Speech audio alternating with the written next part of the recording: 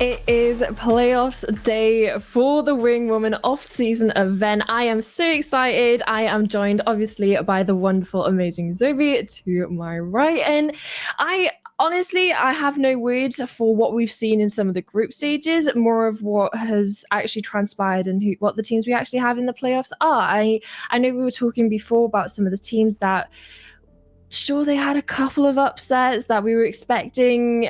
Possibly they had a chance to go through later down onto the stage, but inevitably fell short. But looking at the playoffs bracket, we do have the teams that we were expecting. Zubi, are there any teams that you feel like have slipped the net? Obviously, we have all the invited teams making the playoffs, but is there any of those extra ones that you're really looking out for, especially those unsigned rosters? Ooh, I mean, you said it, and I believe we have the playoffs bracket to look at as well. We have Heroic, Alternate, and Focus as those invited teams that did make it through. I think for me, it's kind of those free agent players that their rosters released at the end of the season that I'm going to be keeping an eye out towards, right? For example, just some chill girls, like you mentioned in the green room winner are the Nazar core. And then also for me, I also just really, really love the storyline of the Surrender squad as well. They also played in Lioness Cup, found really good success there. And again, led by the amazing, renowned Jade Moi. And aside from that, the only other one that's like a wild card for me is Formulation, because I feel like they caused some chaos, right, in the Lioness Cup as well, even if they didn't win it out. And so, again, those are where my eyes are kind of like darting around here in the early playoff stage. I think one of the ones that you mentioned, Formulation especially, like you said, they didn't necessarily win out. They weren't like the top dogs going into that off-season event earlier, but they had sparks, right? And I think that was one of the main things that we're looking at, especially, again, the unsigned rosters or these mixes, especially like the NASA call with BBL players and just sort of that ragtag coming in for this off-season event could also possibly spell for future opportunities for these guilds together, especially going into that 2025 Game Changer season. And Formulation, that's one of the teams that obviously we're going to be seeing hopefully progress a little bit further into that bracket, but we're not going to be seeing them on stream. What we're going to be seeing is Heroic Valkyries versus Surrenderers. So anything on those two teams in particular, Zubi, that we're going to be looking for in particular in this matchup? I mean, it's going to be a banger storyline, even in like the comment section on Twitter, right? They're like, oh my goodness, this is like, old versus new, kind of battling it out. We look back at kind of like those Neon Blade variations and then how they were picked up by Heroic. And it's really, really cool to see kind of how it was like the before and after this major rehaul, and when Heroic found success in that stage 3 and almost made a run for GCC that unfortunately just fell short there in playoffs after they had a bumpy start. So there's a team that, right, like that can come back from a loss. It's going to be Heroic versus we have this kind of unpredictable and chaotic force that is the side of Surrenders, kind of all reeled in by, like I said, a very experienced IGL with Jade Moi. While we're talking about that matchup in particular, if you can get that bracket up, we can have a look at what else is going on at the moment. And of course, I'm sure you're aware that with the Wingwoman, if you look over onto the dive_GG Twitter, most of these other games are going to have watch parties, streams, and it's all going to be over onto that Twitter. But right here, right now, we're looking at the top bracket here, Heroic versus Surrenderers. Yes. And if there's any other one that I think would be a banger, it's hard to call, right? Focus versus Blackhand. Blackhand was another team that almost made the run through contenders as well to qualify for main event and just fell short. Also, we get later down the line, like we get a Surrenders Blackhand in the lowers, for example, right? Jade Maw used to be on that roster when they were making that contenders run, so that's another spicy storyline to keep an eye on. But aside from that, it is kind of sad to see like the Kittens versus Chill Girls, kind of like the free agent squads maybe cannibalizing each other in the early stage, but it's double elim, so they'll live to tell the tale, I'm sure, and make their glorious runs.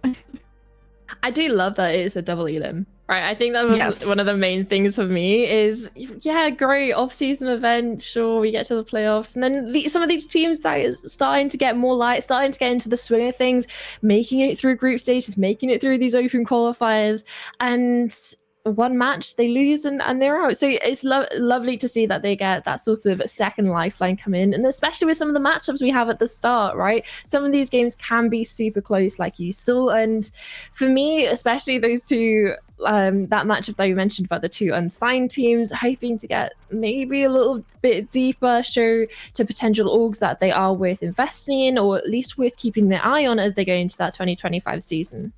Yeah, again, we mentioned how kind of there were some upsets in the group stage. While it didn't affect the teams that came out of playoffs, it did affect their seeding then into the playoffs bracket. But let's get back to our matchup for today, right? Heroic Valkyries versus Surrenders. And we have our battleground, our map picks and bands are ready to go for this. And I was a little bit surprised, Winter, and we were kind of breaking these down as well as we get the grand reveal that it's going to be Ascent, Abyss, I'm too fast. And the final map, if we make it all the way after Bind and Split Up Band, will be Pearl. So I'll get your knee-jerk reaction first, Winter, and then I'll go into my little deep dive into the archives. I want to say the fact that we have both maps that begin with A, it's got to be something saying it. I'm going on to this sort of wavelength. If they both start with A, they're going to be the first two maps, and anyone who's on attack possibly wins. So if we keep the theme of staying on A, the A team coming into this matchup for me personally would be Heroic, right?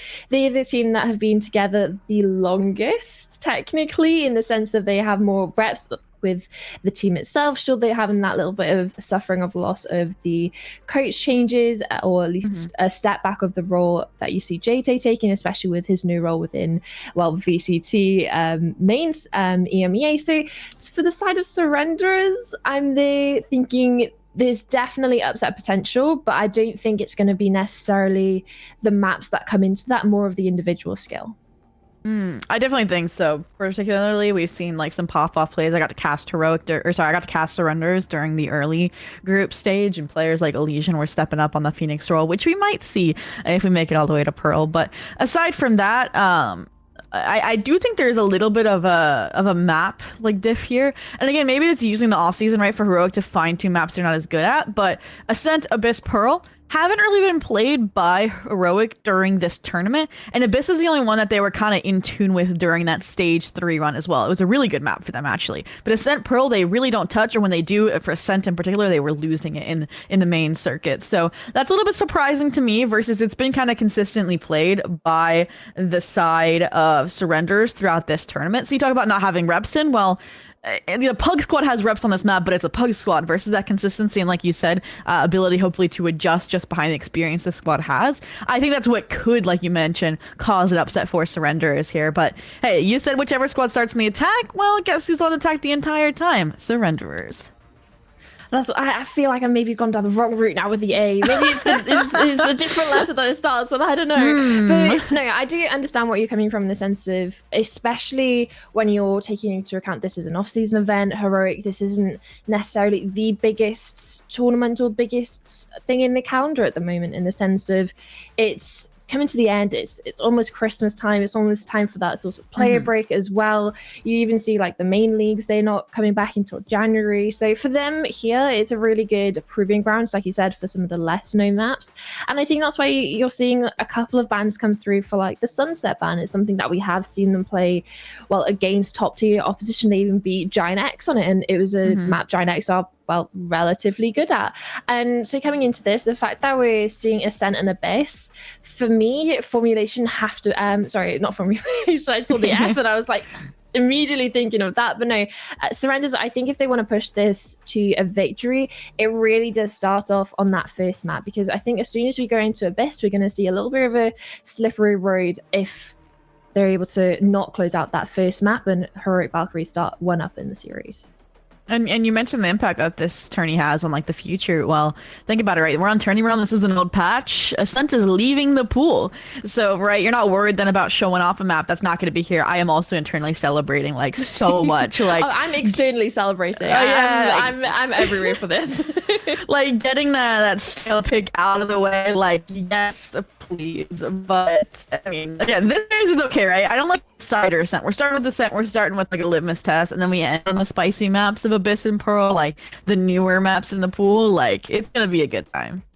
Yeah, and when we're talking about Ascent, you can talk about the bog standard agent selection.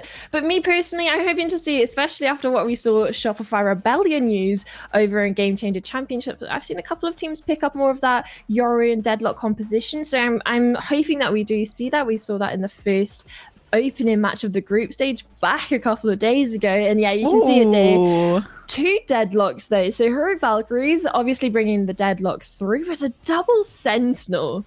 No flash other than, sure, you can talk about Fluxy on the Omen, but for the side surrenders going for that, for me in my brain it would be that Shopify Rebellion comp. Yes, stealing it out of my brain as well. That's exactly what I was thinking about. It's going to place a lot of pressure on to Ori again, because like you have Fluorescent, right? Usually when you're talking about that Shopify Rebellion running this variant to carry the weight of that singular duelist. And something I've noticed is, right, like when you have a singular Yoru, it can be difficult to be that solo entry. That's why it's typically paired like on maps like Abyss with a jet by their side, which is what Heroic Valkyries is going for, is still having that jet, right? And that's the only difference between these two comps. It also then poses the question, is Adora going to be opting more than Ori?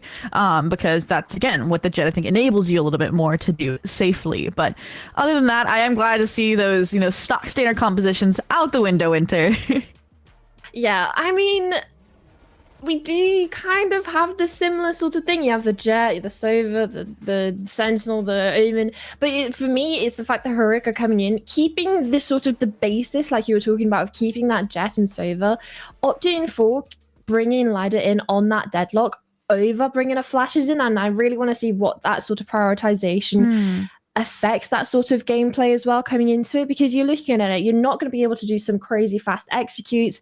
Should surrenderers going onto that defensive side get an operator out, how are they going to deal with it? It really does come down then to sort of being able to isolate angles with the use of Fluxy and Frog's utility, but then there's nothing super heavy hitting to get them off the angles like a KO flash.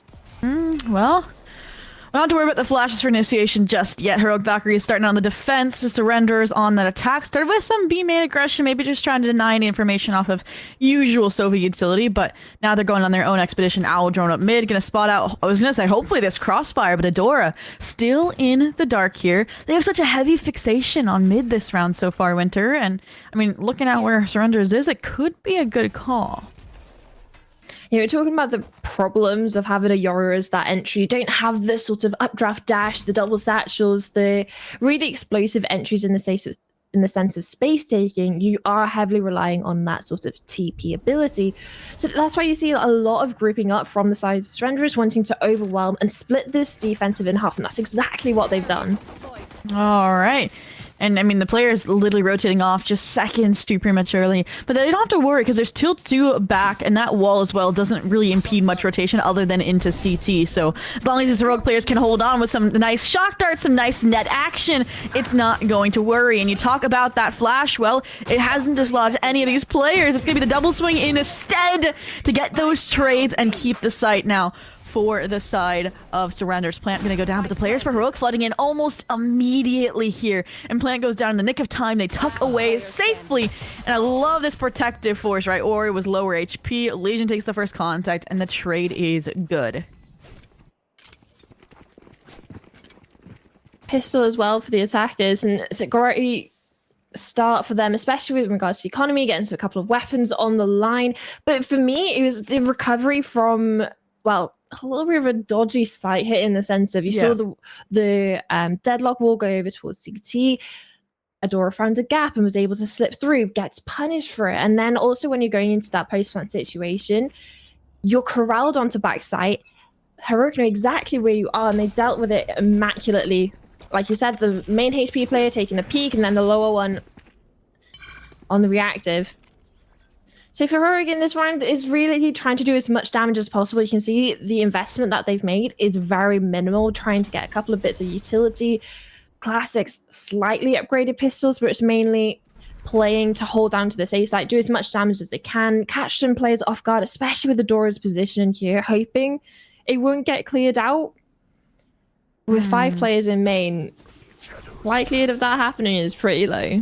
But the gamble stack is here, right? So you talk about distractions. The flash goes through. They're not going to clear out the angle that you mentioned. And even if they were flashed, they aren't anymore. They're going to take a few down with them. These classics are putting in the work. Fluxy with a second off the right click collects a weapon upgrade, but Lesion has the Bulldog in hand. So again, the dust settles. We're down to a 2v2. And this is when those stars that you mentioned can step up. And they do. Lina with the Deagle. The 2-piece and the Thrifty will deliver. In our favor. It's just not what you need, is it? Surrounders, you're coming into this. You win the pistol. You manage to turn it back in your favor, winning the 2v2 post plant. Oh, this is a nice spot.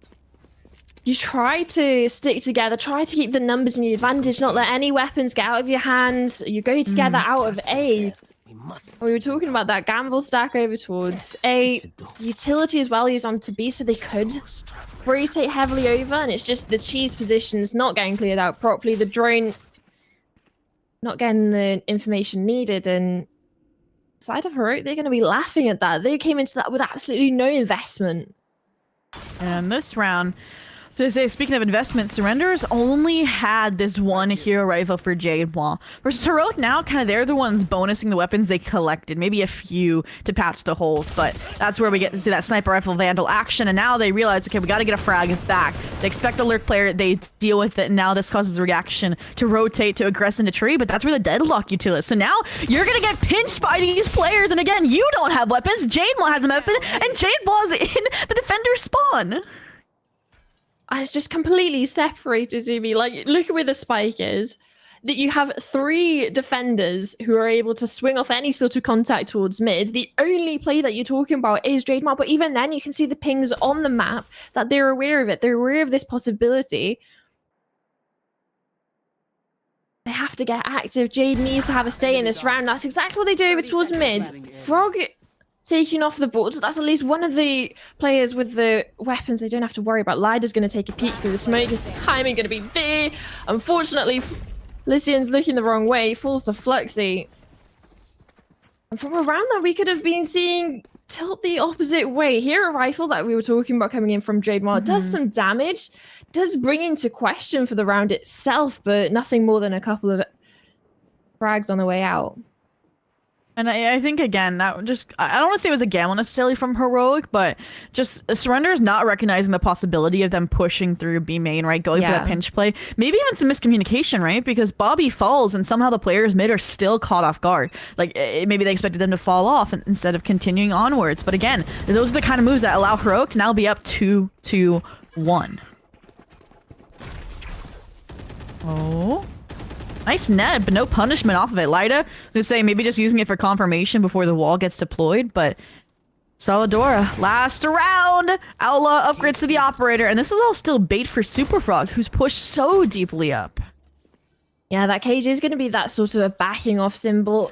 But look at this trip as well being put in. I'm pretty sure they might be able to jump over this, but it's more of that warning sign. If they do start to run in, if they do start to speed up, we're looking like the group up over towards B. It's likely to happen soon. But look at the setup, right? That Heroic are going for. They're not playing to hold down onto B, especially with the early information this trip should be able to get. Superfrog is just going to be going towards playing towards CT, playing for that retake situation. Ultimate's going to get absolutely nothing except information that the B site is free. Yeah, I mean, now you don't have to use you to clear out these spaces like we had to see on that pistol round, but this is difficult, right? Yes, it's a 5-on-5, but your Jet obviously has that operator, so probably gonna relinquish it would be my guess, but Adora instead posting up CT. I want to see this Hunter's Fury utilized for the retake, especially when most of the players, minus Bobby Logs, is on the site, and it's gonna come in like I asked for, but that's exactly when Bobby strikes from the darkness. Lyda trying to keep the squad online. Annihilation popped as well to finally deal with that pesky Logs player, and now that makes things to a 2v2, but time is ticking, and again, you didn't have a weapon, so the shorty comes out. Lyda on for the ace. It'll be the clutch, but again, Jade Maw just has to play the timer at this point, even if they fall around, slipping away from heroic Valkyries, and of course, the cherry on top is the kill. Everyone going to expire to the spike, but we are tied. It's just such a difficult position to play in, especially with the spike planted there. Just left, right. Especially after the first hit, the first couple of bullets sprayed doesn't connect. It's just a game of time. A game well played from the side of Surrenderers. You're looking at that. A lot of ultimates actually invested from the side of Surrenderers to walk away with it. And especially like some big ultimates for like post plans we were talking about. Jade Mars, Hunter's Fury as well. And again, back over towards B. This time though, taking an aggressive peek through. Ori's tagged up. Oh, and that's a huge grab there.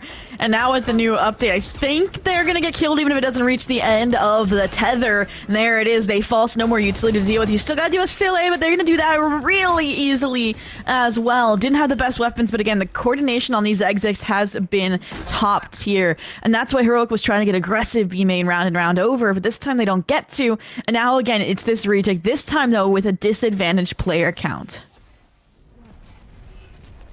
Especially with this double setup over towards main and also double over towards backside, no realistically fights are going to be given to them. Bobby is kind of stuck here, so once this smoke does fade, an engagement may be forced. I was gonna say, this could be everything. The wall laps, yeah, the two-piece with the bulldog.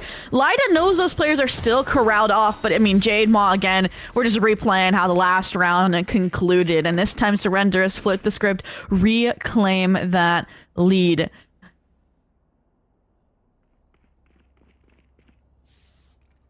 And it feels like we're back to that sort of regularly scheduled broadcast in the sense of it was back and forth in regards to the pistol win versus the loss to, well, completely zero investment from the side of Heroic, and then the follow-up again. So coming into this now, a timeout coming in from Heroic realistically is valid in the sense of this is the time where they do generally have to take that eco. They have to try and figure out what their game plan is into this to try and recreate some of the magic that happened in round 2. But for the side of Surrenderers, it also gives them a chance to kind of focus up and make sure that doesn't happen again. So it's sort of the same focus in the sense of this round 2 of having the full buys against lower and weaker weaponry and the 2 different approaches that both these teams are going to be taking. For sure. And again, it's Nico, so we probably won't see I feel like the timeout changes too starkly here. It'll be the next round as well for Heroic, but I feel like this timeout in my mind was partially just because Heroic Valkyries, their standard procedural retakes, right? Like we saw that deadlock wall go out main. The standard clearings weren't really working. And you talk about like, again, in the pre-show surrenders and their individual performance is starting to show up a little bit there. Like we saw Bobby from Locked pop off. Jade in the clutches has been popping off. And I think that's where, again, now they're realizing, okay, maybe we do need these kind of off the wall strategies, like you said, that second round magic, the third round magic where they push into tiles, for example, right, and pinch through mid. It's these kind of high risk, high reward situations that have given Heroic their rounds. Let's see if we can give them a round in this one. And looking at the economy, like at the start of the round for Surrenderers, this is an important round for them to start to build up some sort of like cash in the bank for them, especially with how close some of the rounds have been, like down to 1v1s, losing everyone even though you had a round win. So there's so many different aspects that are really playing into why this round is pretty important for both of these teams. But for the side of Heroic, definitely less pressure into this one. They're coming in with only sheriffs. And for the side of Surrenderers, they don't want to let another eco round slip. Oh, and I like this. A hefty mid fake, right? You use the clone, clear out the sensor, the cage to rob them of information, so you have to keep these players posted up. But with this venturing into B main, I think the jig is up. Heroic, no, this is an A hit, but I mean, with the better weaponry overwhelming these A main players, it's all going to be left on to Silly. And if Silly falls here, trying to take these proactive swings like they just did, now it's a full retake for the 2v5. The remaining players from B scrambling over. And this is, I think, one of the main things I do like about, and sad that Ascent is leaving, in a sense of the fact that we're not going to see as many Cypher deadlock setups, especially when we're talking about post plants. Like when we look at over towards A, you have the wall over towards Heaven, you have realistically the Cypher trips on the flank, so then the rest of the deadlock utility can be used just to really make that Heaven jump out, the Heaven peaks into a meat grinder. And I think that was something that we were looking at. We were talking about this as sort of, to us, a Shopify Rebellion comp. Yes. And looking at what we saw Alexis do on this map is kind of clean when we're talking about those Heaven pushes. No, for sure.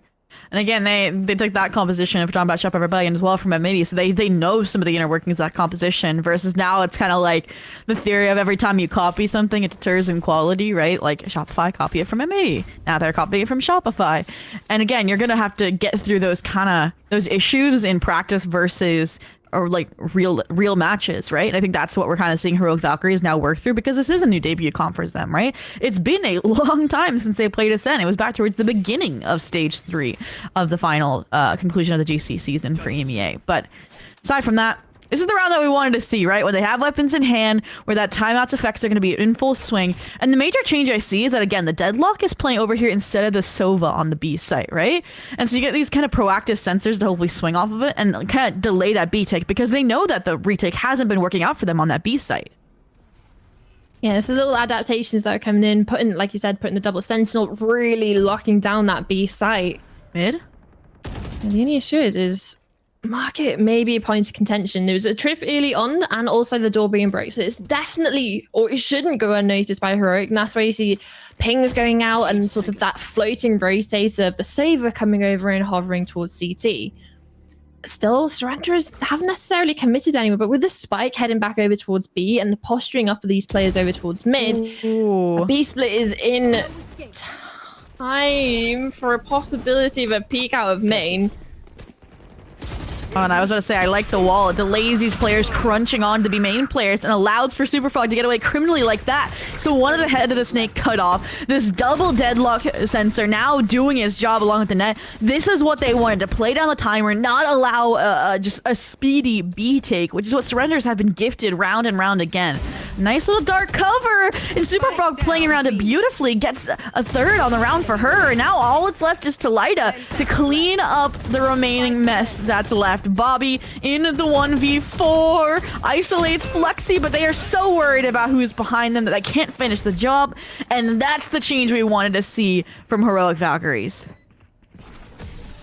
The fact that both players that are 1 HP have managed to escape backside for one, but then also follow up with a kill additionally to the ones that they go over towards main. Those dinks are absolutely criminal. And for the side of Heroic, yeah, it was really lovely played. I don't think there's any other way you could really fine-tune how they played, especially over towards B. They took the timing to try and isolate Bobby over towards main. Bobby gets noticed. Suspect that then is coming in from CT, and that's also noticed. So then for the side of Heroic Valkyries, they're working with so much more information, especially with the previous attention over towards mid. They drop the wall, run back, even get a couple on the way, but then it's also delay utility on top of that. That meant Lida was already CT in the smoke, ready to re-push onto site with the rest of the team. Yeah, I am so surprised, right? Because they spot both senties and they still decide to push that site, likely because of how deep the mid players were. But again, time was their enemy as well. And I think that's why now they're like, okay, the adaptation, they have a lot of Sentinels B, we're heading into A. But now they know the Cypher is here. And Superfrog, I love this position because you can play, I was going to say, off your Omen as well. But now you're netted down and suddenly they know exactly where you are. And both players too, they saw that Omen blind. Yeah, but the issue is they've completely forgotten about possibility of rotations from Heaven. Sealer's managed to walk out, get one, but the rest of the Surrender players onto site. Listen, that's an opportunity here. But falls at the challenge. That means there's a neural theft as well available. So much information gathered. Oh no. And wow, Surrender is doing a good job, right? He's just keeping those A main members passive. They don't get the impact that they're looking for, but Jade Maw looking for another clutch on the board, goes for the gun swap instead of the right click when Super Frog was at 8 HP. And this time, she's gonna walk away with the round and the tie here. Back on the scoreboard, 4-4 for Heroic Valkyries. And I really thought we were going to see Surrenders take that. You know, the right click was coming out, 8 HP. It should have been easy done and dusted winner. Yeah, you can see the thought process as well. Getting, like you said, had the classic. I was jumping around ready. Yeah. Opts to get the weapon up instead.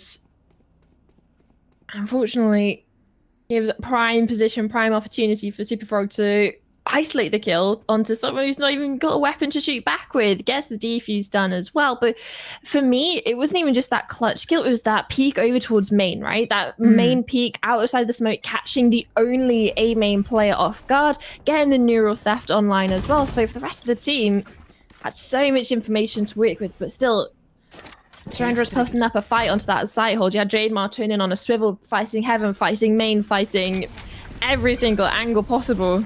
Ultimate ready. I think that's what helped, right? They didn't know that there was a singular player A main, right?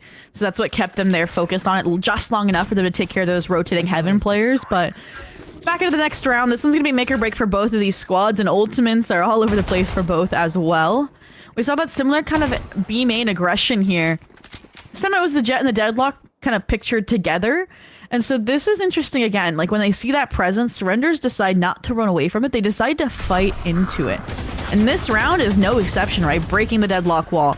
And again, once that wall is broken, that's when the rotations are called back from Heroic.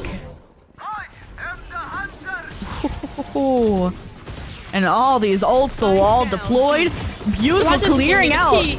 What is happening here? And now, I mean, just one player, you plot the blades. If you're Adora, you want this lead, and you are going to get it.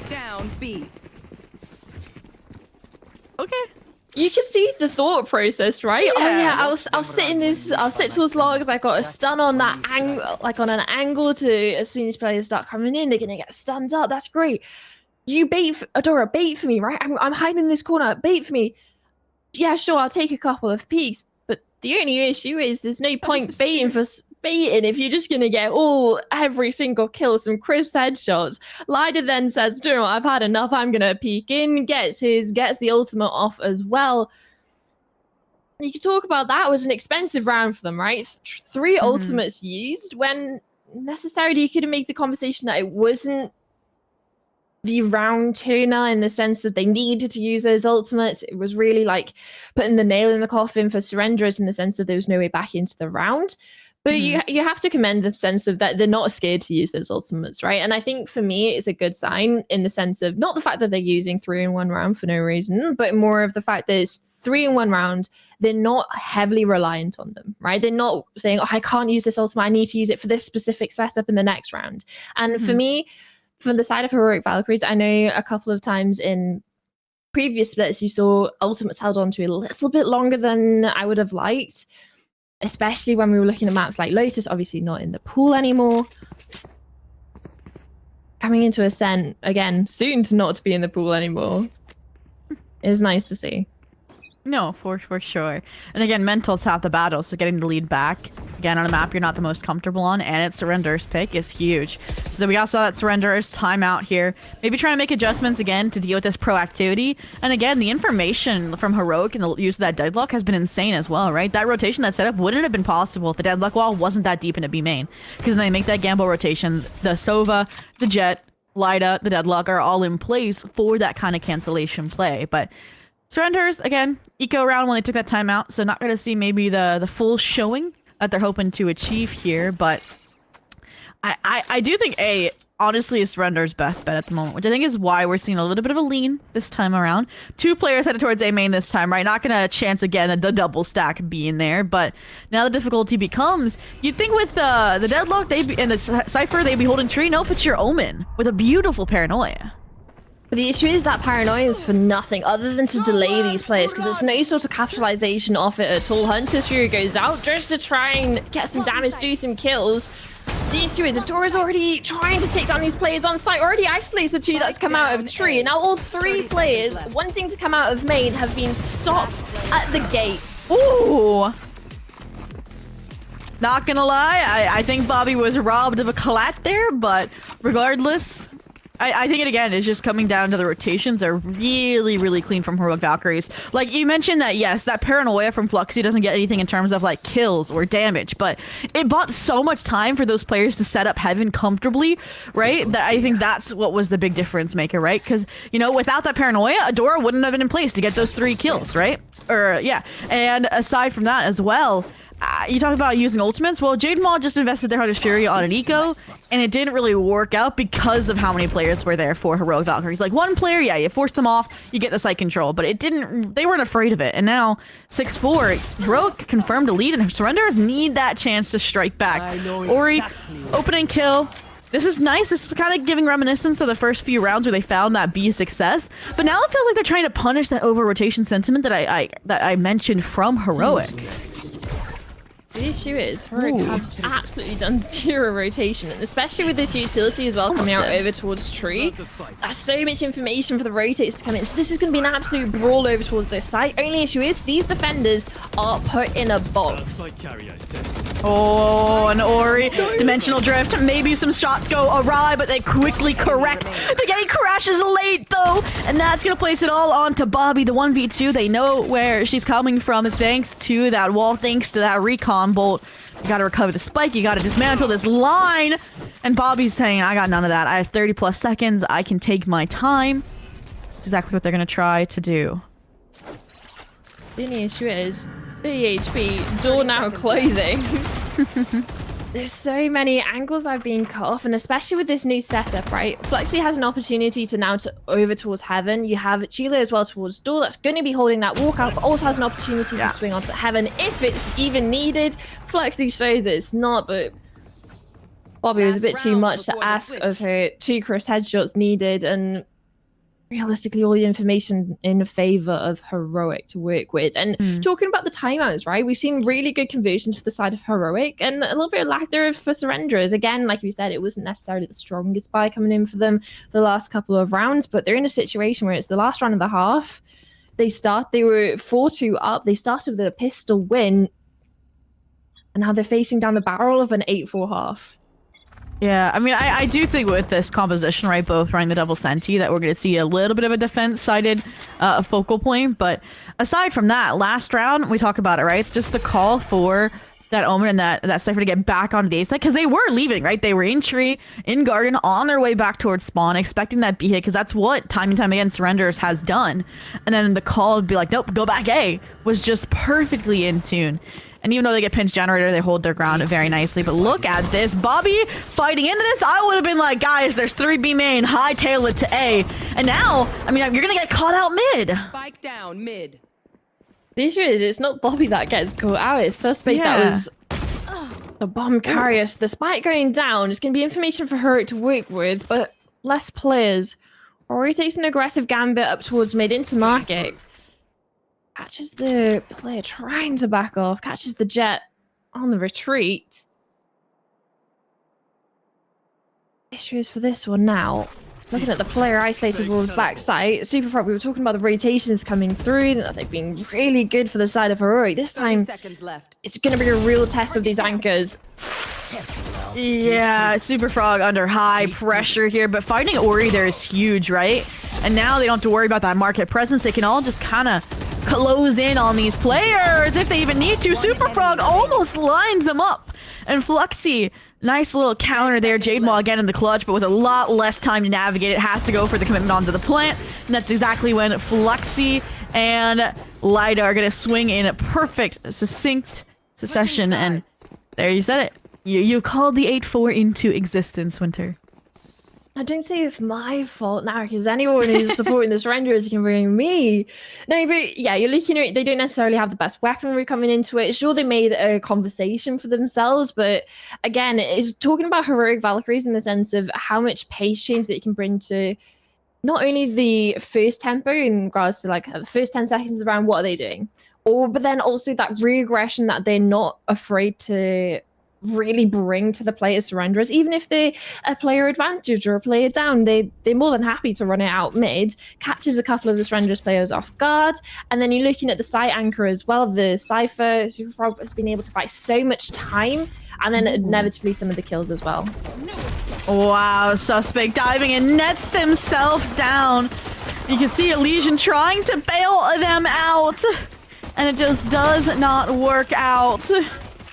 Does find one. Suspect does live, so I guess the job is done there. The wall is up. They've stopped the B procession from Heroic Valkyries. They've bought time for the rotations here, but Heroic just cut noise, right? Send a party over to A, maybe sell a fake if Spike's gonna stick around here tiles. And I mean, they have time, a little bit over a minute left here. And it's so interesting that they're being this intricate on a pistol round winner. I think it's more of the fact that they know they don't necessarily have the best to work with, in the sense of that they've already lost their Cypher, so they're worried about any sort of possible flanks. And also the fact that they've shown absolutely everyone, the Nan, the dog, the cat, the fish, over towards B main at the start, so they're going to expect that heavy rotate coming in. And that's why, well, we did see it from the side of surrenderers. They had that 3 lane over, leaving the Cypher solo mid A. No sort of information has been given over to surrenderers. No trip's been broken either. So it's not going to affect the setup at all. And this is where the site hit comes through. This is where the stack is important. Oh, and Suspect needed to win that fight. Ori now worried about every angle defending for their squad, and this side hold was just completely dismantled. So throw more players and hope it sticks. And unfortunately, Sele, who was working mid the entire time, is going to be that final cap on to the pistol round. Heroic Valkyries not giving surrenders an easy in back here. And I really hate to bubble things down to it's an FPS, but Surrenders had, like you mentioned, a perfect setup there, right? They had the numbers over towards B. They had the Cypher kind of playing offside A for that retake, if it was, in fact, not a fake off of that Sova utility. And again, it's just not being able to anchor that B side fell short for them. And especially when you're thinking about it, Flexi was the one that got the entry onto that site. They were like 40 HP on the way in. They got a really nice shot towards backside with the Ghost. But then it left Ori really isolated over towards Stays. Yeah. No help from CT. So they had the stack, they had the numbers in the right places. But the issue is they didn't have the players in the right position. So for the side of Heroic, they're going to be walking away from that. It's like, how have we actually done that? We've just managed to isolate all the best 1v1s into this, even though everybody was there. And for the side of surrenderers, they're going to be a little bit unfortunate and unhappy about the way things transpired. But again, we've seen sort of these absolute zero investments turn out to round wins on in the first half. The issue is I don't think Heroic are going to be wanting to walk into any sort of stack, especially with the amount of utility that's being cycled over towards A to starve them of information, whether we're talking about the cycle smokes onto smoke cycles onto A main, but also the lack of utility that's being followed up to try and take the peak and take the aggression in. I mean, yeah, he mentioned it. It was literally just a gamble stack hitting the jackpot drawn, but even if there's not a gamble stack, some clean deagle shots can find similar impact. One player found some chip damage off of another. This is setting up surrenders the best you could when the gamble stack was on the opposing site. And at least you're gonna have some numbers here on the retake, but the difficulty now is, again, just the spattering of utility here. Ooh, Vandal dropped, collected. This could be huge, but Fluxy has been insane this map, and now a beautiful pinch from Sile. It's all on Bobby, and the damage control arrives. Double digits for Heroic Valkyries. Yes, it's messy, but the job is done. And Fluxy, I think, also recovers the second Vandal for the squad. Yeah, so realistically lost a Bulldog and a couple of pistols. A Spectre. Yeah, like this fine, like a little bit of reinvestment going in, and looking at the buy coming in from Heroic, obviously they have the triple rifle already on the board.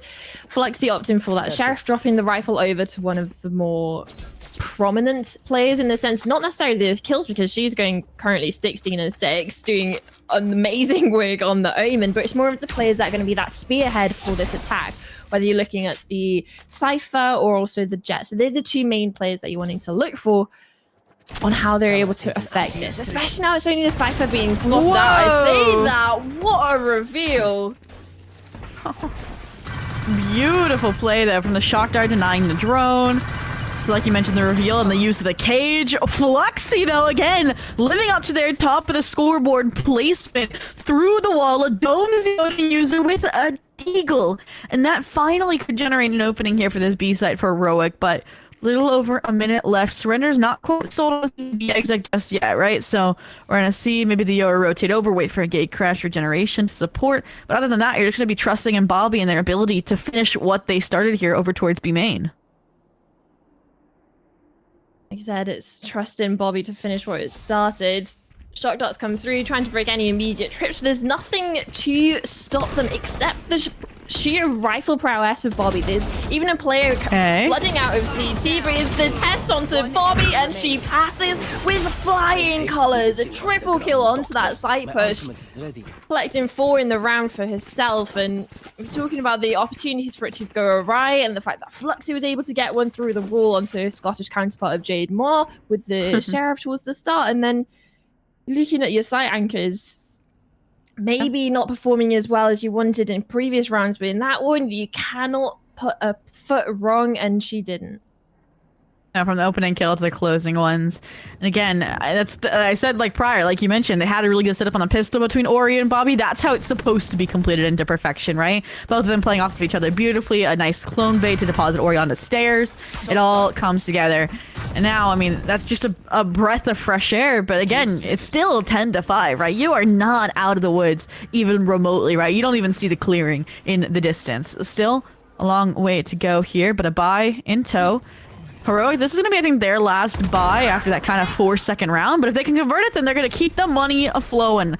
First kill on the suspect means that this A site should be open for business. And that's exactly why Spike is now making its way to tiles, to mid. They're going to try and outlive that drone. Maybe that's also why they tried to position there. Maybe this still is going to be a B crunch. Oh my gosh, they are setting up for it. Because that's just a lack of information that surrenderers are working with when they think it's actually completely clear. So now the fact that they're going to be able to isolate this one player over towards B, the main and market pusher coming through, Jason Mars managed to get backside. There's an opportunity still. No reveal to work with, but an Odin in hand. Oh, and Jade Maw again. Now Bobby and them in coordination conjunction. This is what happens when you're not deeks through a wall. It takes some kills, but ultimately if you fall, Super Frog is going to take the neural theft, use that information hopefully to convert for their team. So far so good. The remaining forces are rallying. It was all on to Super Frog. The 1v3 not gonna go their way. The trays due for surrenders, and I said it, maybe the clearing now starting to come into view as they trek further and further down this path to recovery.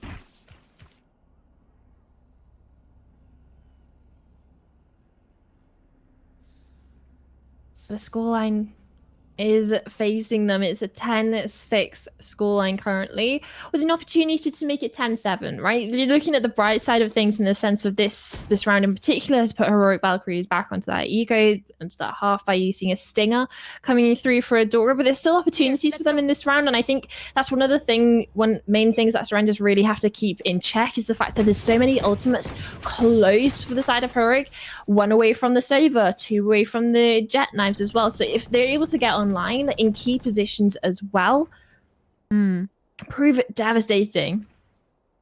Here. And Heroic is trying to replicate the success they had on that B-take last round, right? Because it really was the post point where things started to crumble, not being able to clear those players out of Boathouse without losing individuals.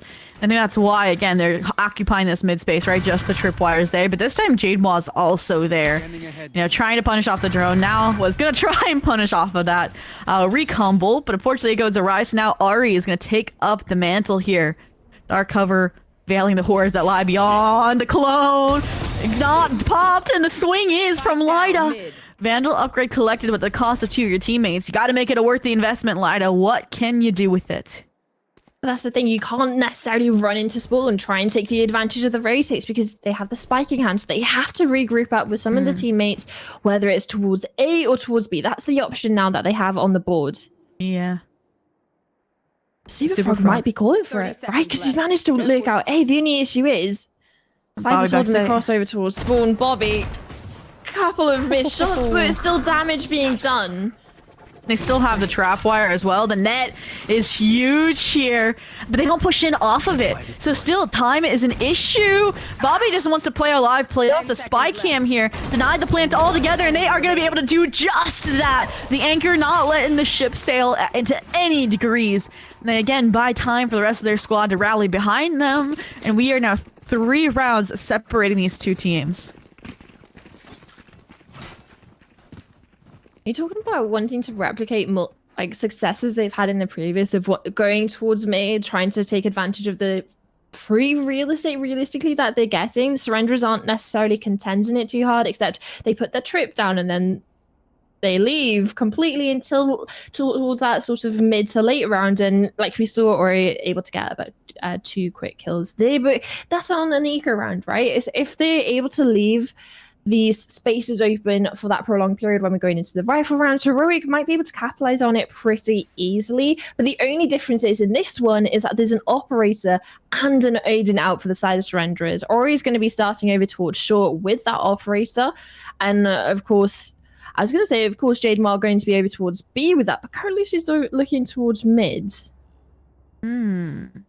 Maybe hoping for some tiles aggression again. I would also take that away, right? They've been going mid. This would be the 3rd round in a row if they were to go towards that direction. But I am excited to see Ori with the operator because we saw Adora with it and we didn't really get to see too much out of it, I would say, just because it was during that kind of spurt right before the timeout where they were trying again to play retake with an operator instead of being that proactive force. And even when it was, I think it was more Super Frog at their side that was kind of taking the cake. But aside from that, okay, Elysian, the gamble, aggression out mid. Surrenders is trying to hard counter whatever change Heroic's making in that timeout here.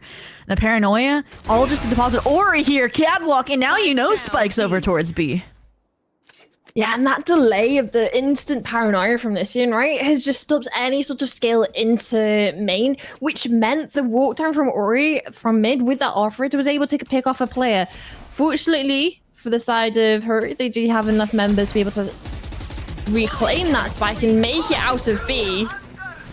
Ooh, and the net gets Elysian, but the Annihilation does not. So they're going to be able to live as bait for their backside teammate. Ori as well, pressured by the operator, pressured by Adora, who I said was quiet up till now. It's Adora versus J-Maw that shows contesting for the main theatrical space.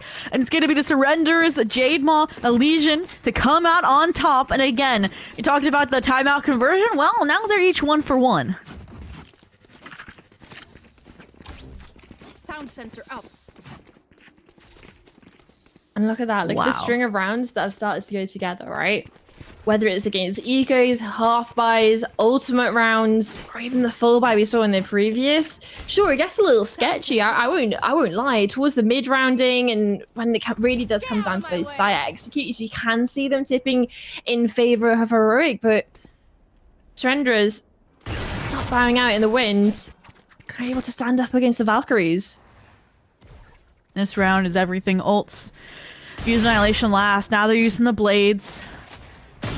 Dora, maybe just trying to throw some chaos into the wind. Draw some numbers over towards A. By trying to break down this wall.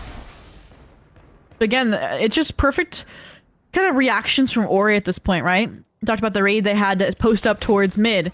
Now, as soon as the wall gets broken, they post up here towards tree. And I think that's, again, why Heroic now is a little bit cautious, right? Yes, that's off its novelty factor, but now it gets that scare factor, right? You don't want to run into the operator, like, whatever you do. And I think they're still going to end up, if they go to this A site, running into it to some degree. Oh. Oh, that's a great layering of utility, right? You have the Grav net, and then you also just have a Hunter Shrew just pinning you down in a situation. Oh. Ori's ahead of this. There's an opportunity. 30 seconds left. Goes awry, so that one's going to have time to be broken. But Bobby's out towards heaven. The stun doesn't connect soon enough, so Sealer's down. It does get a trade, and yeah, like you said, Super Frog, that backstab over towards Street. Ori just trying to free herself. I know exactly. Oh, and Lida, perfect trade bait. I was worried the timer was gonna steal that away from Heroic Valkyries, but while it's slow progression this half, they finally are able to get a point on the board, get the ball rolling here. or another point on the board after that pistol and follow-up. They break the streak for Surrenderers. But something tells me Surrenderers aren't just going to back down. They're the ones with the ultimates coming online. And now... this is again, I want to say their last stand by, right? Look at the economy. Like, they lose this round. I think only one person's really going to have a hero rifle, and it's map point for Heroic on your pick. This is a ride or die. And the main sort of kill ultimates that you have is looking at the deadlock one. It's true, you can use that to not only get a kill, but get a hand-delivered weapon, sure. But when you're looking at the side of Heroic Valkyries, they had a lot more sort of kill availabilities, whether it's the jet knives or anything like that. But fortunately for Surrenderers, they're not going to be pulling off the back foot in regards to number count. An aggressive peek from Ori out towards B main catches Cypher off guard. And that's something we've seen as a common factor, right? Is the Cyphers on both these teams being picked off pretty early on over towards that B main angle. Yeah. It's something both these teams want to contest. Oh, op versus op. Adora shows them that that is their role. A little bit of a cheeky swing as well there from Ori, just dry out of the smoke.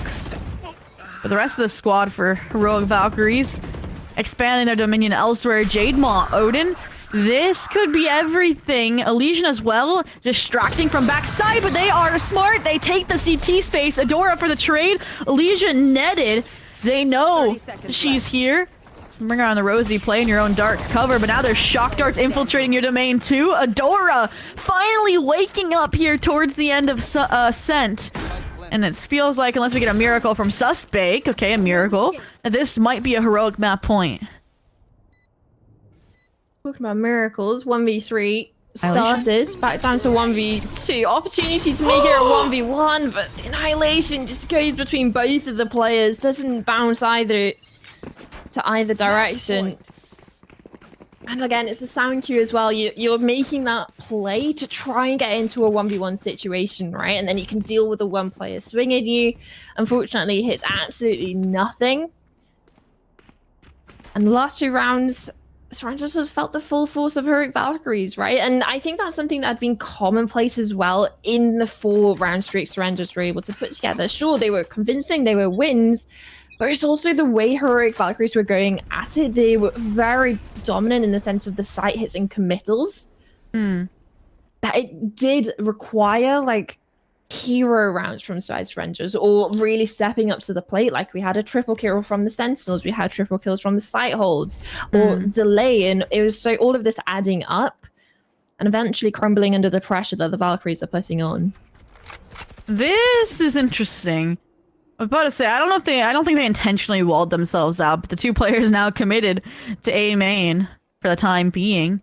And I think, like, with this one way, as deep as it was, kind of Heroic Valkyries didn't like what they were catching drift of over towards A main. So they cut ties, they head back towards B, where again, you talk about it, requesting, needing standout performance from these anchors. Well, it's gonna be Jademaw and Bobby asked to do it again. The issue is that is absolutely clear, and especially with that wall as well, just to further divide. They're going CT again. Made the conversation about the ultimate of Ori, but hello, like you said, it's just a brawl. So many players face over towards CT. They now know further players are towards market. Jademaw managed to get one completely paranoid up. Spike is down, TP across. They're going back? Okay. I had my heart going there for a second, and again, I think that was just Surrender's quick pickup, right? Like, yes, Heroic's done that a few times, but usually it's two players, not the entire team. And just quick, junction there. You take the duels, you win them out. Celia trying to put on a show for Heroic, but still crumbles down to the 1v2. If anybody can do it, it's Fluxy. Isolates the first, but Jademaw again. You talked about the Swedish counterpart. This time, they come ahead in the race to keep the team in this race for Ascent. My ultimate is ready. I think Heroic, sure, you make the conversation about pushing CT, great, catch some of the rotates off guard, isolate the site defenders even more, so then when you do inevitably push onto that site, then there's less support running in and raining down from rushes through smokes from CT, from market. But the only issue was there was absolutely no one on site. Everyone was already cut off by the pathing of Heroic along with the utility from Lydia over towards Market, that they genuinely walked into majority of the team.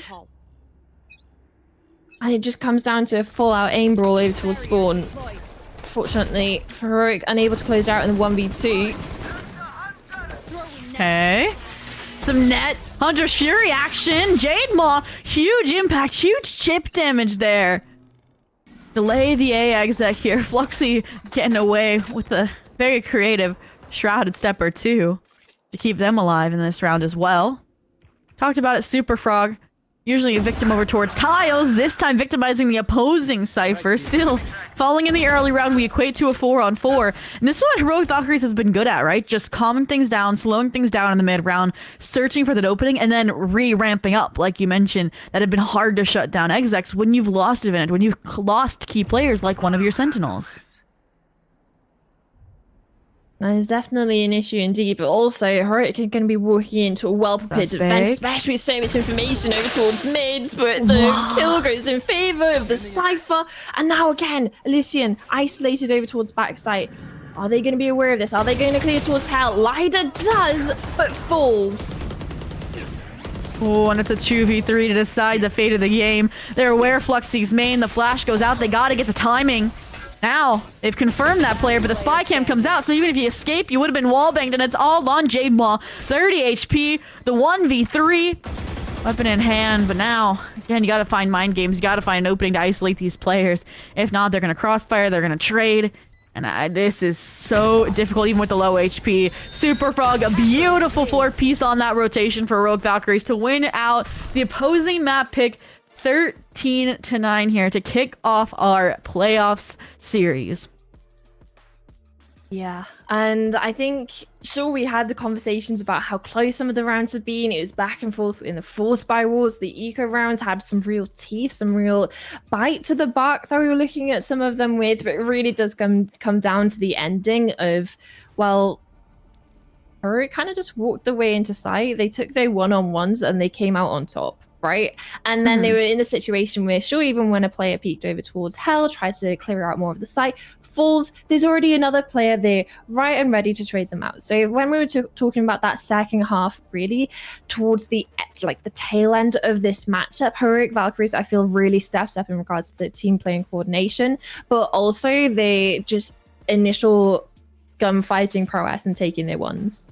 No, for sure, right? For surrenders came down to whether the anchors could anchor, at least on that defensive half. And I think that's where Heroic shined in the first half to set them up for that 8-4 success, is they kind of got bigger bang for their buck. And I think my biggest concern is, if we take a look at the match results and the stats here, was that this was the performance of Heroic Valkyries when Adora came on late, right? Like, Adora is one of those duelists that I feel like is very well known right now in EMEA to be a pop-off player. And they had a rough first half, and it was more just Heroic kind of holding it down for them to then come alive. And that's what we saw from them on their attack half, was that impact that we wanted to see. So if Adora gets off to the right foot from the get-go, this is going to be a really uphill battle for surrenders going into map number 2 of Abyss. And Abyss, that is like, I love that map for Heroic, right? It's what kicked off, I think it was against, I think, Falcons of Vega when they debuted it, right? So they didn't get grouped and made that insane stage 3 run. I got to cast that map, so if you're surrenders, your work's cut out for you. Yeah, and it's not even just against Falcons, right? It's against Giant X, it's against KC, and sure, not necessarily the best result against G2, but there's definitely tapes to work on and tapes to have a look at and improve, because that was back in September, so they've had time to reassess what went right, what went wrong, how to improve. And when I was talking about the map veto in itself, for me, for the side of surrenders, they really had to convert their own map pick, right? Because we're coming into this, it's more of an unknown for them, especially as that more of the patchwork sort of team, in the sense of you have like Neon Blade, you have Odd One Out players, you have like some of the Surrenderers players as well, yes. And then you're going up against a team that's been playing this map together as this roster for, well, months really. Yeah, I definitely agree. Like in my mind as well, Surrenders had to win Ascent. Like if they upset here, then I think Surrenders has the edge when we go into Pearl specifically because it hasn't been played. It hasn't been in the pool for Heroic. Like, yes, you've probably been practicing and scrimming it, but aside from that, we'll have to see a little bit of an upset on that map. Neither team has played more recently, right? We talk about stage 3, but the metas have shifted. I would be surprised if we see the same composition out of them, but all of that is going to come up after the break. So make sure you take a breather, take a drink of water, and when we come back, map 2 of our Wingwoman series playoffs between Heroic Valkyries and Surrenderers.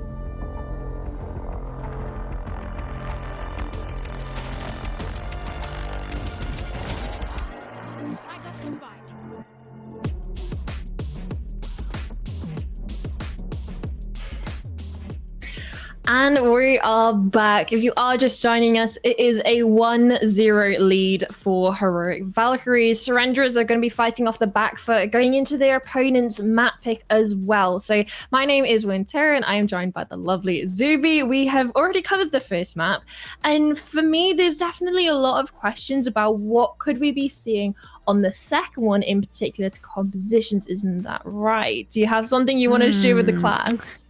Yes, I mean we talked about it before the break. Rogue Valkyries, there's a bit is kind of figured out, kind of known, because it was kind of their turnaround big debut moment in stage 3. But when we get to a pug squad like Surrenders, they haven't played at this tourney. Lioness Cup, they had a different kind of like lineup, and so we were kind of like theory crafting, like what could we expect from them, and I landed upon their Haven comp or something of a similar variant, which is the Deadlock, Jet, Sova, ISO, and Astra. Elysian likes to flex from their Omen over to the ISO on certain maps, and then it'll be like Bobby to pick up that kind of pseudo Sentinel Astra pick to facilitate that kind of deadlock without a true life Sentinel, like, I guess, dynamic. And I do think I'm hoping that's what we're gonna get, because I do think Elysian, like, they like come alive on the ISO. It's a completely different beast, Winner. And I do have a question, right? Obviously, Okay. we're going into Abyss, right?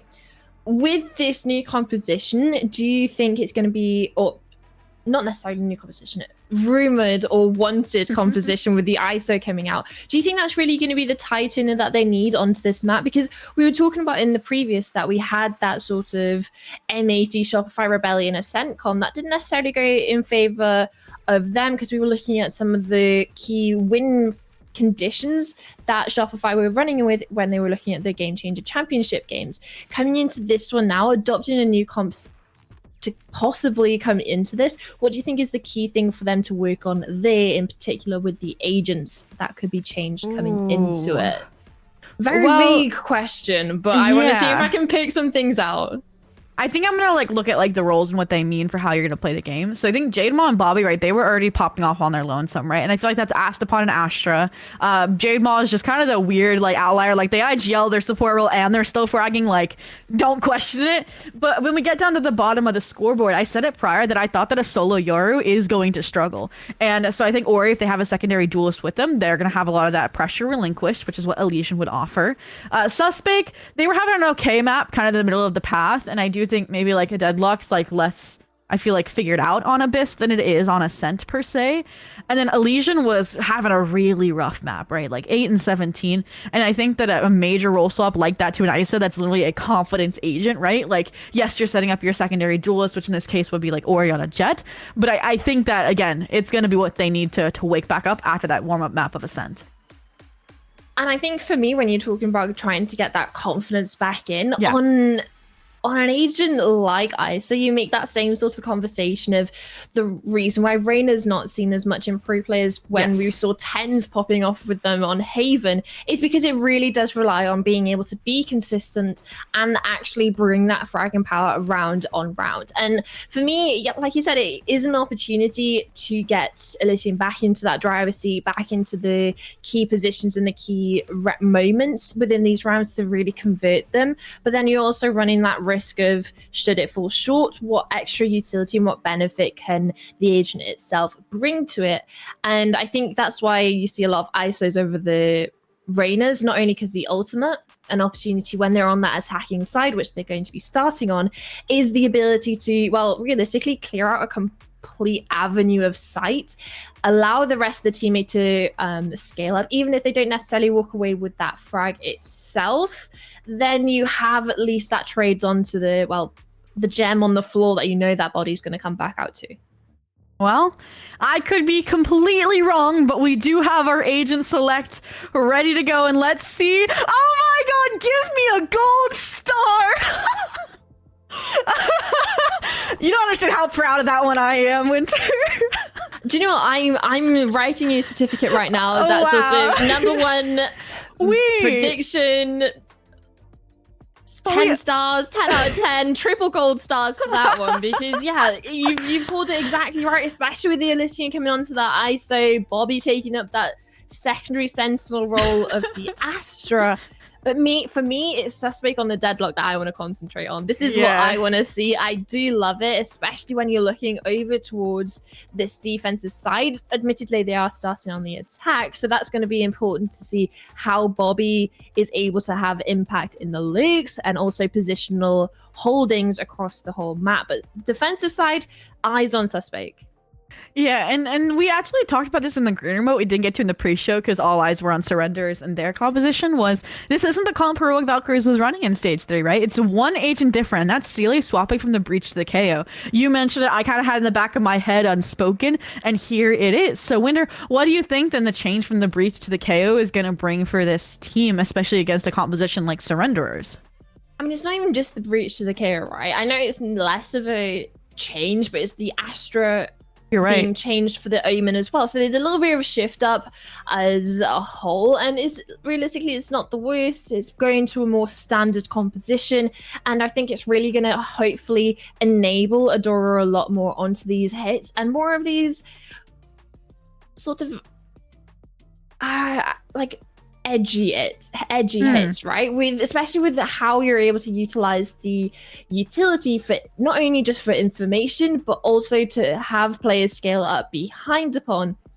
When looking at the Breach, for the Breach, it's really heavy hitting. You're then relying on Lida for that information. But this time you have that sort of two-pronged information available with the KO knife as well as the utility that Lida's bringing onto that Sova. I do think as well, this just kind of speaks to the confidence they have in Super Frog versus, right, if you have Fluxy on, say, an Astra, it is more for that kind of defensive prowess, that Pseudo Sentinel. Versus Fluxy, we saw them hyper aggressive, right, on Ascent, fragging up a storm while Adora was getting started. So that might also be that kind of coordination that they're hoping for when you're not running a double duelist, right, is to have that more aggressive controller player at their side. But aside from that, we are getting ready to jump into the pistol, and we feel like we're about to have a bloodbath here over towards mid. Both squads lining up, and look at this. I think you figured it out now. They're actually going to take this duel. The double tap pop, the shield, really just going to prevent them from losing their life here. But in the meantime, Sele, off that distraction mid, has been working through B main. The players kind of recoiling, about to regroup and head towards the A side. Bobby getting flashbacks to Ascent, and they narrowly missed that bullet. They're going back for seconds. No way. They know. Yeah, definitely being spotted. Bobby's going to be under point contention, but this also means that she's not able to give any sort of supporting utility to her teammates running out onto site. So an opportunity for Super Frog to get their name in the hat, unfortunately pushed off by the sheer overwhelming number of players and even falls. Spike planted. Ooh, that was really nice, even without the smokes, right? So instead of that, they take the space, they put up the wall, they take Heaven because they know there's nothing to keep those players back. But now with them all regrouping here into events, Legion's going to be hyper overwhelmed, but that's why this beautiful net comes in from Suspect. Doesn't matter though. Elida, Fluxy side by side, hold down. And there it is, Jade Maw comes in clutch as well. That was like a truly team effort from Surrenders to get that pistol across the board. And it all started at the very beginning of the round, right? You peek into mid, you see a triple sort of a lineup from Heroic on 3 different levels of elevation, but the way out, the pathing that they took was important, and it was noted by Surrenderers that they all pathed out over towards that B side. So then on that reset, Surrender's obviously getting pushed down from B. Bobby noticed it as well, but it's the speed up of Surrender's out onto A after they realize there's maximum 1 or 2 players over here, because we've just seen 3 players root out of mid towards B. Ooh, that's a huge reveal. Now you know Adora was trying to get proactive here. You might even know that there's a gamble stack here. So yeah, get out of dodge, the tailwind out, even if you're full blind. Legion, the double tap is good to handle the oncoming aggression. They've definitely diffused the situation beautifully here. Sele the last to fall, and now your anchor from the B site left to rotate and pick up the pieces of what should be a flawless round for Surrenderers. Spike planted. They've probably only 1 left, so realistically, you're looking at trying to do any sort of chip damage, maybe get kill or 2 on the way out, but a classic no armor, realistically not going to be the main point for Heroic. Not really in contention for this round, and even Jade Mart holding over towards main, so there's going to have so much information to work with.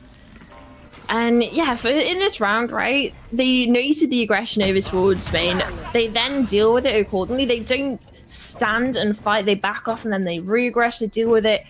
And all the while, you also have the Astra sat outside B. They're even aware of the mid possibilities of push. That you have darts going in the back line. You have players even dedicating the holds to it. So for the side of Surrenders, really going through the paces and really going through like a checklist realistically of, okay, are they going to aggress? We're going to have this more long drawn out default. If they aggress A main, we're going to refight them. We're going to re-clear it. We're not going to let them have a one-up on us. And that's exactly what happens. And coming into this one, we have an Outlaw. And I believe that's 4 players with half armor. Ooh, yep. Heavy invest here out of Surrenders. Again, trying to get off to the right foot this time. And I like what we're seeing out of Surrenders so far, right? Elysian coming online. You mentioned the Astra being beautiful, especially when you don't have a proper flank hold, but this is what we wanted to see. I was going to say Elysian. With that death contract, that confidence would have been huge for clearing out this site. Instead, they just finished the job through the box. No sight lines, backside falling under their control, but Sile, before the wall comes up, able to sneak one off on to Ori, and suddenly it's a 4v4 as the dust settles.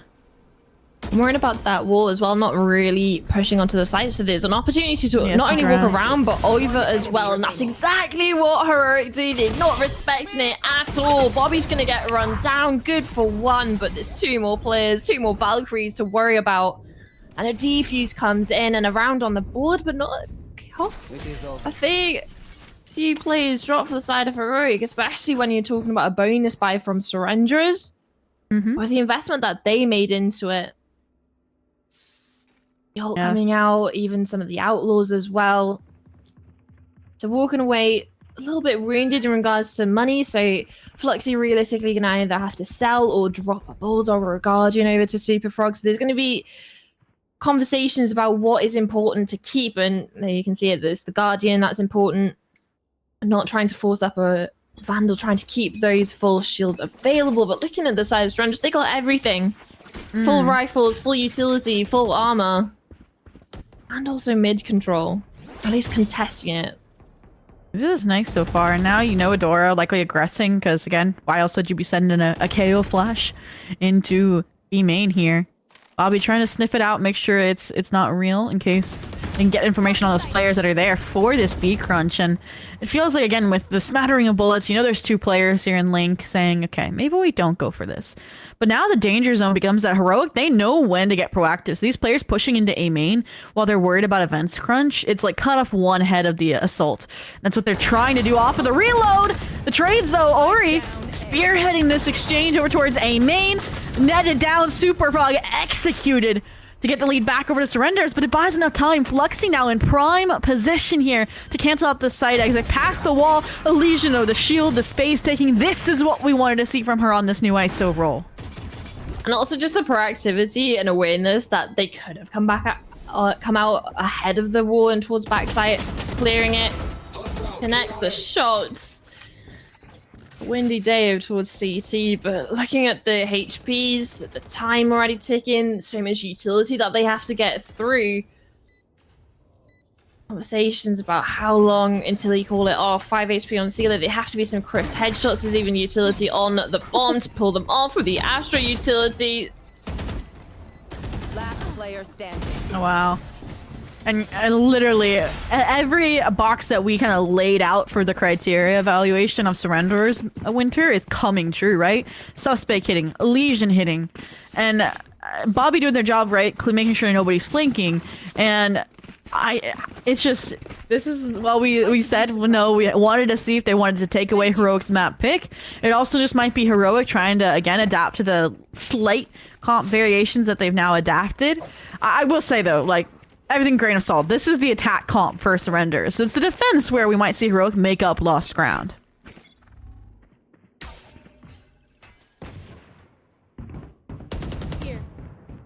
Not counting eggs before they laid, in the sense that it's round 5. Eco straw for Heroic, likely to put this up onto 4, and even a lot of damage early on the Theodora, wanting to take the peek with the flash, but Jade Ma, it doesn't matter if she can see or not. She's going to be collecting the kill. Ooh, and again, something else Surrenders have been good at. Dislodging, clearing out these main positions, unlike they were able to on Ascent when Heroic got proactive. Speaking of proactive, Celia trying to pull a fast one on the droning Sova, but they are going to protect Jade Maw with their lives. And once again, it's going to come down to the final Cypher, rotating over from the B site, right? Flank held by the Astra safely with their post-plant utility, the global support.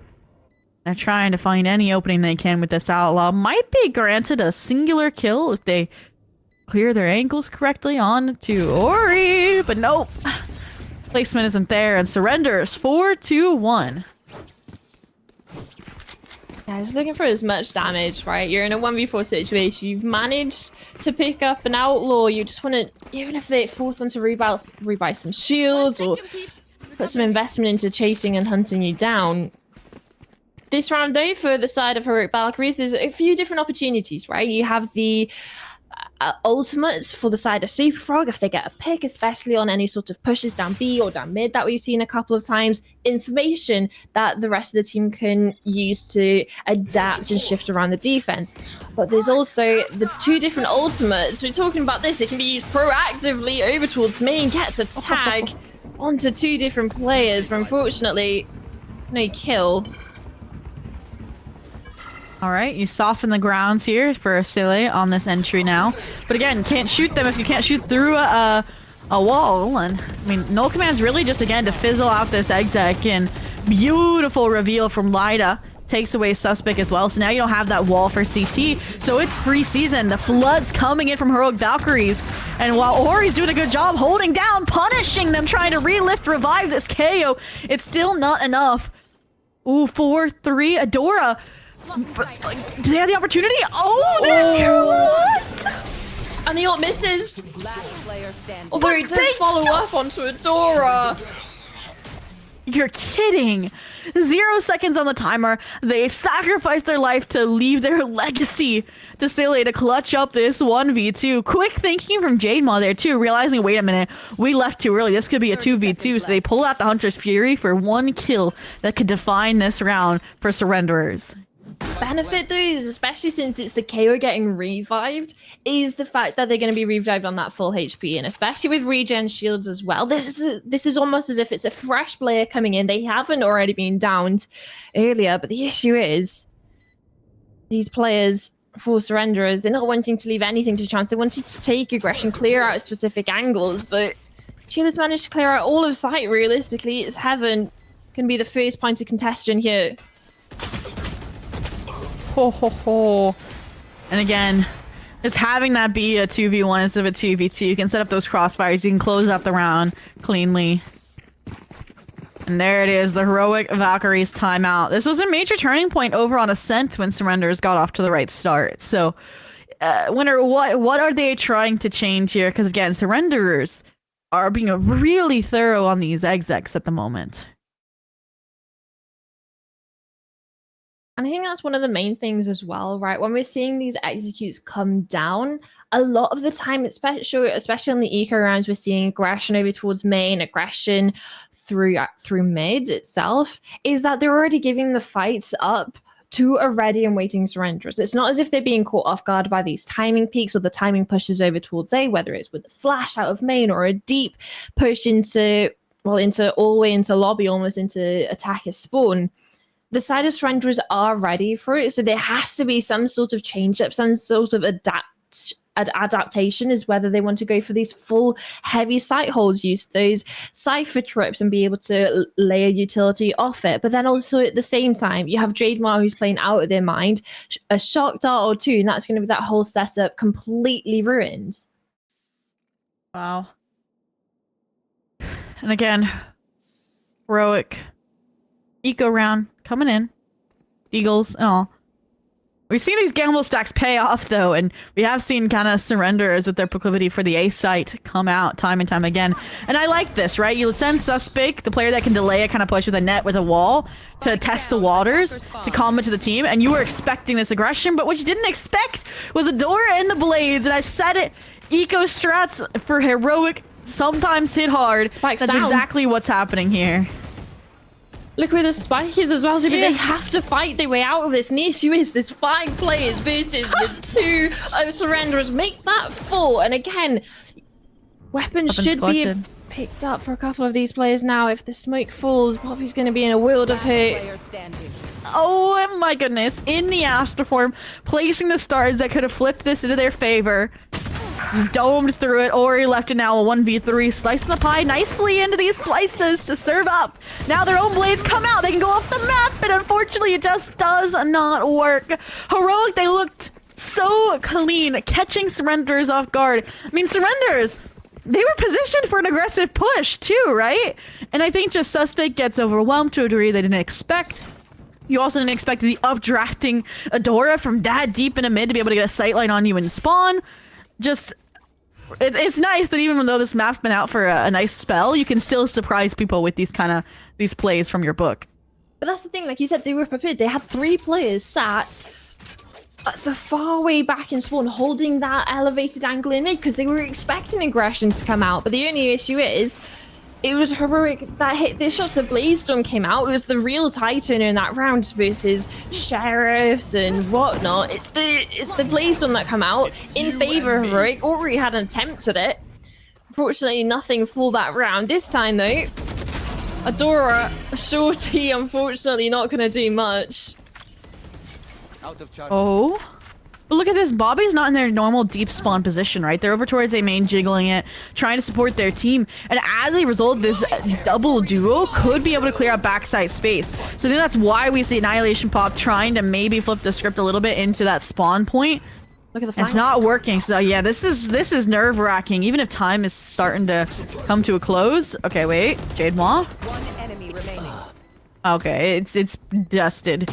Bobby. What?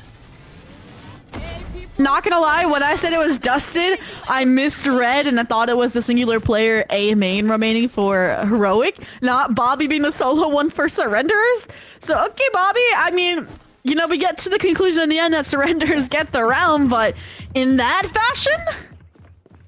I said it, you were usually playing off-site, really deep spawn. I guess that's what happens when you're on-site. You clutch up rounds. I mean, it was dusted. It was done and dusted. It looked way too easy for Bobby there, right? Gets the first out, like the trade onto the players coming out of main, knows that the rest are funneling out of CT, and just gets a really nice transfer between the 2 headshots with a Phantom. And Adora repeating similarities of the previous, falling early on, Chile falling too, Frog as well, and everyone's falling for the side of the Valkyries. Oh. And Surrenders, they just look so confident, right? Ori would never make those plays on the Yoru. I mean, not just because they don't have an updraft, but just because they're that singular duelist versus now, right? Elysian's right at their side, right? They've got their back. They're like, okay, if I fall, Elysian's going to pick up the slack. I can do crazy plays, and the crazy plays are just working out. Like, even if they're gambling with the fact that they might not. I mean, even this, right? Ori swings into Fluxy, but now that's huge information, right? They might have even spotted the second player. I mean, now you know it's that dark, that light is here. And so Elysian, again, what did I say? They trust in her to clean up their mess. The 1-for-1 trade. I am nervous. Surrenders, don't funnel in one after another, please. The net should be a double swing, maybe some sprays through. Now they're being cautious. The smattering of utility closes things out, guarantees Surrenders a lead at the half. I feel like I'm maybe having to take back my words previously when we were looking at the veto and how the first map transpired. It was Surrenderer's pick, losing 9-13, and then going into a map that Heroic Valkyries have been good on. Admittedly, it was a different composition. It was like a couple of months ago, but it was against some of the top tier opposition that we have to offer in game changes at EMEA. We're talking about your G2s, your Falcons Vega, your Giant X's, your NASA's. And coming into this one, a compositional change, not necessarily new opposition, because some of these players are definitely names to be reckoned with. Showing exactly the reasons why. 7-2. Wow, my eyes are down. You want to fight it? And again, I mean, Surrenders, right? We talked about the cleanliness of the exec. Well, now they've set up a really clean B exec off of this Cosmic Divide. And I talk about Bobby again, that how they hold down the flank from afar. They're back to that too. So they're going to go for that late round impact. Yes, there's a trap wire there, but it might not matter. Players all here ready season for this retake. This is a make or break round where surrenders could run away with it before the half expires. So let's see what a retake looks like when it's a 5-on-5. And I mean, what do you get? Jademaw trying to deny any forward progression. Same with the death contract. Everything just equipped to deny this retake. But you cannot deny Adora. And nobody there to punish either. Like, yes, you get the stun from afar, but now you gotta call in the cavalry. You gotta call in Bobby with the late flank. They've used that utility off the comp from their teammates. And Adora left in the 1v3. It's gonna be basically Bobby, yeah, to steal away that final kill. Wow. And just the right time as well for surrenderers to call that B hit, right? You have the ultimates online. It's an easy entryway into B itself.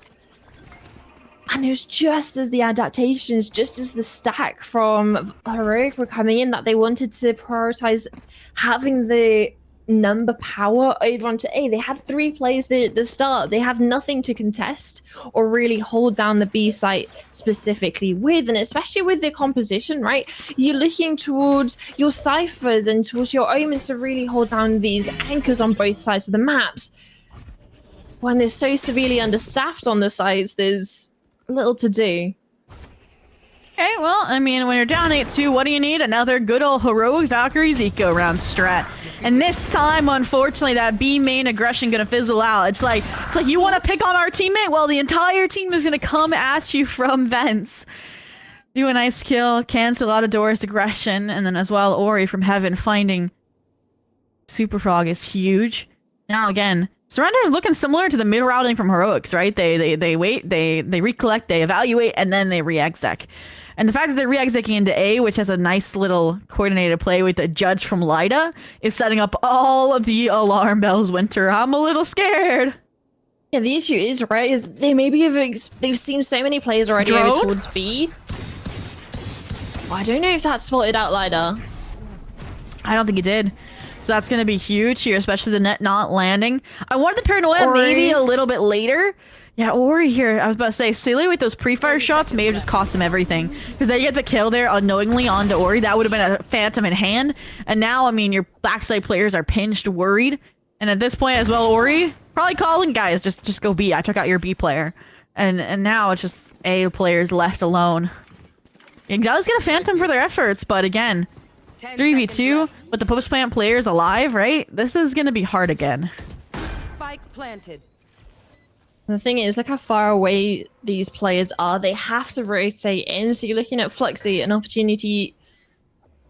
The timing is past us. They have to wait for their teammate, waiting to be able to recycle this Vandal should the opportunity be needed. Jademaw on the off angle, and it's just a cleanup crew. You're talking about this 3 alive for surrenders. They don't even get past the first. Last round in the half. There we go. 9-2. More dominant than the 8-4 Heroic had on Ascent, now confirmed. Okay. Heroic Valkyries, they used their first timeout. Probably don't want to invest both in this first half. I did say, right, like, I feel like with this composition that Surrenders has, like, if you're Heroic, you maybe wanted an 8-4 minimum, so, like, 9-3 feels dire at this point, which I think is why Heroic may be going for another mid strat, this time with weapons behind them. Oh, Nice beautiful flash, yeah. And nobody there for the trade. Look how this has divided the complete attacking side of Surrenderers. You have, sure, an Astra solo over towards B. You're going to find so much space, but nothing to work about it unless they can get through the remaining players of Heroic in spawn. And look at where this Omen is positioned. Love it. See, do they clear you? That's the only question. And what pathing do they take? Do they walk down the stairs or do they go down the zip or into mid? It does come down to timing. Don't think they're aware. First one goes down, but Jade was not spotted. There's definitely warning signals for both of these teams in the sense of where's actually safe? Where are the remaining players? Both who are unknown. Yeah, I mean, if there's any players you want to trust to clutch this up, it is going to be Jade and Bobby, especially with Bobby pushed up here. It's a high risk, high reward situation in a 2v4, but I love that setup, right? The Fluxy from the shadows in coordination with Adora and that aggression through mid. Okay. Surely. Ooh, that is perfect. Now you know both these players are set up here for this aggressive front. Now these players can just funnel through. Is that gonna be it is the paranoia. Beautiful from main too. Forcing the reposition here. And I'm loving the surrenders and how they're just moving around the map just to reposition, not give these fights, to buy down the clock. Player standing. Oh no, the 0 point. No grab well. And it's over.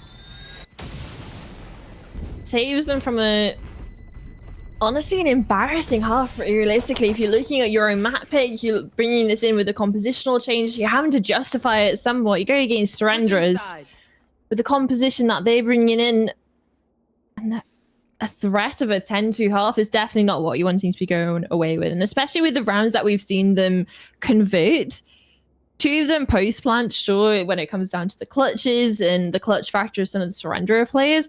But outside of that, you had one round realistically where they were able to bring the fight to surrenderers, and that was the one that we saw where they fully ran it down mid. It was an eco round. Like, it was heroics from Adora running it down mid with the Blade Storm, right? And again, in this round, we could make the conversation of the same thing. Adora all the way down mid, still backed up by Fluxy, this time with an ultimate into the spawn. That was a great backstab later on into the round.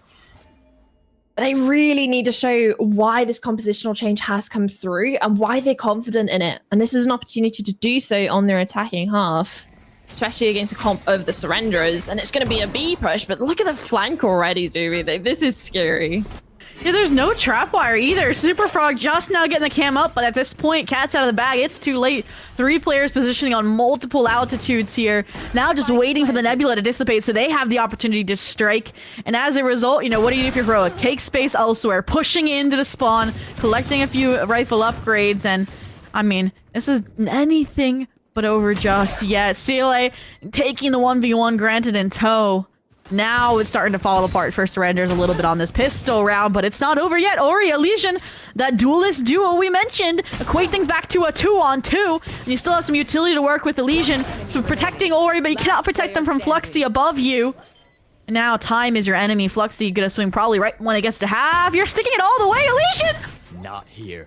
Not yet. Oh my goodness, the ghost in hand, Fluxy.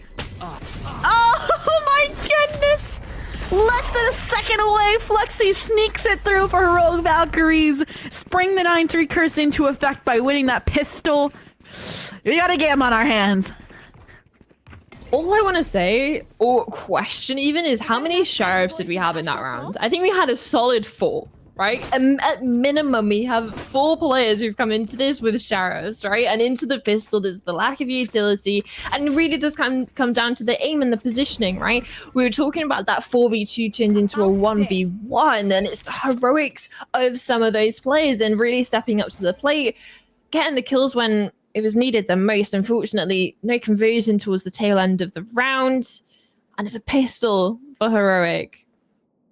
An opportunity to close it out, get a couple of rounds on the board, especially with the minimal investment from surrenderers, a couple of sheriffs, and a gamble stack over towards A. All right. This is kind of like a repeat of that defensive half we saw all over on Ascent, right? Where the gamble didn't pay off.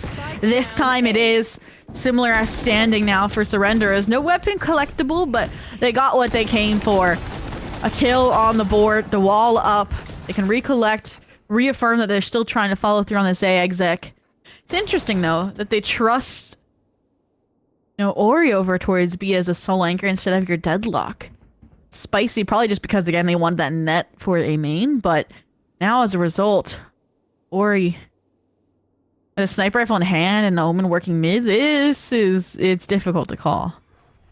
The issue is they're going to clear this tight right corner, and as soon as it does, there's going to be a swing from backside, but it's dealt with perfectly. Lider and Super Frog in tandem deal with these players, but Bobby's going to go overlooked.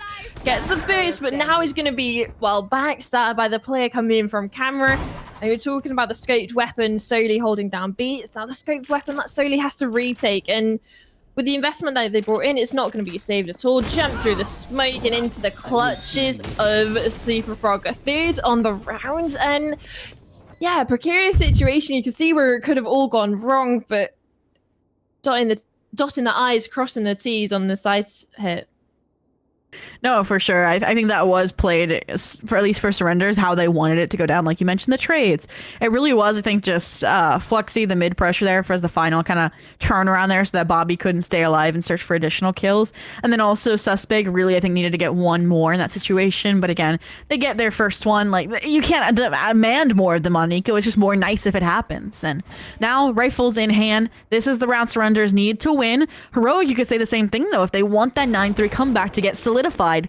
Some pre-fire action through the wall. The Guardian wallbang is deadly. And now Elysian, suddenly, they don't have the other half of their duo. Forced to retreat. Trust in Jade Maw and that utility. Hopefully spam onto the spike plant position. Head revealed. They didn't even see the shot. Did they see the Omen TP up? I didn't even know. They did. Possibly preoccupied with just getting out of dodge quickly and safely because there was so many players ready to spam down, and that's another issue for the players backside. The net is proving issues, but also is the player behind it. Suspect with the kill, a couple of whips. It's a windy time over onto this side. The tides are changing for Surrenderers. There's a couple of crisp headshots. Suspect, the one to look out for in this round, looking for more, and is even able to connect. For themselves in this round, and it was looking like when they lost the entry, and since then, flawless. Not a single body drops after the initial first blood. And I love that call from Elysian, like, disengage, it'll be fine, we can retake with our squad. And just Suspect as well, just beautifully done there. And also just pushing down the agenda. And that's the issue here, right, with this composition in particular, right? Like, you look at, like, okay, the comp that we have from Surrenders in that post plant, right? You have your Jet and your Isa who get aggressive, push your face. Then you have the post plant that is your Sova and your Astra. For Rogue Valkyries, right, you have shocks and that might land, and you have the fragment as well, and that's really it. So I think that's going to be the struggle for them. Again, is just not allowing these retakes. So that kind of goes back to how they played Ascent, right? Looking for advantage before the side exec. And it has to be a Stark one, not just a singular player.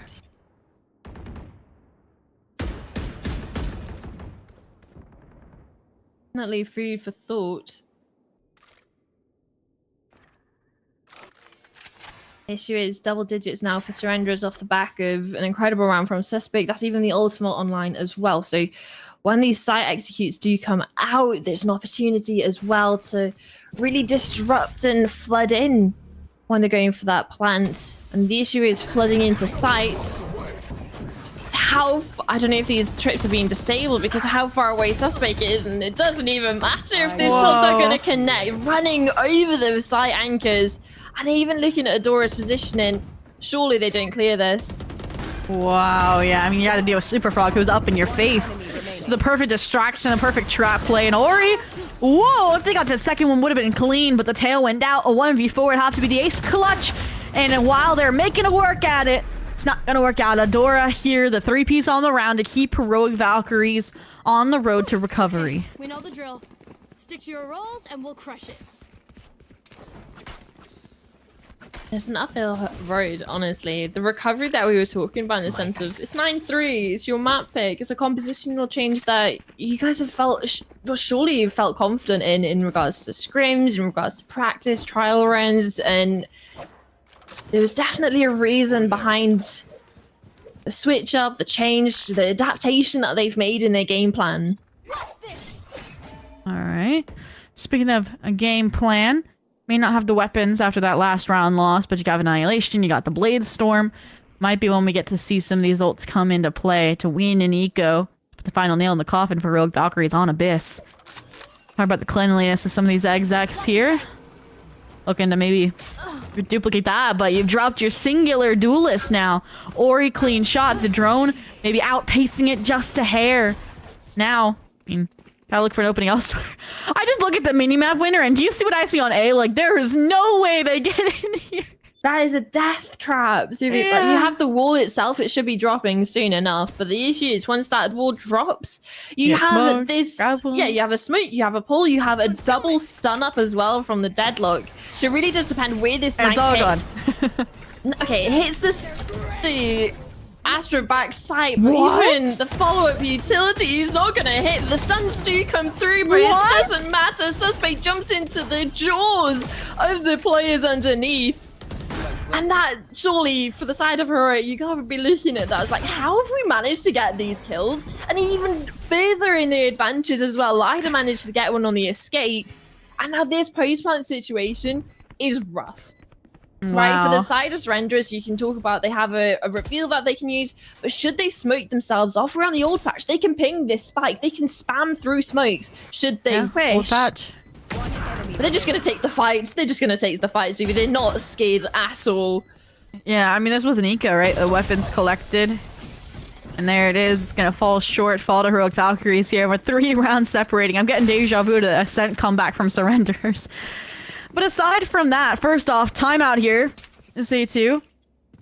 Making a stop here for surrenders, maybe just to discuss while they still have the lead, while they still have 2 timeouts. But I feel like there was 2 dynamics at play there for that perfect setup falling short, right? Theory versus practice and a 0 point, right? Like, taking away that suck was just insane, and it forced the hand of Bobby where they felt like they had to swing before the sonic sensor went off. Whereas I think the whole plan was, right, the sonic sensor goes off, you set the grab wall, or you swing off and then you swing. So I think they swung maybe a little bit too early, didn't trust fully in the deadlock utility, and that's where things kind of started to dismantle, because then it felt like it was a chain reaction suspect, like, oh, I have to push in too, and it just one player falling like flies after another.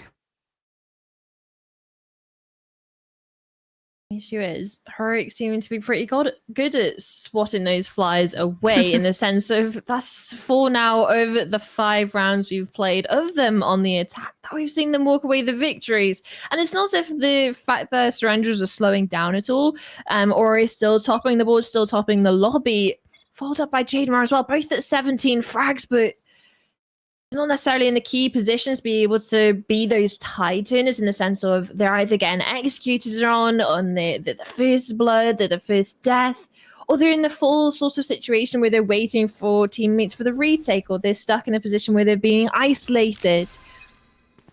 So they really need to have an adjustment of the setup, get these key positions ready to be the spearhead of these rounds rather than the later attempts to pull it over the line. All right.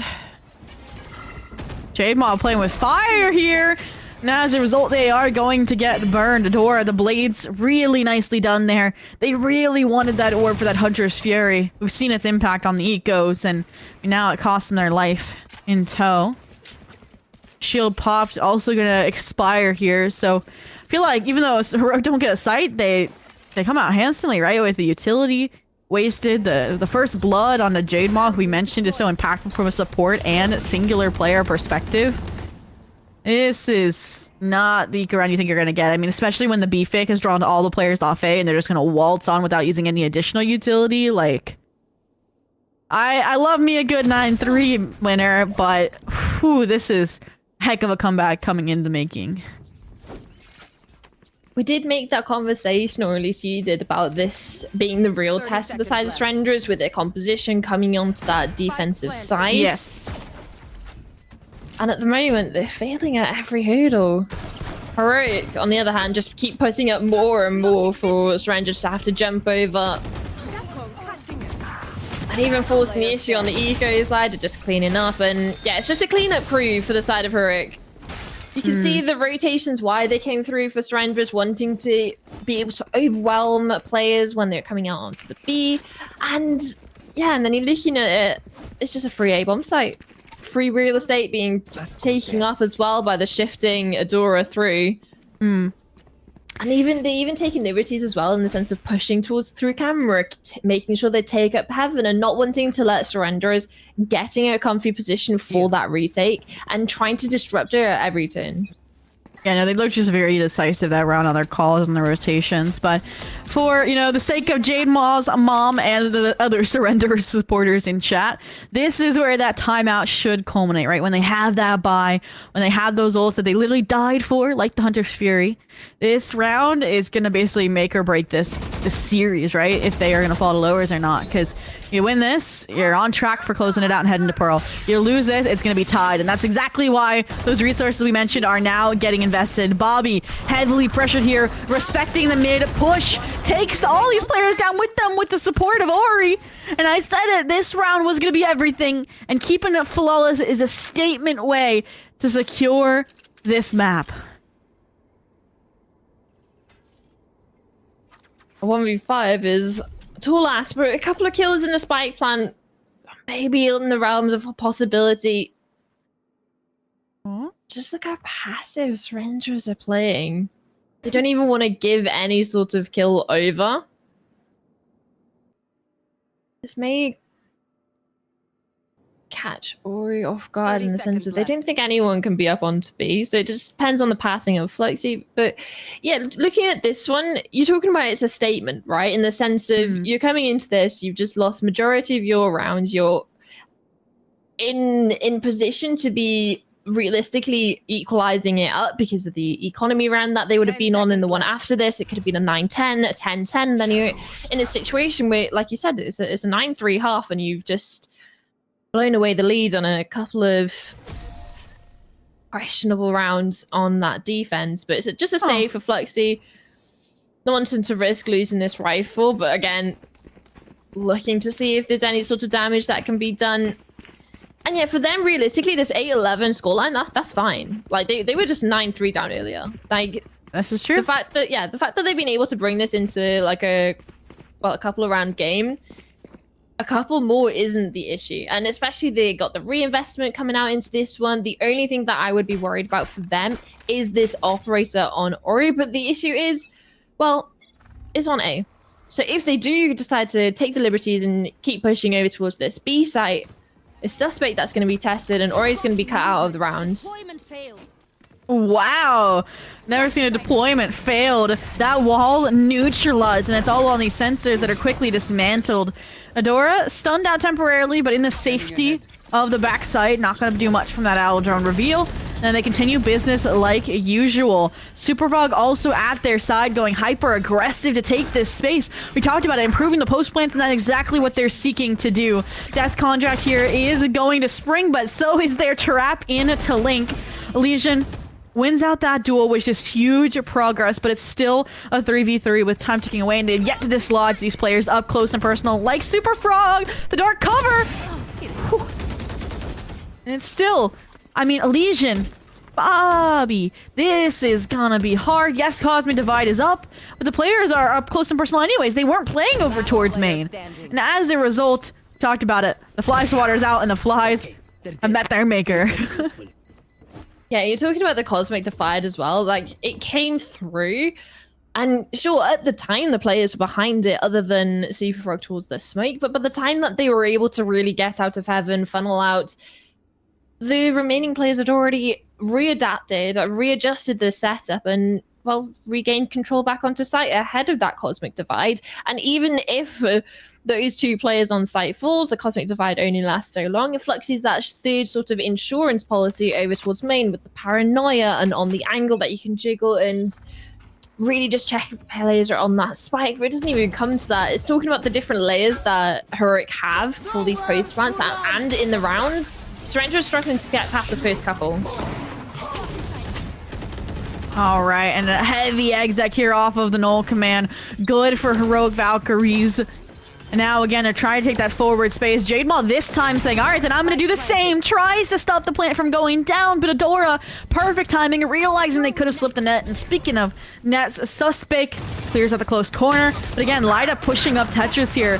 Up the boxes, gets a really nice position, and it's all down to Ori with an operator. And Fluxy again, we talked about it. 3 kills on the round. Your aggressive controller alongside your duelists, and it's the alarm bell starting to ring for surrenders. Jade Maw, IGL, the second time out, the last one of regulation, invested here to try and bail themselves out to get across the finish line, Winter. Yeah, you really do have to look at the side of Heroic though, right? Fluxy for me is one of the more unsung heroes of EMEA GC. You talk about your Marys, you talk about the Mimi, the Petra, all these big names. But for me, Fluxy, I feel, is like one of these newer generation players. Same goes for Superfrog as well. And it's just some of the key things that they can step up in big moments like this. But there's also that consistency across games, across maps, and across the play style as well. It doesn't seem to get flustered. And, well, 9-3 to now topping the board, topping the leader, the server at 21 and 11 on Omen, right? And I think that's just you can't overstate how much this one player has had an impact on the rest of the players around them as well. Not only with obviously being able to get multi-frags and close out the rounds, but also being able to support the rest of their teammates, being able to lift them up as well, and really progress them further into the round and into this comeback. One away now from equalizing. No, it's been really, really nice out of them. The impact on Ascent carrying over here. We're heading into an eco round, and look at this strategy right out of the Heroic playbook. 4 players down mid. The Deadlock really just setting them up, I think, with the net. And I love this. Just zero hesitation from Heroic. Like, okay, guys, you can have mid. We'll take A as a trophy. They're going to trust in Fluxy again to do that cleanup. The Trapwire confirms that they can get this perfect timing. And Ori, I think, is the only player with a hero rifle. And now they're tied up dueling Fluxy, who's just playing for delay. So as a result, Dora can steamroll through the opposition just like this. And Ori, not going to say you want to save that rifle, but you definitely want to take another path to try and contest. I mean, a 1v5, again, it would be the ace clutch, and Dora's hungry. They want their last kill. They want their clip, and there it is. Flawlessly delivered. The tie, 11-11. Wow. That was nasty. That was uncalled for from Adora over towards Spawn. I know it's not necessarily against the strongest spy, but it's more of the control and the transfers, and it's just the micro adjustments as well in the aim. Really nice, really clean, and all by itself really deals with the 3 other problems that could have been going into that round. And back onto the winning things for the side of Heroic. Chain of 3 in a row. So if you want to go by the pattern, Surrenderer should win one. Or at least by the pattern so far in this half. I don't think Heroic have any intention of letting that be. You have ultimates as well on but 2 players. Super Frog, the Neural Theft online. Should they get a pick, get a little bit more to work with. Have an insight to the setup. We're just talking about the insights to the setup. There's no setup to work with except a B main push, a B main walk down between the 2 duelists. 1 for 1. I was gonna say the only silver lining there is that Ori doesn't get punished, and Jane Wall is able to filter in again off of these nice nebulas coming in clutch. But even they are gonna get shut down here eventually. Ori as well. The blades were invested during an updraft attempt, so a 2v3. Nice little jump up. Ori doesn't land the shot, and as a result, Lida's trying to punish the chip damage. Good, but so is the net. Lida sneaking around the corner, but that's just gonna guide Super Frog and guide the Astra utility. So this is where the Astra playing off site is going to bite you, because it's placed each of these players in singular duels that they are going to end up losing. Bobby, position still unknown here, which is really good, but the jump peak, I should say, it's just... wow. Heroic Valkyries, the 4K from Super Frog. It's just they're passing the baton of who gets a clip moment at the moment. To Fluxy, to Adora, to Super Frog. We need to end it with a C-layer Lida one, I swear. Yeah, just looking at that round in particular, just sure, the initial couple of kills, great, the follow-ups, the speed-ups onto site, but it's more in that 2v3 situation, right? You have a couple of jiggle peaks, you have a couple of wide swings being taken, so they know the 2 players over towards the CT, over towards that half-wall jump-up. But then they still, in the back of their minds, they are aware they haven't necessarily seen Bobby, so that adjusts where they're going for that spike plant, and then taking... their one-on-ones, then really pushing the issue to clear out Heaven, to clear out Spawn. So they only know, they know the only way that Surrenders can get back into this round, the only position that's still open, that still hasn't been checked, is the flank. Jump peak, spotted, and then an operator on the angle. And it's dead to rights for the rest of the players, Surrenderers. And you're looking at this, it's 12-11 from a 9-3 scoreline. Having already lost your map pick, you've got to be questioning the resilience of these players on Surrenderers. Do they have enough in them to push this to OT? It's only 1 round needed. Oh, it's not even to push it to OT, but to close out OT then. And Suspect, the conversion on these annihilations has been brutal, but this time it causes enough distraction for Bobby to get away criminally. And Suspect, the perfect coordination, the bait into the trap. And all of a sudden, you said it, do they have enough steam? Well, they definitely just got a kick into the reserve tank. 30 Lida, seconds left. I said that there was a player that could close it out explosively for the team to make it kind of a full house effect, but at this point, a 1v4. Cutting the pie, finds the first slice, but there's still a few more before they're full, and the crossfire now set up. They're not going to clear the right side, and OT is a guaranteed 12-12. Suspect again, stepping up when they need it. 3 kills, 12-12. Here we go. And we were talking about, yeah, sure, the conversion on the ultimate's not necessarily there, but the conversion on the rifle engagement, definitely. And one of the key factors that got us into this position, obviously alongside Jade Mar and the rest of her teammates, there is overtime required for Heroic to close this out into. Remember, this is the second map of the best of 3. Heroic have already bested Surrenderers on their map pick of Ascent. Surrenderers are just fighting to stay alive currently. Heroic fighting to go home, to get an early night, to get some tea. Okay. I mean, Surrenderers, they're back in their zone, right? This is the half they dominated, got that 9-3 on. Bobby still on their solo pillar support role, but now they're trying to cut off that support, and it might just be too late. They're trying to seek safe passage because look at all the players that are behind them. The side's completely swapped now. Bobby's still just trying to play for survival. For that flank hold, the phantom shot's not aligning, and I mean, Stele taking 2 down with them. I didn't even see that happen. That's how quick it was, and that makes this feasible. It makes it a 3-on-3, and Flexi sneaking through. Again, this is what happens when you don't have a Cypher and Bobby's been forced to fall off the flank hold. Oh, Paranoia might have just given away the game, though. The issue is, look at how corralled Surrenderers are onto site. CT is held, Link is held. All these players are stuck onto site, and especially with Main and Heaven being contested right now, it's going to be a bloodbath, but in favor of Surrenderers, they're able to turn on the swivel. Oh, and Adora, you can't save. It's OT. Suspect gonna save them from that deliberation and set it. Surrenders. That's the easy half. It's the next half that we gotta see out of them to get us to Pearl, to get us to map number 3. And that's why they're gonna take another timeout just to lock it in.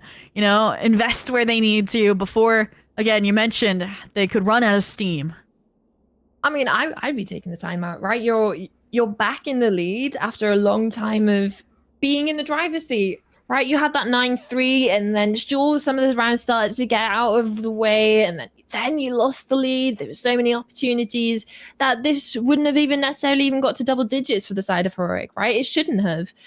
And now the fact that we're in OT, like you said, they've won the easy one, the one that both of these teams have thrived on, this attacking half, but the defense that both of these teams are being tested. And for the side of Heroic, right, in the previous, it was really nice. I loved the proactivity, and they also had the push through mid. You had the push through A. There was so much space being taken up. And even in that retake situation, 3 players corralled onto site. You had that pinch in from Main and from Heaven. It's just, unfortunately, the gunfights didn't go in their way. So the ideas are there. It's just, like you said, it's an FPS game. It really does come down to winning your ones.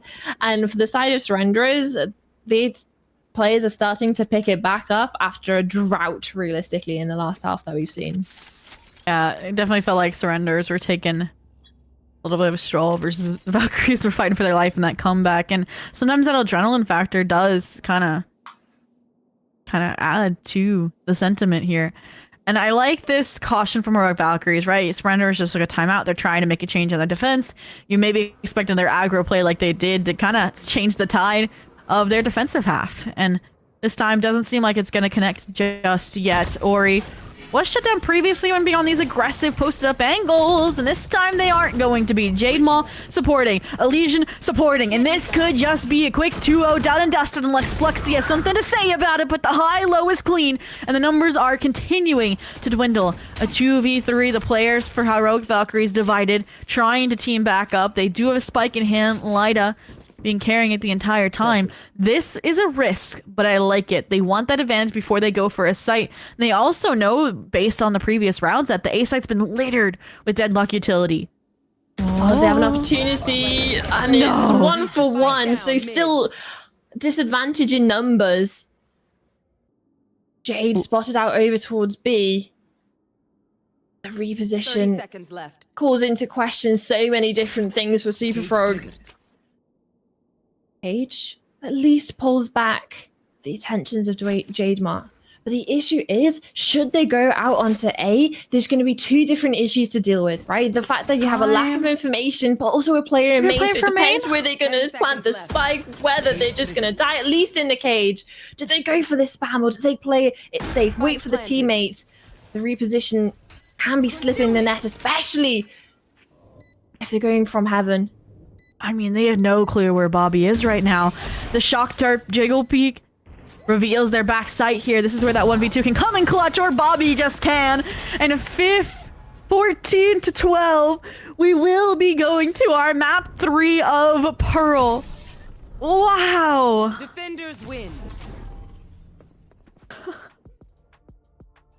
No words. And for the side of Surrenders, you're counting your lucky stars, right? For the fact that you didn't let a 9-3 turn into a 12-11, turn into a loss. Thankfully, they were able to push into OT, and realistically, from there is pretty clean cut. Those 2 OT rounds were very dominant, and even when they weren't, when they had that sort of slip up towards the mid-rounding, like, it was the patience, especially in the round we just saw, not going for the spam, not playing for that solo peak, or trying to just rush the game to get it over, patiently waits for the teammates, and they play it in tandem. So Third map, Zubi. We've got the first, we've had map trades from both of these teams, and we were talking about who we'd be favoring going into that third and final map. I said if Surrenders wanted to win this, I think that they had to do it in a 2-0 fashion. Unfortunately, they lose their map pick. Obviously, they're able to push it to a third, but what are you thinking? I think you said the opposite, right?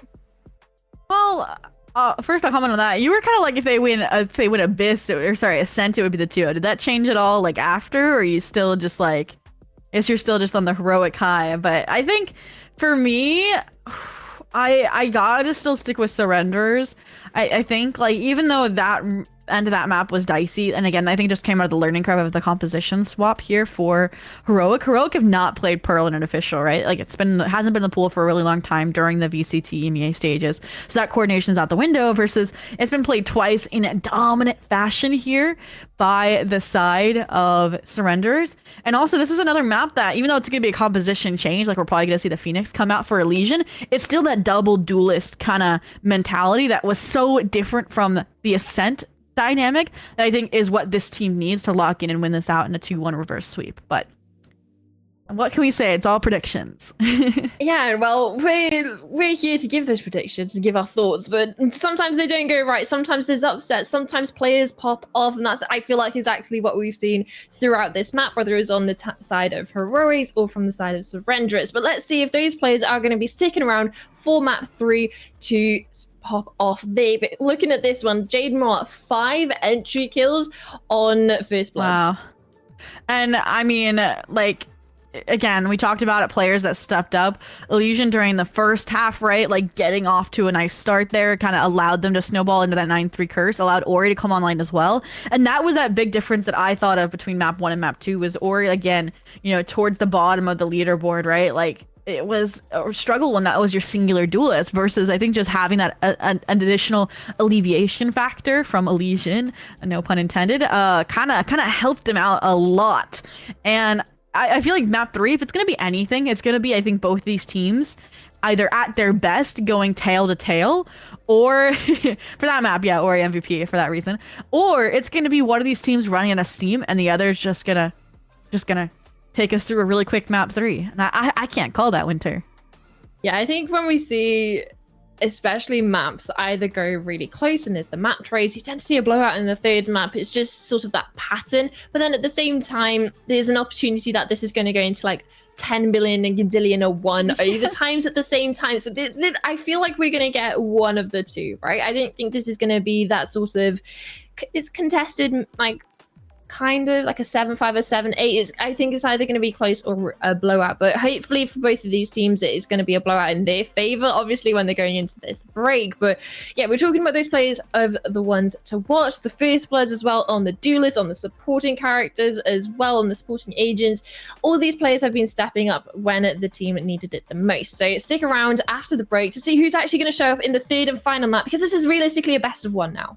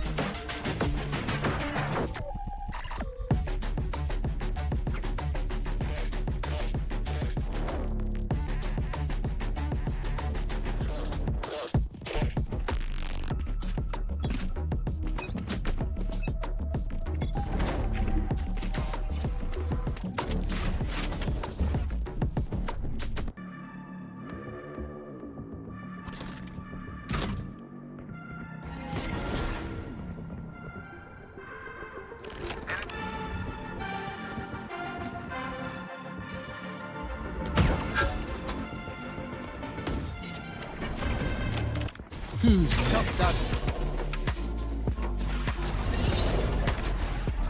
Scanning ahead.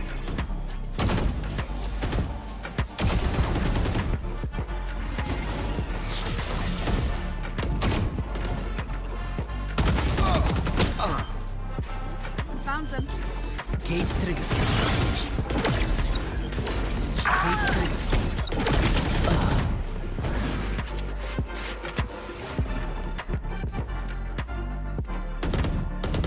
Here.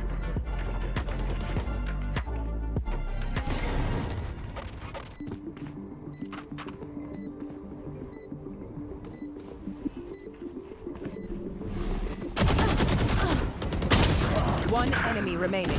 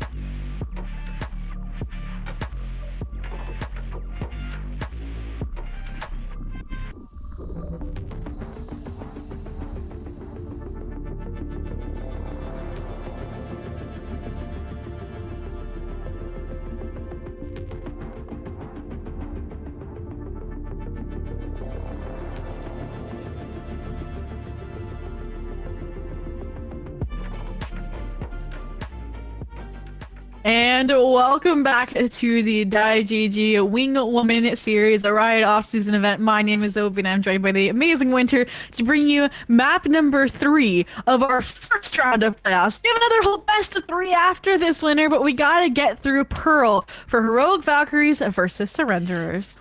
Pearl is a map indeed, and this is a map that has just come back into the pool. We were talking about it before the break. This is something that Heroic hasn't necessarily had an opportunity to show in officials. Obviously, would have been working on it behind the scenes.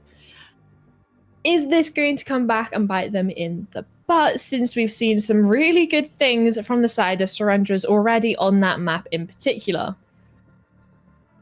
Ooh. Definitely hard to call. I did say that I've seen this team. I've casted this team on Pearl. I want to say it was like a 13-4, 13-5 in dominance, but again, that was the group stage as well. So completely different opponents as we get to take a look at those. And we got here, right? We went through the double A's, Ascent, Abyss, and we go all the way to Pearl. Yeah, and obviously, if you can see at the bottom, you can see who was the person who picked the map, and well, if you picked it, you lost it. So this is going into the decider. So hopefully there's no sort of curses like that going to be playing into that third and final map. But the issue is, for me, is this unknown quantity that Heroic can bring a good thing, in the sense of it's going to work in favor of them? It's like it's going to be minimal prep work done. They're not going to have any sort of expectations in regards to compositions that are going to come out with. So there's definitely loads of opportunities for Heroic to surprise, but also at the same time, we saw what surprises can happen and what happens on maps like Abyss when the surprises of the compositional change don't necessarily go in your favor on that first debut of the map. But again, we were talking about this as it is an off-season event. This isn't the biggest ticket on the docket of Heroic Valkyries as a team. Obviously, it's going to be a nice notch on the belt if they're able to go far and possibly even win it. It's one of the invited teams, definitely one of the favorites as well to make a deep run. But for me, I think this is going to be a real test for both of these teams. There is an unknown quantity versus very minimal work, but also how well they're able to really adapt and reset after Abyss. Because we were looking at it's 9-3, you almost lost it. Thankfully, we're able to win it over in OT for Surrenderers, but at the same time for Heroic, you have that mental battle of you almost had a complete comeback from a 9-3. You had that match point and unfortunately unable to convert onto it. So it's going to be that mental resilience and also stamina of these players going into Pill. Welcome back, Zuby. So I'm going to stop talking. Give me something about this final map and this matchup, please. I don't know how long I'll be here, but we'll see. But you talked about mental resilience. Well, clearly my internet's resilience is starting to give out when we have a map 3 on our hands. We've been going for a long time already, right? We're going on now to almost hour 3. And I mean, aside from that, I think you laid it out really, really well about what we're going to be seeing here on Pearl. And I'm sure we'll be getting our agent select here ready as soon as well. But aside from that, whew, I feel like we can't even. Pearl is so different, right? We saw kind of similarities, I feel like, between Ascent and Abyss. Like, Pearl is just so weird because we're going to see different agent pools. We're going to see different dynamics between these squads. And I mean, like, I laid it out to you, like, we're going to see a Phoenix, for example. And while we are, I don't know my act tracking, but 9.1, is that what new Phoenix changes in the region shield? It is. So we'll get in the double flashes as well instead of the double hot hands, the double heals. So that only bolsters the aggression of your duelist. So that Phoenix almost plays kind of like an ISO where they don't need to fall back. They're just gonna keep diving in off their timings. But the agent select is a ready winter, and we'll see if we're getting kind of what we expect from both of these squads. Well, I mean, we didn't really know what to expect from the side of Heroic Valkyries, and I think that's one of the cool things I think about this matchup. And what we see in off-season is, are these compositions going to be held over into the main Game Changer season of 2025? Is this sort of a proving ground? Is this a opportunity for the IGLs or the coaches to have some fun with the compositions, try out new things, find different weaknesses? But also, like you said, that Phoenix coming out, we have that 2 difference in the duelist of Adora on that Neon, obviously still a little bit busted, and then also Lycian on that Phoenix. One of the agents I love to see on this map, in particular because of how often you can facilitate this run it back, especially with the sort of more default standard round starts. When you're on that attacking side, you take a main, you able to pick up the orb, you leave a player, you insert a player towards a main that you can leave to lurk, you can leave to be that linchpin for the rotates back over. So there's so many different opportunities for this Phoenix to really be a game changer. But then that's also alongside Ori on the Jet, which we already know is tried and tested. No, for sure. And the issue that I have as well during the 13-4 that I mentioned against Mixpeak in the group stage that I got to cast is we also had, Elysian go 16-9, right? Like, it was an insane standout performance for them. And I think that's going to be a statement itself, because I don't think Elysian's hitting as hard today, or is sure is. So it'll be interesting to see the dynamic between them here yet again. But aside from that, I'm excited to see Suspect on a role that's not the Deadlock. Like, I love me a good Deadlock, but the Killjoy, definitely a nice brevity, a breath of fresh air here. I think for me personally, I still like the Killjoy over the Cypher on this map, like, especially when, again, you're against an opponent that's not running Neon. Just because, again, the Killjoy really nice. Again, you can split the utility between, Art and Sight, or between, Link, that doorway, and Sight. And also, it works better on the attack in my mind. Like, yes, you get the Cypher information collection, but the Killjoy lockdown is insane. And speaking of insane, we have a mutual agreement for a little mid-duel to kick off the pistol. The issue is Flash is definitely favouring one of the teams, and it's a stun and a swing back out. But the issue is there's no one else that can follow up. There's a molly at the ground, there's fire underneath the feet of these players, and somehow we've walked away with Surrenders, managing to get 2 for the price of 1. Bring them down. All right. Again, kind of heroic taking the fight to them, and they respond in time. Yes, the Phoenix falls, but the Flash was really nice. And now they kind of hold where they're at, and this kind of gives opportunities for Heroic to push out, maybe get some information like this KO really deep. But aside from that, I like the collection starting to headway towards the A site, gradually clearing out main. And this is interesting as well, because I do remember from Surrenders, you typically would see the Fade, J-Maw playing alone, clearing out a main space, and then that's when they would kind of force their way into the site. So I think, again, them leading the charge here again, nicely off the info. I like Heroic's call those water play retake, right? You see the smoke, you hear the plant call. left. Now all of you are going to rally and spawn and play this as a 3v4. The only issue is for the side of Heroic, they're going to have to really like speed up this sort of retake because they're not retaking from Art and CT. They're fully grouped up as these 3 players, obviously putting that trip down to make sure they don't have to worry about a fourth avenue of a reflank, but they have to clear out site, they have to clear out main, they have to clear out art. There's so many things that they have to do, so little time and players to do it with, and especially as they start dropping Jade, Ori, and Bobby all picking up theirs. I'll find you. And only off the first initial engagement over towards mid, where they lost 1 player, where they lost Elysian, everything else clean as can be. All right. There we go. The buy good here for surrenders as a result. Outlaws coming in. For the attack half, that's a little bit spicy, but with them going to the beast, it's going to make sense. This is also the first time we're going to see them contest into the Cypher setup too. So that'll be interesting to see. Other than that, though, let's just... It's a buy. It's an eco. There's not much to break down here unless mistakes are made. Well, we talk about mistakes being made. Surrenders are one of the key teams to make that, especially going into a stack with, if you think back over to Ascent, with pistols, and they're able to walk away with a round. So definitely not out of the game just yet, but it's really nice to see early on that surrenders are prioritizing these orbs, both over towards B and A on vice versa rounds. The issue is they don't want to walk into a stack and necessarily, like we said, let this get away from them. They have the opportunity to really put their mark on this half already just by getting this pistol, the conversion, cleanly. All right.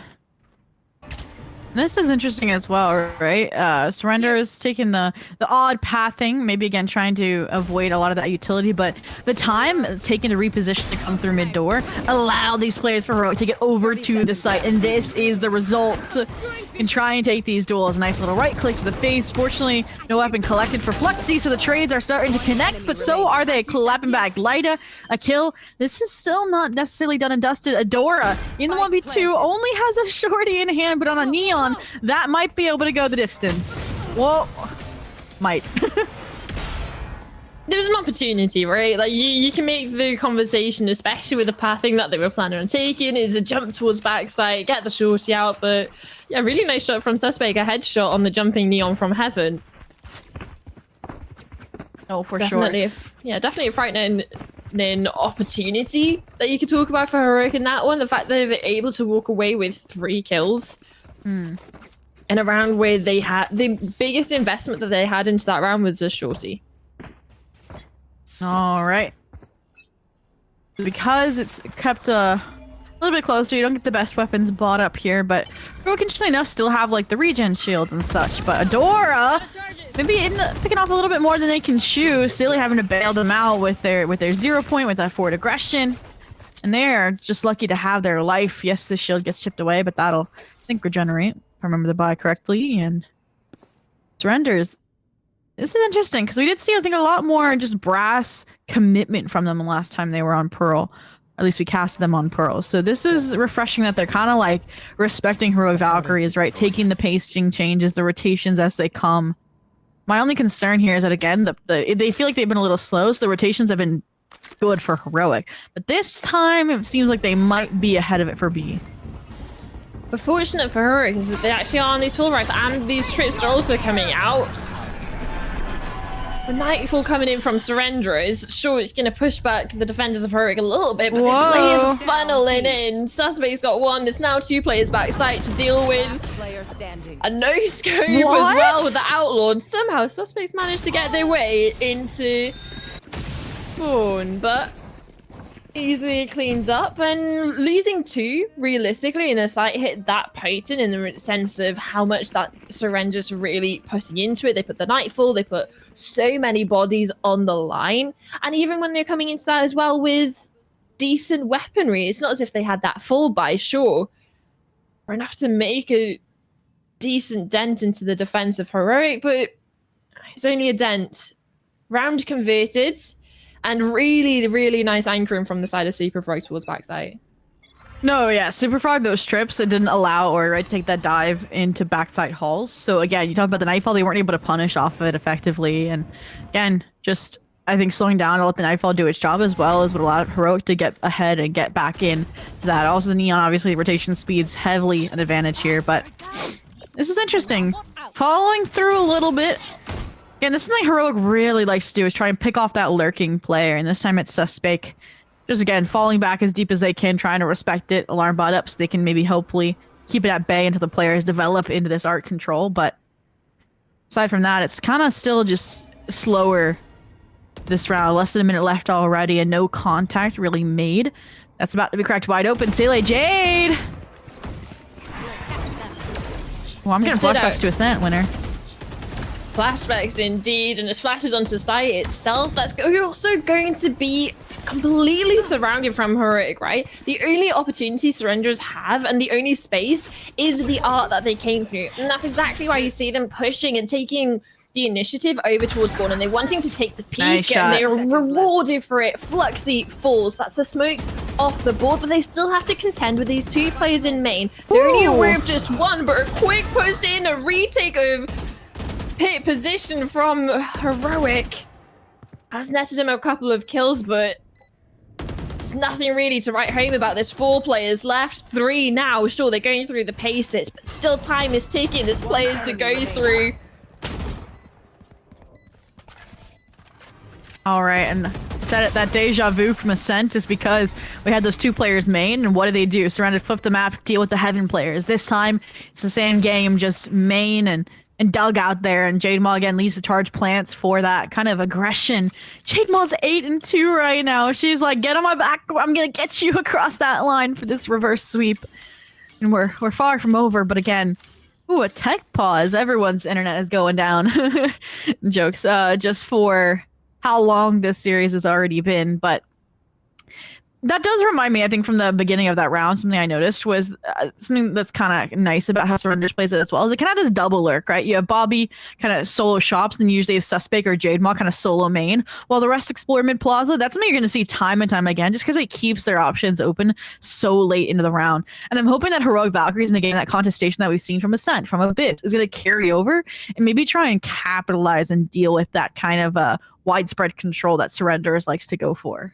But the thing is, it's something that they kind of need to go for, right? If you're looking at the compositional differences, Surrenders have, sure, a fast entry of Ori. You have the follow-up of Elysian as well.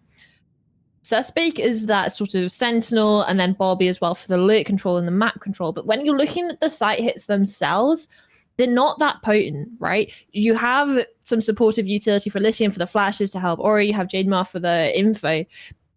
But there's nothing to break any sort of trips that Super Frog is going to be putting down. We saw this issue when they went over towards B in the 3rd round, and that was realistically a bloodbath in the sense that they couldn't get out of that, or to get out of the choke point where those trips were, it cost them so much. And also, not only did it cost them time for the rest of the rotates from Heroic to be able to come through, especially after clearing out angles like mid, if they were afraid of those lurks.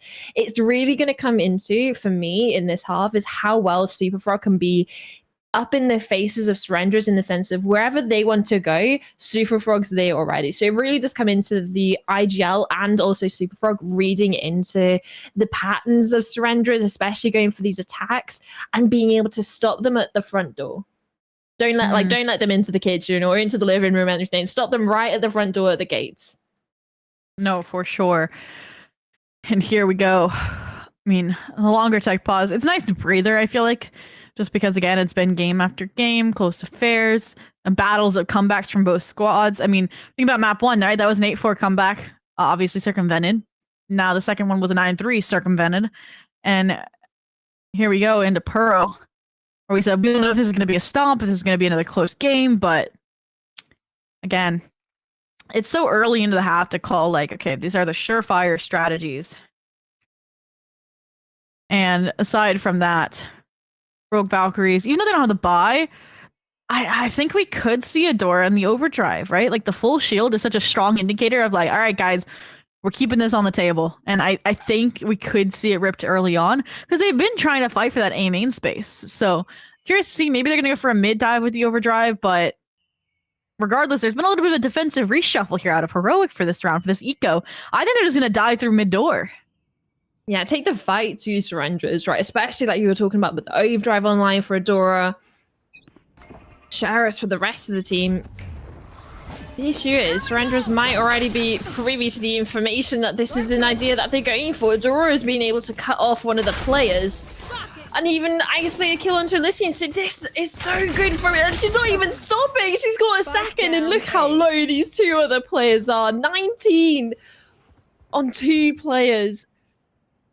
Ori and Jade Mark within an inch of their life just off the back of the Neon. And admittedly, this is pre-patched Neon. So you know it's busted. It's probably why Heroic, we said that they were kind of, their comps were leading away from that meta, like preparing, right, for VCT, getting ready for like when it is fully nerfed. But right now, might as well take advantage of it if you want to get crowned the Wingwoman series victors. This point, I said it, Surrenderers. Maybe not expecting that aggression. The Overdrive invested out the rip. I'm usually against ults invested that early on an eco round. I like, you to get an advantage and then use them to kind of cinch it when you think there's a chance. But they made that chance with the Overdrive. So insane performance there from Adora. Now, here we go. The collapse inward. The players are here. The gamble's paying off. And it should be done and dusted from these trades. Bobby, the last one standing for Surrenders. And they've been, taking a tour through Defender spawn. Oh, nice stun. Wait, we've seen them clutch out in these situations, but Lyda is like the goddess of the deagles, I think, in the server right now. Just every time impressive, and there it is.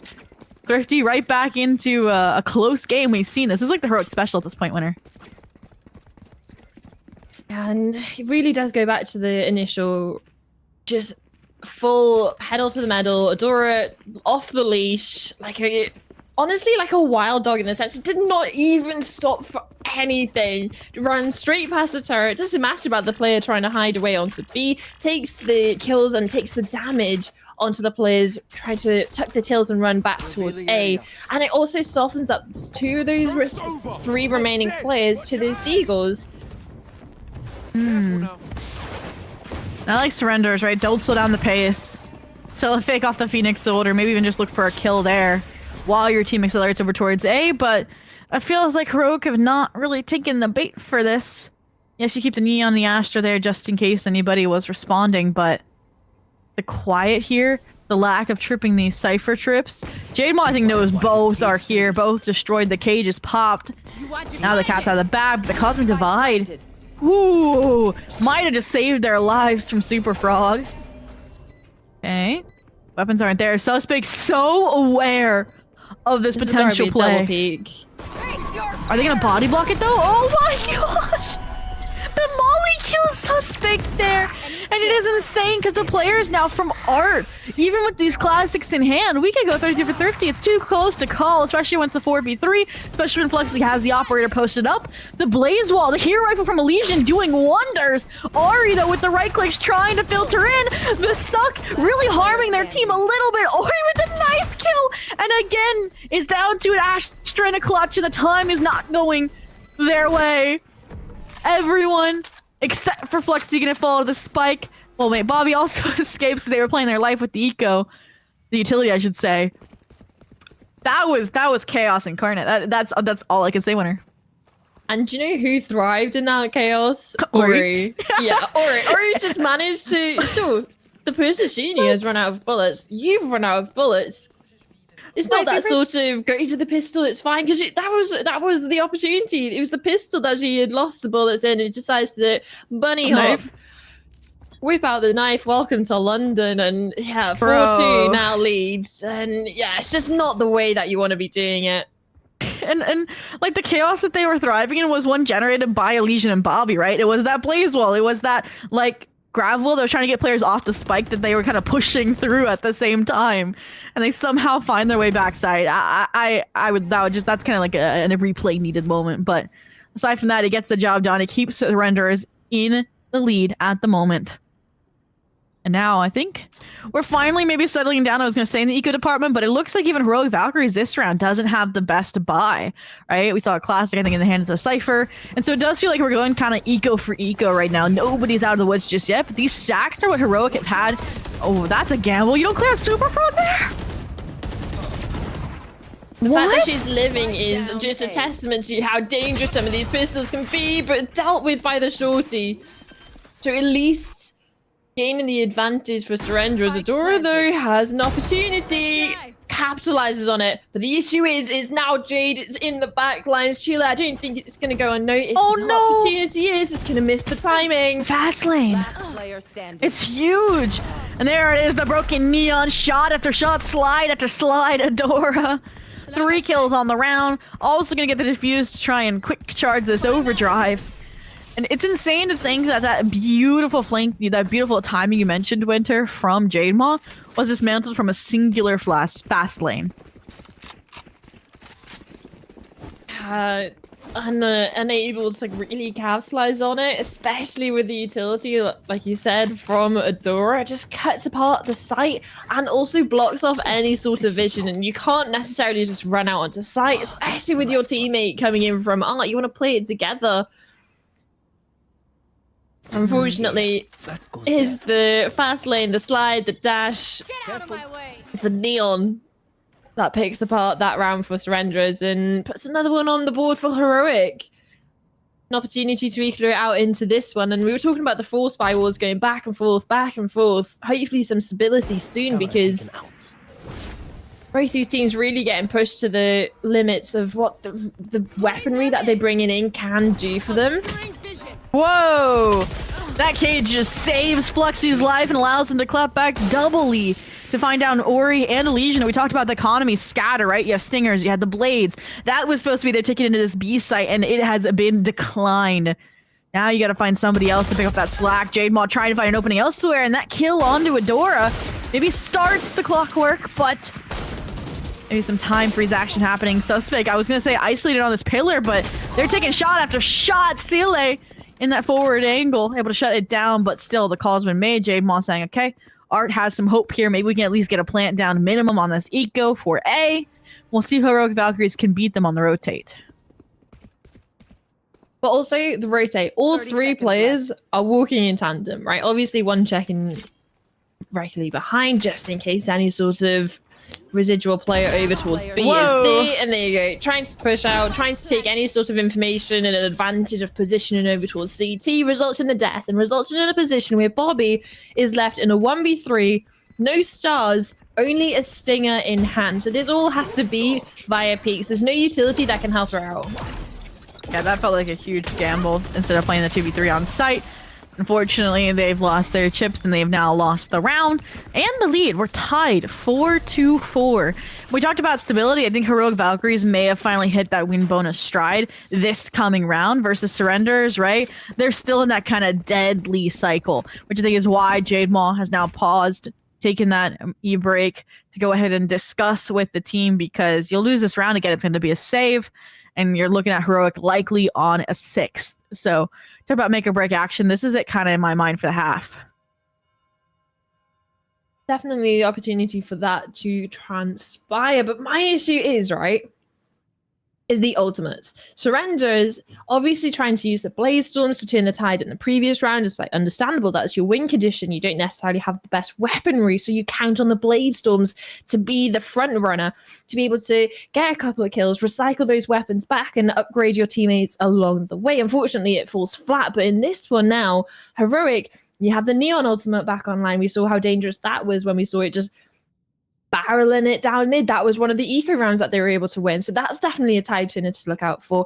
Lider and Chile also have theirs online, which is really good for stopping site takes, stopping plants, also going for the retakes. And another thing is Fluxy's 108. So the ult economy for the side of Heroic is so much stronger than that of Surrenders. The closest one that you can talk about is Elysian, and that's sort of that run it back if they're able to funnel some of those kills or the spike plan or even the orbs onto them. You can make a case, but there's so much more to do for the side surrenders just to get a good ultimate online. And I would also hate to like simplify this level of play to my diamondy low brain, but also they have that lockdown, right? So I think just maybe going for a more direct hit, like maybe entrust your Overall. Astra, yeah, I guess, but it still I think would like, especially if you take down these players over towards main, like this, I think you can still use it in the post plant there. Especially like, look, Lyda is trying to help Cilia escape, so maybe like lockdown. I still want to see it invested. Even like you mentioned, the Sovolt could be rough here. If you find a way to get it out, then utilize it. But beyond that, they're still going for these kind of split attempt plays, and so that keeps time for Heroic Valkyries to reposition to try and dislodge these kind of attempts and stop it before the plant goes through. And whew, finding both those players now. Well, now I mean, I was gonna say the lockdown wouldn't be a problem, but it's a 2v5. You don't want to use it. You're gonna take A. You're gonna take the round, and It wasn't even anything flashy, right? This round has been won. yeah. Well, almost won by Surrenders just by peeking towards main and walking their way through R and catching players in a whiz, but talking about players in a whiz, Superfrog has the knowledge to clear out the angles, but wasn't necessarily expecting to. You can't get past the fizz, and Fluxy 1v4, no opportunity back into this one. And that's another thing, right? For the side of Surrenderers, they don't necessarily have the best sort of post-plan setups in the sense of on the table. Sure, you have the reveal that you should be able to cycle back out, but the main stopping power is that Astra and that Killjoy. So especially when you're leaving some of the retakes later into the rounds or towards the tail end when the time's you're really under that crunch timer, it can get a little bit precarious, and especially since the rotates from Heroic haven't necessarily been too on point in the sense of they're trying to re-clear out when the players on B haven't necessarily started to rotate over to try and pick up some of the slack. So the A site players are forced and feel forced and corralled into an avenue that they necessarily didn't want to be put into a position that they have to re-clear out so late on with 0 util and, well, shift walking. Well, you talked about how in VCT Stage 3 as well, that Heroic Valkyries, you didn't like how they kind of sat on these ultimates, right? And I feel like that's a little bit of a problem here, because you mentioned how like the cycles were off, and that should have given Heroic Valkyries kind of an opportunity to keep things in their favor. Well, now they're starting to sync up a little bit, right? We talked about the run it back, that's online now. Obviously still having the lockdown. We talked about how, yes, maybe the ultimates for Heroic are better at neutralizing the ones Surrenderers has, like the Hunter Shuri, like the Null Command. But still, I think just letting something rip here could be exactly what they need. Like, just I think they might set up here for a run it back entry. I'm not gonna lie. My only concern is the stack and this Cypher utility on this site. Yeah, it's a nice adaptation, right? We were seeing the Cypher over towards B, getting a deep cam, especially the trips over towards Connected, which we still have. But this one trip over towards site, on this site push, should someone try and get that spike down, there's an opportunity to go for the spam, and that's exactly what's going to attempt to happen, but there's so much utility stopping it. Look at this towards back side. Hello. Elysian running back, trying to push the issue. It's good for one, and it's going to be reborn back over towards main, but the issue is spike has not made its way onto site. The null command has even stunted it further, and there's 14 seconds left. Hunter's Fury. 10 seconds left. I don't even think there's going to be an opportunity to use it. Nah, they're so close. They would punish it, and as a result, Spike is going to go down. We talked about all of that utility, and with the Sova so close, they even popped the lockdown, but it's out in the open. Adora showing, and that's just a signal beacon as well. That suspect is in art. Might not know where Jade Maw is just yet, as well as this Astra again playing their utility, but they've been exposed again. And this is Overdrive drilling into these players. Lyda sticking it all the way. The half is expiring. The haunt is good. Lyda with, yeah, I mean, look at this. A beautiful stun. Time not their side. If that shock dart went through, would have finished her. But Surrenders survive. Get that 6th round on the board. Again, this is a squad that just thrives in the own chaos that they generate, right? Like from the original exec off of the run it back to even the re-hit once the null command had faded. That was just insane, winner. Insane, sure, from the side of Surrenderers. It was a nice claw back into the round, but realistically, 10 seconds on the clock, so many players of Heroic ready and waiting. Even into the situation where it was a 3v2, lockdown to stride, all players noted over towards that, and still they weren't able to close it out.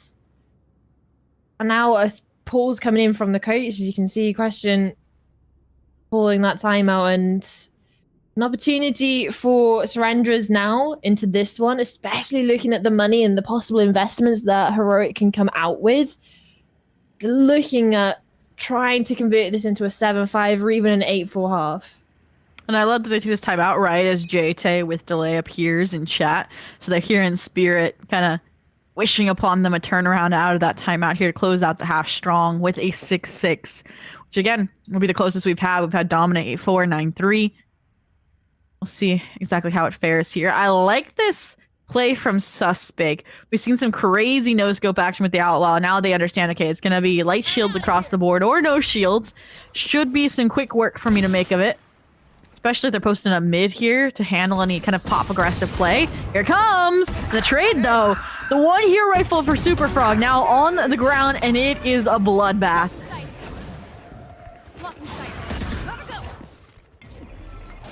All right. Both remaining defenders as well split up. No weaponry realistically to work with. It's really asking Heroics out of these Valkyries, because you're looking at this should be a surefire 7th. Surrender is realistically losing out at the start of this half in regards to the full spies back and forth. They were the ones Spike planted. I weren't necessarily able to convert majority of these half buy rounds. Here. Finally starting to find some sort of footing, especially after numerous A takes, pushing them down to the wire. There. Opportunity though for damage. Insane damage for sure. Adora trying to carry out Super Frog's Hero Vandal Legacy, but Elysian stepping up again when the squad needs it most, and Fluxy again left in a nearly unwinnable clutch. 1v3. And they just look like they're trying to die to the bomb. Look for that damage that you mentioned. The Classic putting in some work. Almost gets us. Thought they almost got a second there, but fortunately shut down. And the only repercussion is that Surrenders is now guaranteed a lead at the half as we lead into the final buy for both of these squads. And whew, again, just the quick pacing, the punishing for Surrenders has been so clean this half. But for me, for the side of Surrenders, it has so much flexibility and variability in the sense of it isn't just full quick pacing. They have the rounds where they really leaving it down to the wire, where they're leaving it down to 10 seconds left and they're still trying to get the spike down. And there's just so many different layers I feel like we're getting from Surrenders at this moment, especially with the composition. It's really highlighting the different things that they can do with it. Mm-hmm. And Heroic are kind of struggling, especially with these mid to late rounds, rotations not necessarily there, and lack of entry kills has really been the thorn in the side for them at the moment. But at least information of mid starting to get cleared out. Surrenders again, they're pushing back these players over towards A while keeping information of B, of mid and A, of the pushes, of any sort of liberties being taken by Heroic. Even it pulls over an extra rotate. All right. I was gonna say we might finally get a over rotation from Heroic, but the Astra with Fluxy on their way back, even now, that has been a category of perfection here, I would say, for the Valkyries. And I like the little jiggle peeks from Lida. Utility, run it back, invested. The Sylvie Till should be on point here, but there it is. The reveal, the Hunter's Fury in perfect tandem, canceling out a lot of this aggression. Spike dropped Art with the initial frag onto Jademois. Suspect trying to bail out the squad with some forward progress, but even that gets shut down.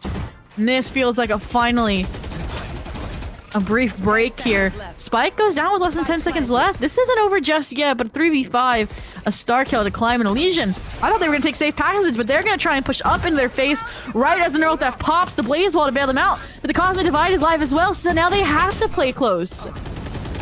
Yeah, playing ahead of the wall, they're taking the fight to them, and it's just a run in through past the players. It's Adora in the back lines. Wow. That was just at least get 5, right? no, perfect. Yeah, 7-5, the closest half we've had. And Adora versus Ori just coming into their own here on this map for sure. That was a perfect example, right? Ori playing ahead of the wall, able to find 2, but Adora slides through, takes care of them, and Bobby, who's been insane on the post-plant utility. Like, I think this is a composition as well. We talked about it, how Surrenders are starting the attack every single map. And this is a comp that I think is with the isn't as tight of a hold in the defensive half. So again, I'm a little bit worried, I think, especially just considering it was such a dominant half on, I believe, the attack when they got that 13-4. So I don't know if this is enough of a buffer room to get them across the finish line winner. I mean, there's definitely, it's not necessarily your more default one where you can really play for the B long takes, but it also gives you an opportunity to play really close and use the Phoenix utility in particular to get away with some really nice flash contact kills or really playing off the utility of your teammates. But this time it's a run in over towards B. It is going to be Surrenders being tested. Ori flashed over towards back. Cyber's a headshot onto Adora and his kills going left, right and center. But the kill feed littered in red, and that's a safe spike plant. Bobby too far away to do anything immediately. At least it's Heroic. Get a little bit more comfy in this post plant. All right, and the 1v3 now for Bobby. Pistol round again to lose this, but it's a 7-5. If you don't play through the second round, it's going to be tied, and Bobby's trying to do their best. Small little target swaps. Eagle in hand now as well. Maybe you can get some of the body shots off on these lower HP players, but just nobody moving an inch here confident in their Dominion over Link, and there it is. Rogue Valkyries, they're in secured to try and reclaim this lead on map 3.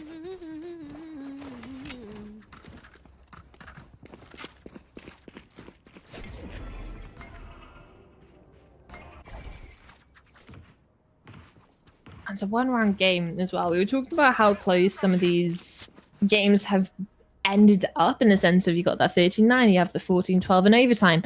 But a lot of the halves weren't necessarily close. You had a 9-3 that turned into, well, an 11-12. So for me, the pistols being split and this way in the sense of we're second round into the half, we're about to realistically equalize as well into a 7-7 scoreline. I really do feel like we have that sort of game on our hands in the sense of that you're talking of it's the final map. It's realistically just a glorified best of one at this point. Mm-hmm. And taking recency bias of the first 2 maps out of the way, you've got to be looking at a Heroic in the sense of how well they've been able to utilize lower weaponry, but then at the same time, Surrenderers being able to push the adaptations and the variability of slow to fast tempo coming onto these site hits. There's so many different things of both of these teams. Ooh. Spike down A. And sending the spike in first, definitely a decision. We talked about, like you mentioned, the points dynamics here between the Stark leads and the close leads. And this is one way to throw all of that logic out the window, right? By winning your second round thrifty. But it's only one opening frag, Adora as well. High gears, sit out of there with the spike collected. So they've dodged that bullet, that obstacle overcome from Celia alone. Now the rotation comes through, and they're being met as well. But the by issue the is massive players. Yeah, like Surrenders, what do they have to lose, right? And go around, so they're going to gamble the rotation. And Ori, we talked about how they trust in the single hold of the sniper rifle, and this is why. 10 seconds and counting left. You just molly this, and you're pretty good to go. Legion, though, no utility in hand means they might not be able to hold on to the site. The time is gone. Just leave. Thrifty. Wow. I've got to be honest. I hated that round in the sense of sure you can talk about the second round as like, oh, you don't want to go into a stack or anything like this, but the maximum people that you spotted over towards A is 2. All your eggs are in the same basket from Heroic in the sense you haven't got someone lurking, but you haven't got anyone who's cross B to check even if there's a Marshall or if there's other players that have pushed up B. And at the finest margins, they've decided, so when the time was going so low that instead of figuring out and re-hitting A and re-adapting their slight hit to, well, to work around the information that they were able to gather by the first player going down. They've hightailed it across the map into a stack because they're not doing it quietly, and also into a master where they have no information and haven't cleared out long. No, it was definitely rough. And again, talking about maybe how it's been a long day already. And they have another best of 3, I think, to play after this. But regardless, yeah, Elysian locked in, carrying that momentum of the 50 forward. They want the ace, they want the clip, but in the process, they get hit by their own curveball. Blind as a bat, and now having to wait it out, wait for the re-exit, because, I mean, is their exit even gonna come? Yeah, Spike, you don't have to commit to this ace site. That's exactly what I think they're saying. Maybe the fake has a runaway, but the Prowler setting Elysian up for a second curveball, and the 4-piece going for the ace. The spoiler would have been Fluxy, but it's not gonna happen. There it is. Clean headshots all the way. And Surrenders widen the gap to 3. Ultimate as well, back online. So that's going to be another thing to contest with if you're heroic. Another thing to be worried about is just off the bat, you can just send a Phoenix ult in any direction. There. Almost like a Sova drone in the sense of how this can work. You can get so much information. You can also even possibly net a kill. So there's so much variability in how you can work around this, but also on the retakes, and there's definitely opportunities for these to go through, but it doesn't matter if your Phoenix Whoa. is dead within the first 2 seconds. At least there's a trade. Jademar takes down the Neon, but at the cost of the duelist on the opposite side, the cost of the Phoenix. I mean, you got a second duelist if your Surrenders at the minimum. And I'm gonna say, even though I can't see the artillery, okay, I'm gonna say, Ori, I thought that you might have a sniper rifle at that kind of angle, but again, this is such a nasty off angle too. Like, it's gonna be the last thing you expect when swinging B main. I'd be shocked if they don't get one here. Aside from that, though, they also kind of have this now support from the Killjoy nearby, because Jamal's so deep in A main still that they know pretty much off the bat that this isn't an A hit, which also is why the Astra kind of has a lean towards B. Maybe also just playing for the sound cue. Players maybe an art from A if you can't hear it, but ooh, drone spotting them out. Ori robbed of that kill I thought they would get. A lot more time to work with this time for for Heroic, a lot more thorough as well. Let's see if Surrenders, a beautiful stun, setting them up, and it's just player after player solo swinging through this nebula. They got segregated by the gravity well as well, so you either run through, get stunned similar to the KO, or you send them to their death realistically, and almost seems inevitable, especially Jademar in the backline. They know she's there. They have to fight forward. There's no opportunity to save them because there's a player behind you. There's 2 more players in front of you. And it's on B long. Where have you got to save in that position? You have to fight your way out. Yeah, you would have to win against Jademar and then tuck, but that's rough because Surrender's on double digits. You're on a save. You mentioned how Elysian fell so early. Well, now they have the run it back, right? To guarantee kind of a denial of a thrifty or to lock in the next rifle round. Like, this is where a point where I'm okay with them sitting on these ultimates, right? Because you want to save up for that kind of grand finale to close out map 3, to close out the reverse sweep. And aside from that, right? A little mid-play action. Again, an eco strats. #1 go-to. Here we go. Ori, aware. They're in link. Fluxy, trying to be that distraction factor as well, but they're not going to fall for it. Fast lane is beautiful, and so is the Stinger. I mean, that's how easy it is to get onto some of these sites sometimes when you have a Neon at the spearhead.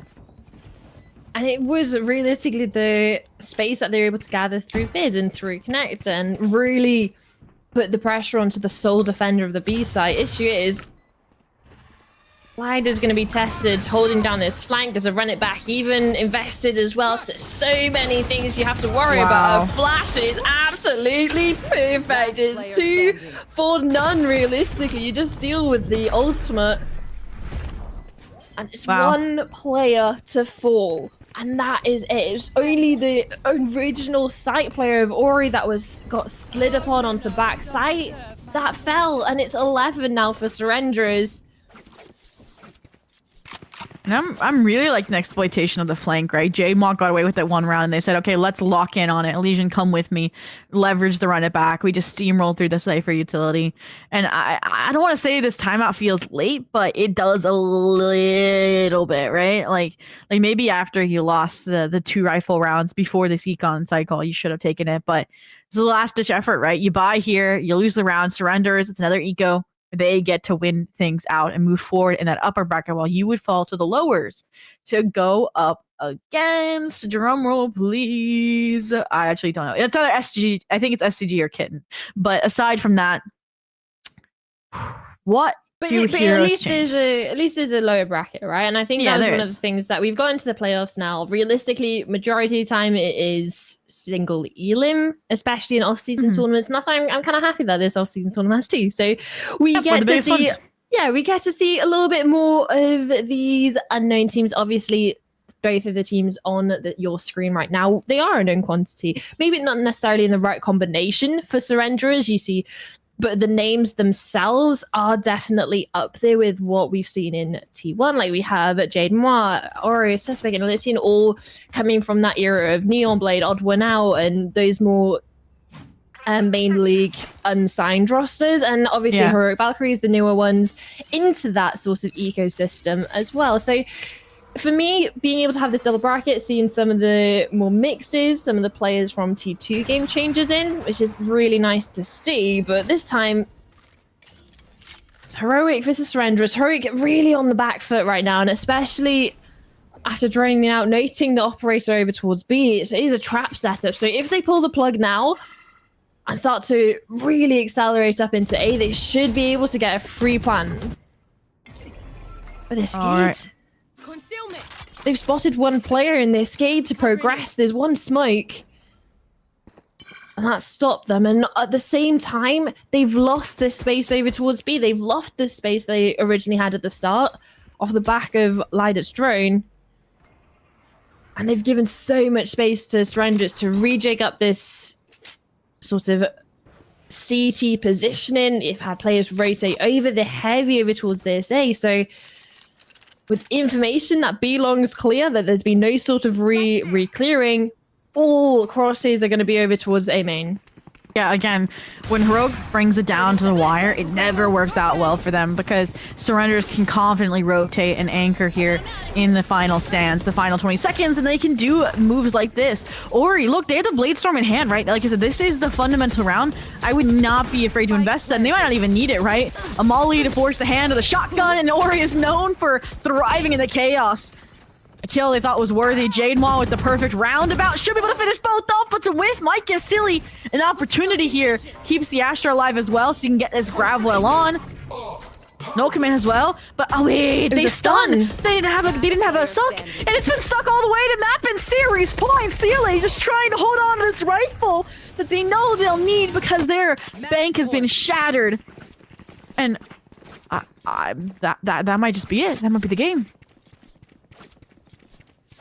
It very may well be. 6-12. We were talking about the comeback and praising Heroic for the attempts at one. When we were talking about Abyss, it was 9-3. They brought it back to 12-11. Inevitably lost it.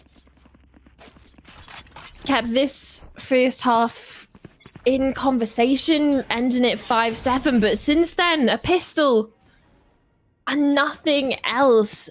It seems lackluster, this attack. It's fallen flat. And Surrender is really picking up the pieces and wanting to push themselves further along in the upper bracket, not wanting to fall in the first round. All right. And Heroic, no. There's no room for error. Taking it a bit slower. Jade Maw. Even if they don't find the kill there, good information. Prowlers, further confirmation. Again, they're just scared to take the dive for Heroic Valkyries, and this hesitation is what has cost them rounds after rounds. I mean, you have 4 ults to work with, even if you don't have the buy here. And, I mean, at this point, you really just need to throw these ultimates and commit. Because again, you're getting down to the wire, 40 seconds left. As soon as you make a presence A, I think we're similarly going to see surrenders on a full rotation over to support Jade Maw. So overdrive, rip, Cosmic Divide. Here you see the forces now rotating over, Tailwind and all, just trying to get over there as fast as possible. And Jade Maw, it's just smart. Get out of the way, let them onto the site, trust in your other teammates like Bobby to counter from Art. And this, you have the Haunt online as well. From behind as well, you know? Like, okay, Spike's down now, so a little bit. But now the lockdown, and I mean, your Sova, now you want that as a post-point option because you need to use it to destroy that. One enemy remaining. Whoa, Fluxy? It's not over yet! What just happened? What just happened? Fluxy happened. A Guardian happened. And he was coming down to the wire in the sense we were looking there and there's like, they're trying to get the spike down. There's so many players now, surrenders in the faces of Heroic. There's wall bangs. There's so much damage going through. The ultimate's going to drop soon enough. And as it does, you have Fluxy just going above and beyond. Another tech pause. Oh, what a time to have a tech pause. That's what surrenders can blame it on that. Be like, you just lost and it was short anyways, but it's a nice little, again, breather, right? Before another really impactful round. I think Heroic winning that, it was basically like a half buy, right? Because they were forcing and scraping the bottom of the barrel. And now, in 5 rounds just to get to overtime. Another Stark buy coming out from surrenderers. Thanks. And again, that was credited to Fluxy and some insane Guardian shots. Otherwise, it would have been a 3v3. And ooh. This is a beautiful setup. Bait into the flash, into the operator. Here. Adora. Playing with fire. The tailwind's gone though. Okay. Still confident to stay on this angle. You have the Phoenix as well holding this crossover, so any like push out from shops is going to be detected. So Fluxy isn't able to get the trade in should someone from top mid peek. But the issue is there's no one peeking at all. And now at a certain point you're going to start to see them proactive pushes. The dog is not going to hit anyone. The Prowler could lull Fluxy into a false sense of security and to peek out into mid, especially with an operator looming in that place. Oh my god, Jade Maw. No. You're joking, and Fluxy's insane in these kind of moments. I mean, fortunately 2 players are on flanks, so they might be able to still get her from spawn, but that point, now you know there's at least one flank. Will they expect the second? I mean, they have an operator anyways. And again, Heroic, they know there's flank. What do? You take dugout space. You take CT. That's exactly what Heroic does. Still holding on to this round. I know A 3v4, the neural threats as well, just to kind of lock things in. And all we're doing is having Suspect play distraction for the players coming from main. Or diving with a shorty this time, not gonna get by with those antics. And Suspect in the 1v4. Phantom in hand, and again, I mean, they're just gonna kind of flank their flowers if this develops any further, which Dora is able to do, and keep Heroic on this charge for OT. 4 rounds to go. And I think I was going to make this point in the previous, is it's 4 or 5 rounds that you need in a row flawlessly, right? And it's just something that, for me, the margin of error for the side of Heroic is so low in the sense of the previous rounds that we've been able to see them win. It was really coming down to the wire, or it was coming down to pop-off plays from certain Heroic players. How repeatable is this in that long run, in the sense of it has to be those rounds on a trust in a row? Sure, you can get a couple of easier rounds in there from surrenders if they put onto the eco, but ult economy starting to build back up for them. A couple of rifles on some of the players, so it's definitely going to be a dangerous situation for Heroic to deal with, but they just have to go through the paces, clear your angles, use the utility, gain the advantages in any way that you can, capitalizing on the surrenderers' mistakes. But the issue is surrenderers have been the one capitalizing on those Heroic make. Heroic has started to clean up their act for sure. And I'm glad you mentioned the ults, because they used them all to lock in this 12th round, so that does give this brevity to Heroic. But again, there's been some Heroics on their side, whether it be Adora or Fluxy, Elysian. This is a bold angle, but it could make or break the game. They're supported by Ori, Superfrog as well, diving into a similar charge confidently, because they know they can win both of those duels. A 1-for-2 trade for your duelist could be worth it, but look at this. Beautiful Nightfall. The decay is good to get a lot of damage, and they line up. Lyda should not be alive here, but it's still a 1v2 for Bobby. Planted. And the swing, Lyda, you're bold. It confirms at least Ultimate. where Bobby's coming from. I'm pretty sure they also know where Flux is, or at least they should. There's an ultimate available to force the push through the wall, but it's the stun and the smoke that they opt for instead. At least Okay. using the utility, draining that of heroics. Yeah, that's a really difficult situation. I think if they didn't have the recon bolt regenerating on time there, they could have maybe tried to stick it through, but again, the concern and the first Astral Star falling. 3 rounds to go. Seitu wants to get a word in with the squad, realizing things are getting a little bit down to the wire, too close for preference. I mean, look at the buy here, right? Like, you don't want to force yourself into kind of a 2 or 3 round spiral that leads to overtime.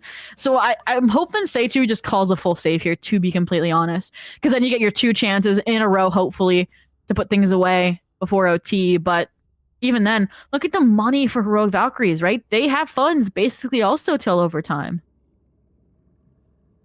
And that's the issue, right? If Surrender's cash is starting to really scrape the barrel, you can talk about the 5 rounds that they were able to win in a row, but it was answered back in kind with Heroic with 3 of these. So the fact that Surrenderers have gone, I say so long, it's been 3 rounds, right? 3 rounds without a victory, which means that boon of the extra cash coming in isn't there. And looking at this is like you're making that decision, especially with the timeout coming in, of what do you prioritize? Do you go for a dangerous buy in this one, you eco fully into the next, and then you have that final 4th and final round, the 24th and final round to really have everything coming in, because you're going to have that loss bonus through and through, right? Because they've already lost 4 in a row. So it's nothing to do with that in the sense of how are they able to get the ultimates as well, some big power ultimates online. Ooh, and diving into this round. Got to see those changes from the timeout. Again, heavy trust in Ori, and this time the change was a gamble for this being an A hit, right? You had the 3 players push out of A main. Ori, I like this. Instead of sticking around, maybe trying to find a kill or 2, they just get out of the way of this null command. And instead are going to play for the retake here. Really, really nice here, but the issue here is that Heroic Valkyries, evidence being A-side ascent, never take more than just the site. They push into these extremities, and that's exactly what happens. They catch not 1, but 2 players off, and now all that remains are the CT forces. Throw in, you run it back, doesn't stick. Throw in Jade Maw, she also seems like she was going to fall, but a nice kill, and Sile disrespecting the hot hands. It's all down to Elysian, and Lyda steps through the wall of fire to get double digits for Heroic Valkyries.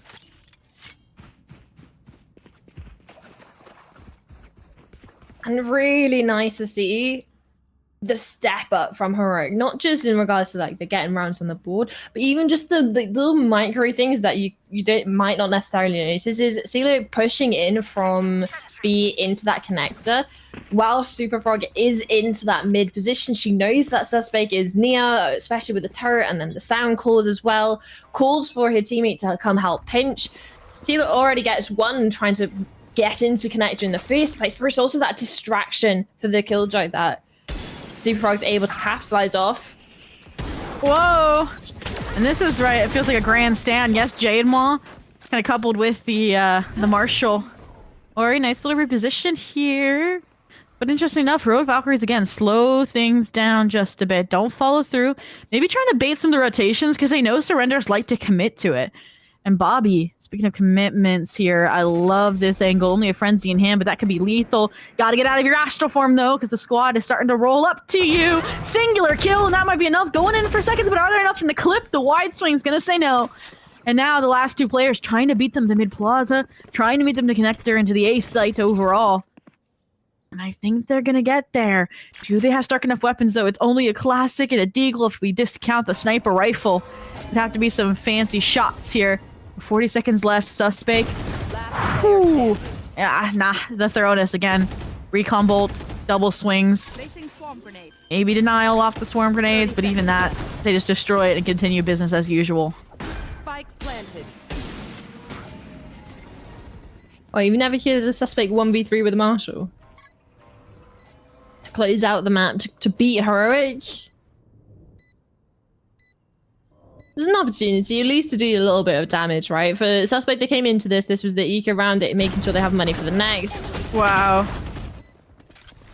Force Suspect. reinvestment as much as possible. Even martial out now, 11 HP. It's just really There's no trying way. to do as much damage as possible because there's no time. There's pulls, there's stuns, there's so much for the side of Heroic that they have to work with. A nice shot though. So at least some damage going through, but again, they've run so many rounds in a row, keeping a decent amount of people alive. There's no issue for reinvestment, right? Like this. Maybe trying to pull out some of the utility, like hoping that they could force possibly one of the ultimates to be used. But again, you're in a situation where you know there's only you're going up against a marshal and a sheriff at most. If you're able to pressure Heroic into using an ultimate in that situation, then there's definitely some big questions. Yeah, I spent 5 rounds in a row. The same dominant streak Surrenderer started this half with after that second round Thrifty. They're taking the fight to them. They're saying it's do or die for OT. And look who spotted it out. You can't get away because you've been hit by the 0 point. Beautiful reveal that Light is able to capitalize off of. You lost one of your star duelists, Elysian falling. And again, we talk about Jade Maw and how when the situation demands it can step up, but you step forward, you're gonna run into 3 players. And I feel like we're hitting that same kind of just helplessness for Surrenders that Heroic Valkyries was on. You know, they're just taking fights they have no right to swing without thoroughness of utility, and this is the result. Result Aww. is an easy way to claw back the round deficit that they found themselves at the beginning of this half, and Heroic are answering back in kind. We were talking about the comeback for Surrenderers.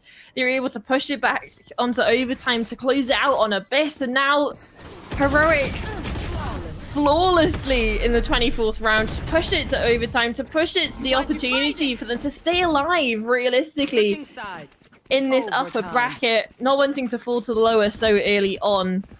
All right. Now we've had our fair share of production curses, I think, this broadcast so far. But what happened on Abyss? A 9-3 comeback into overtime, and then Surrenders sweep it under the rug for 2 rounds. Do we think them starting on the attack half, their better half, can cause a similar mentality shift? Yeah, mentality shift is something that's important, right? How bad is Surrender's mentality going to be, right? You lose your map pick. You had a great start to the second map. You almost lose it, almost lose in a 2-0 fashion. Claw it back to overtime, win. This time you had a decent first half. Follow it up by a string of rounds for yourself, and then it just slips right through your fingers. Multiple map and match points thrown away, but talking about the mistakes Surrenders were able to capitalize on that Heroic were making, this is the complete opposite. Heroic are the ones now leading the charge. They're going to have the momentum. They're going to be the ones playing into this overtime with confidence. No, I love that Astra util there. Just a singular smoke forces all of the Fade kit out, basically, to clear out main. Now they're probably going to slow down, wait for that regeneration as well. How do they have to dip side altogether? I mean, they know there's, okay, KO, they know there's a Neon. That's about it. Suspect, spots, Light as well. So now you know there's 3 here, theoretically. Like, yes, the Neon can rotate really quick, but if Suspect stays here, they're hoping to keep them preoccupied. Preoccupied and stacking the wrong site. Careful. But the only issue is Super Frog 30 seconds left. and Fluxy. And a whole lot of utility that they can work with, right? You have the trips, you have the stars as well, being able to hold an advantage in favor, but isolation over the 1v1s over towards Time. site. Fluxy has an opportunity. 10 seconds Super left. Frog, sorry, good for 1, but again, talking about the time runs down, but it's still a spike planted, and post-plant positions varied. Yeah, I was worried about them not taking Hall's control, and now that they've gotten it, they're getting forced out by a beautiful stun. But you know what's accurate in the face of a stun? A shorty. Bobby pulls it out, finds a door, and it's all down to Lyda. The 1v4 deny surrenderers, the flip back, and after 6-7 rounds in a row, they finally stop the charge from Heroic. There it is, yeah, 6 rounds to OT. If they come all this way, this is. I'm not gonna curse it. I'm gonna keep my mouth shut, Winter. Yeah, please. No, I'm But not. I'm not. No, you see the parallel. You see the parallel. You see the parallel, No, though, right? I don't. No, you don't. No, I'm not seeing any more overtime. I see nothing. Eyes are closed. Let's just take a breather. But the thing is, right? Talking about the parallel, I will mention it. Abyss, it was very one-sided. It was very attacker-sided, right? They couldn't get a defensive round on the board. It was 2-9-3 halves back-to-back. This one, 7-5, right? And even looking at the timeline, it's a lot of string of rounds together. So the momentum aspect of this map in particular, for me, is at its strongest now. Because Abyss, it was sort of like all in one favor, all in the other favor, and it was sort of shut out. Whoever was on attack had that momentum. In this one, you have it going that sort of back and forth, even on the timeline towards the first half, coming into the second, you then have that chunk block of rounds both teams were able to put up. So you have that varied sort of pendulum swing of this momentum. And looking at Surrenderers now, the one round that they needed to get, they've managed to get as soon as it goes into overtime. Like, it's just typical, right? You have so many chances to close it out. It gets pushed to overtime. You finally get that coveted round. But the issue is they have to have this follow-up now. They don't want to push this into another overtime. They're gambling again, though. Look. I thought they were about to push through again with members over towards A. Ori as well, kind of in a deep position. The tailwind out, not spotting anything. This is interesting. They kind of hold the line A, wait for that 0 point, wait for that information. It doesn't come, so now they're going exploring here through art. That's what happens when you commit your KJ over towards B. You don't have info here. You got to place a player. You got to place the Prowler.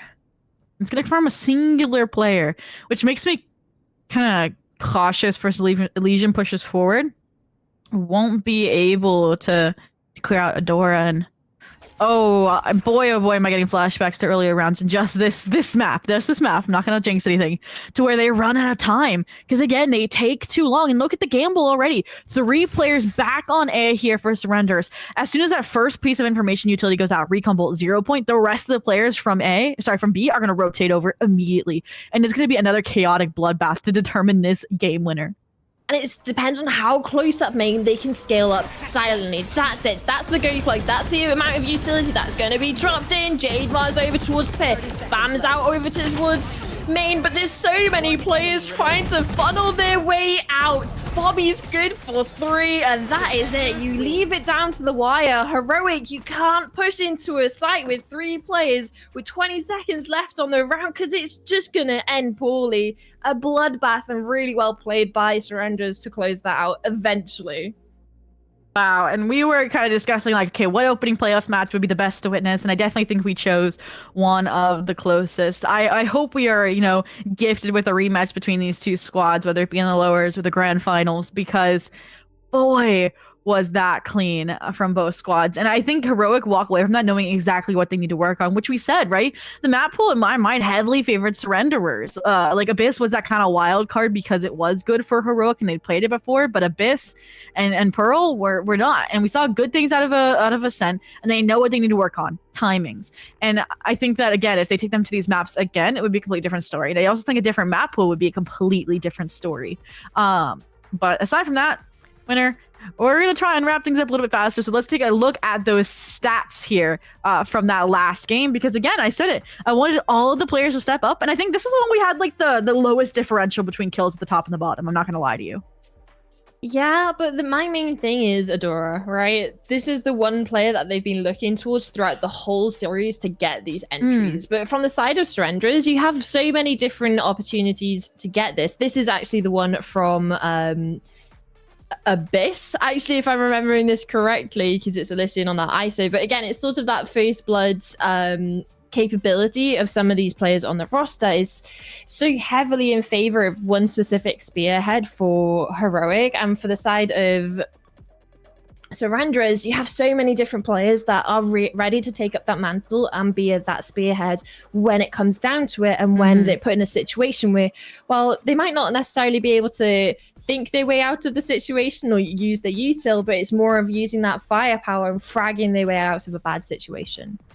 Yeah, and I do agree with you, right? We said it was chemistry, coordination, working for Heroic, but again, just the pug energy insane on the opposing side. And it was actually 12-14, as we see there, for Surrenderers winning it out. Take one last look at that scoreboard.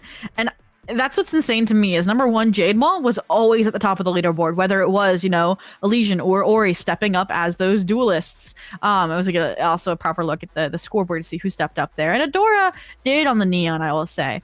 But the other thing that stood out to me was just Elysian's growth during this series, right? Like, they went from, what was it, 8-17 on the Omen into, fact check, into 14 and 21 on the Ice. So having a really important first half, to now 21 and 21, like, on the Phoenix. Like, this has got to be one of their favorite agent roles. And I'm sorry, but if you're going up against this squad, maybe ban out Pearl, even if it was a close affair against Heroic.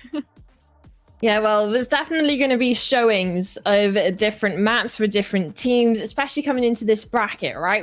Like we said, we were talking about this is the off season for a lot of these teams. It's a chance to prove and to test a couple of things in officials before it goes into the main circuits that they're going to be competing in the next year coming. But that is it for us now. My name's been Winterio, and it's always going to be, but this is Zuby alongside me. We have honestly been impressed, I think, from the side of Surrenderers coming into this, and excited to see them further on into the bracket. But you guys we're going to be taking over. Echo and Affinity are going to be taking you through the next BO3, because it's 8:30 in the UK and there's still more maps to be played. So there's definitely no reason why you guys should be going anywhere. Stick around, short break while we get everything sorted for the next best of 3.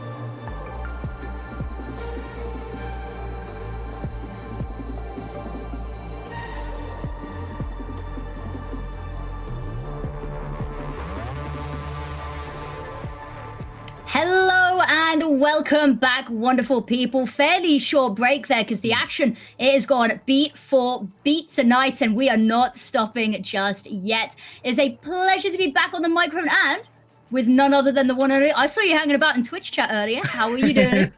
Yeah, I am doing good. That was an exhausting to watch, let alone to play series that we just had. And like you said, we skip through the break as quick as possible, get into the next action, get everyone all at home, keep your blood pumping, because this next one, it's still going to be a banger. It is indeed. Now, both of these teams have played today already, and actually seems to be a little bit of a running theme, dare I say, a curse, that everything has gone 3 maps today. Both of their games before going 3 maps, and actually, you know, for Formulation Gaming, reverse sweep on the cards there as well, off the back of one of the biggest upsets we've seen in a while. Yeah, I think I'm going to put this up there, and maybe the biggest upset of Wingwoman so far. I think Formulation Gaming, they're a good team. They came 4th in Lioness earlier in the offseason, but they're relatively fresh together. And then you're looking at a team like ATN, who are storied. They've been at the top for so long. They made it up into main event, as we all know. They're such a good team, and they've been together for almost a year now in this current form. And the fact that the reverse sweep came in is incredible. And Formulation Gaming, they're going to be feeling good, albeit a bit tired after that game. Yeah, indeed. But, you know, hopefully they've had a little bit more of a chance to breathe than Focus has as well. Focus literally fresh off the back of the game as well. I don't even think it's been 15 minutes just yet. So they are hopefully, you know, still warmed up a little bit here. That's going to be maybe a little bit of what we see come into play here is Formulation. They've had a fairly long break here. They've definitely had time to cool down here, unless they've been keeping that up in the background. But they've had the time to discuss on the flip side. They've had a time to look at how they played, go, we don't have the opportunity to change anything major now, but we can change a little bit of where we leave our focus and emphasis. So, you know, there may be a little bit of the hot and no time to discuss versus cold, but a little bit more tactical coming into this. And of course, right in the high of that win, I think we might be ready to go with map number 1 very shortly. Yeah, let's take a look at the map Veto, because we've got 3 maps coming up. This may go to all 3. Like you said, the curse has meant that we should be going to all 3 so far this evening. Obviously, only the game of Killer Kittens and Just Some Chill Girls didn't. But we're going to Bind first. Then we're going to head on over to the Wonderful Abyss, which we saw earlier today. And if we make it there, we're going to end on Ascent. And I think, at least to me, these first 2 maps, good. And I think I'm very excited to see how both of these teams do there, especially when we're looking at FMG, because FMG's Bind, having seen it in Lioness, is very fun to watch. Yes, indeed. And Bind, I think just a map that doesn't get anywhere near the level of love that I think it should. You know, maybe a little bit of bias there. I think it's a great map. But I'm excited to see it. And then Abyss as well. That's pretty high intensity back to back for a little bit different reasons here. But then Ascent, everything ends in Ascent these days, isn't it? It's the old faithful. But I think it's going to be definitely a deal breaker and a brilliant way to settle this. If we get to 3 maps, it's an even playing field there. And I think it'd be really exciting to see. I have, unfortunately, no doubts this is going to be a long night for those players as well, because they have been going since about 5 p.m. That's not even including warm-up and prep beforehand. So, you know, late finish, truly the esports way, isn't it? It's got to go, and it's got to keep us exhausted here on the desk and keep everyone at home entertained long into the late hours. Sadly, it's only a Thursday, but, you know, just keep it going as long as possible. I do want to talk about Bind and expectations, because for Focus, Bind, it's a map that they're going to be happy with, right? Their Bind is relatively good. They play a pretty mostly standard comp on it. But what I'm excited to see is if we do go for both of these teams going for their staples that they've shown so far in Wingwoman with the double duelist. Because both of these teams like to run Euro. They have a different core around that. But I want to see if they actually stick with it. Because especially when you're going up against another team you expect to have a Euro, you're kind of throwing a lot of your ideas out the window because they're prepared for teams that don't have that quick rotate, right? That quick ability to fake and position yourself on the other side of the map. So whether or not we see that, very interested to see, but regardless of which way it goes, it should be so exciting. It should be indeed. Now, I think we should hop right into the agent select on that note. We're ready. We're raring to go here. And that is what it's going to be looking at. The Euros on both sides. Little bit of deviation here. Anything that particularly stands out as interesting or expectations completely met here, do you think, Echo? This is what I was expecting for sure. I was definitely expecting to see FMG going with... so actually, I think this is slightly wrong. We've got FMG have the Astra instead of what we've got here. But so the FMG are the team with the Astra, and they like this slightly more mid-range style composition. They like to be able to, throw a Fade Haunt, pop a 1 second smoke with the Astra, take some space, retreat back out again. Whereas Focus on the other side, this Skye no longer anywhere near as much utility to be able to play that attrition game, and much more focused on burst. And that's what we're going to be seeing from Focus. You've got some incredibly good players on all of these roles, especially when we're looking at someone like Lenny on the Raze. So much entry power. But it's if they can actually overwhelm FMG. That's what I'm wanting to look for here. Yeah, that will be the big one. But catching people off guard and by surprise, that seems to be tonight's goal. And I'm really excited to see this. So, map number 1, here we go. You can see very clear intent over towards A to kick this off with. It's going to be feisty. It's going to be fiery. And 15 seconds before all chaos is unleashed.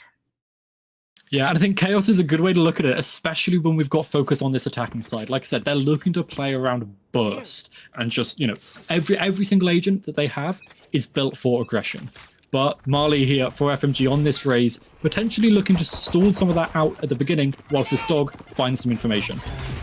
Indeed, it's right up in their face, and unfortunately it's going to backfire, and there's not really been able to take much ground, much space off the back of this opening death either. They are just held at bay, and now somebody else stepping up has to be the one to lead the charge. Dipping through the smokes, a couple of bullets exchanged, aren't going to go down, however, and that's going to be huge for them. The fall back to lamps, and now a couple of bits of damage through the walls, and the rotate can potentially come on through and flank their Echo.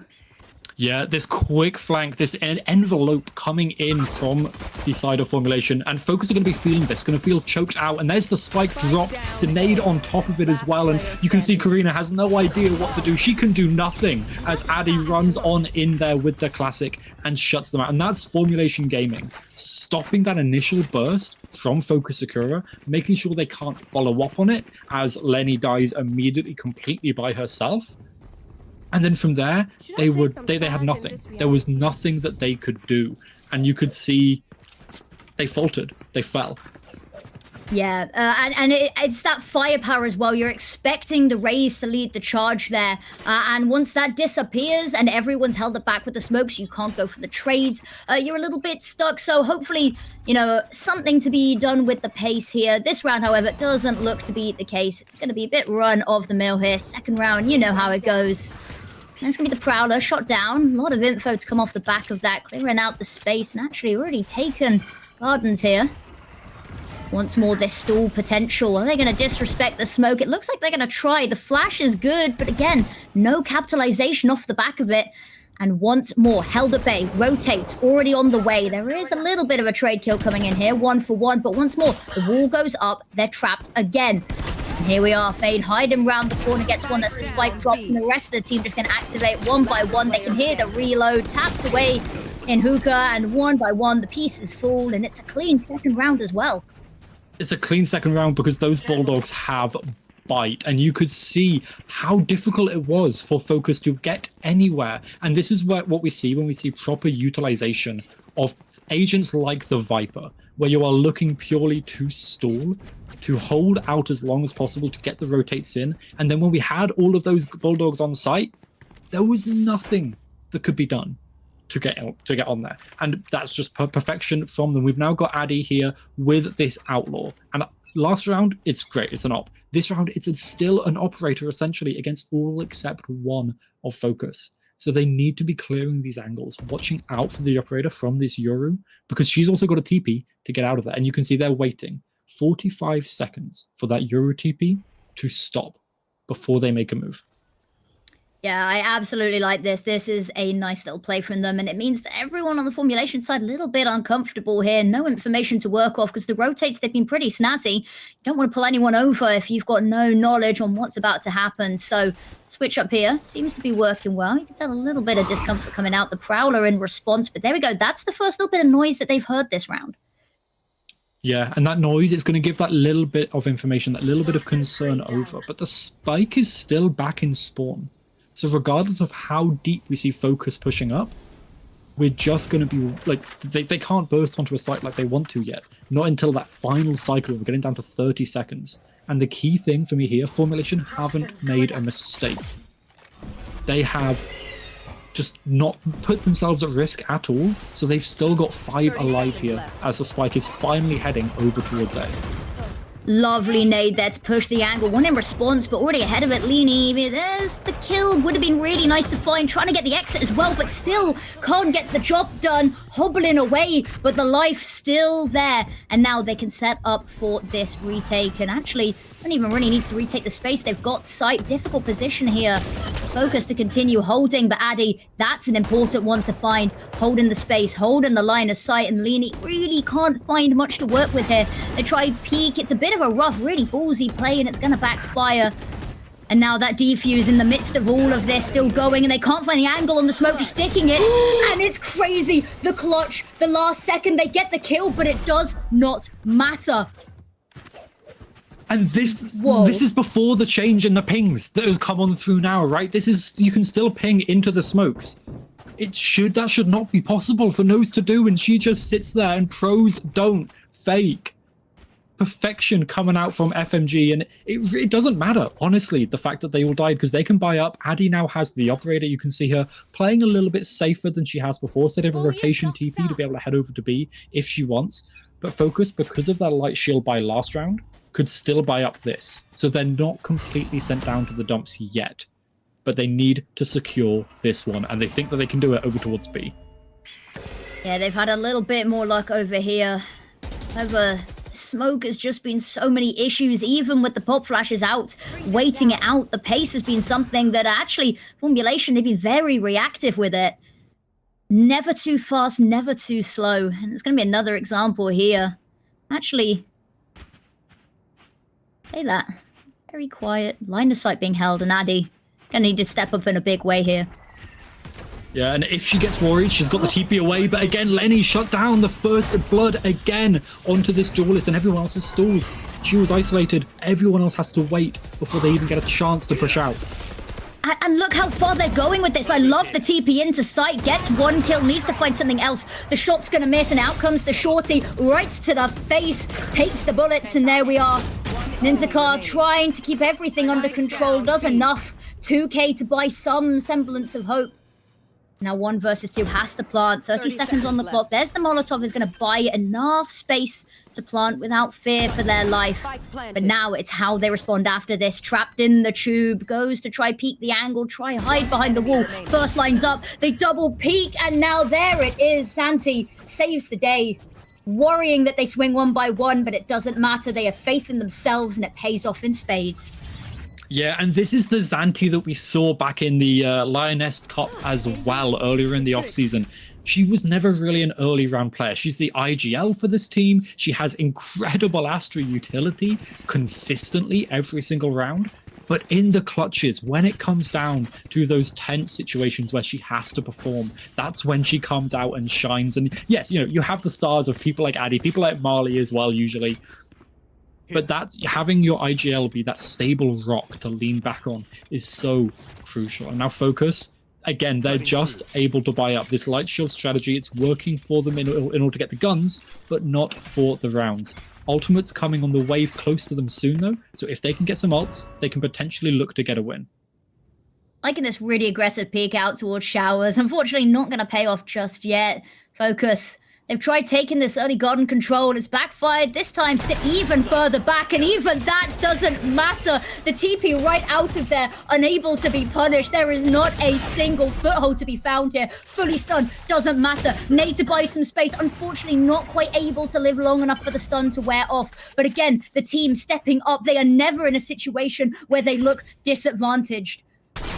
and there is not a single ounce of oxygen that they are allowed to breathe in this round, in this map.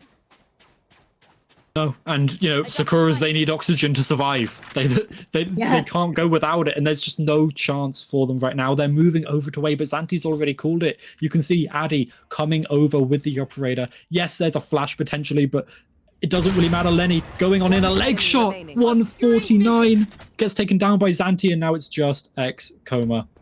Not much you can do left. I think that the op shot there was all just a bait for Zanti. They never meant to hit that shot.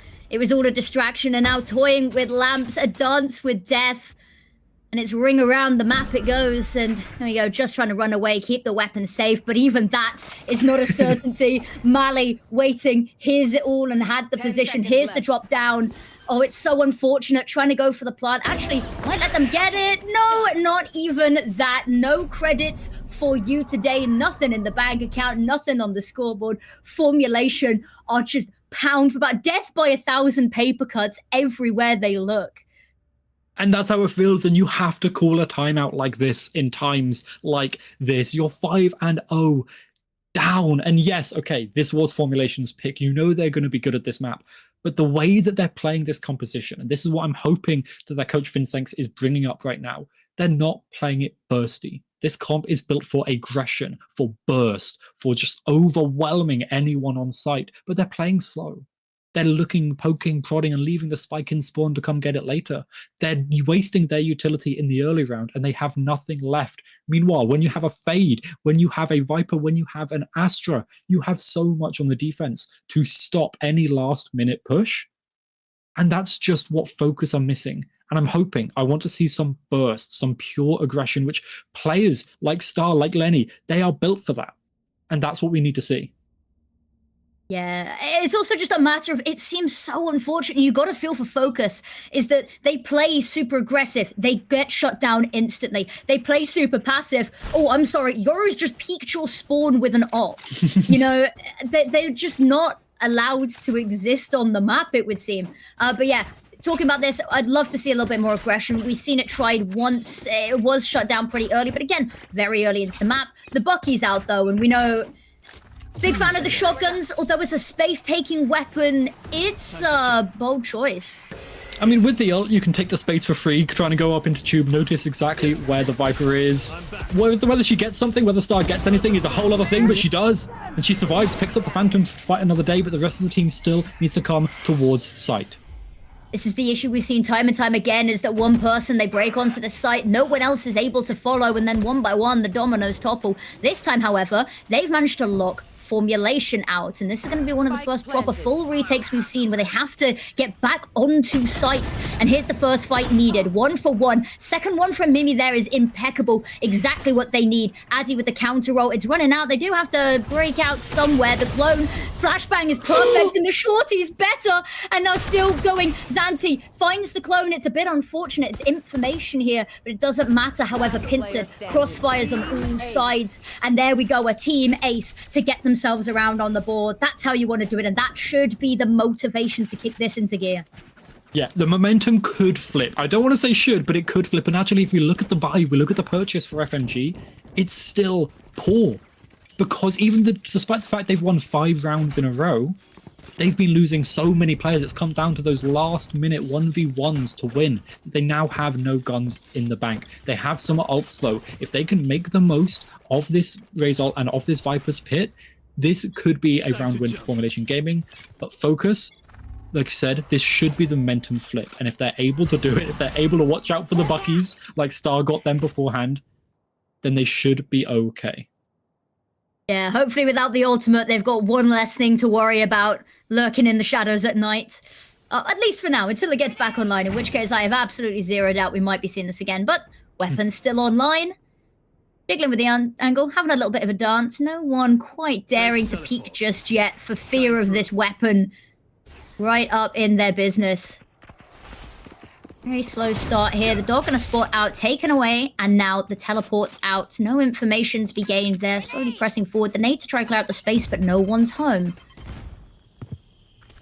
It's good. It's a nice little fake. Addy putting that little bit of a horror in their minds that she could still be there, but she's not. Xanti, though, does Karina check this close angle?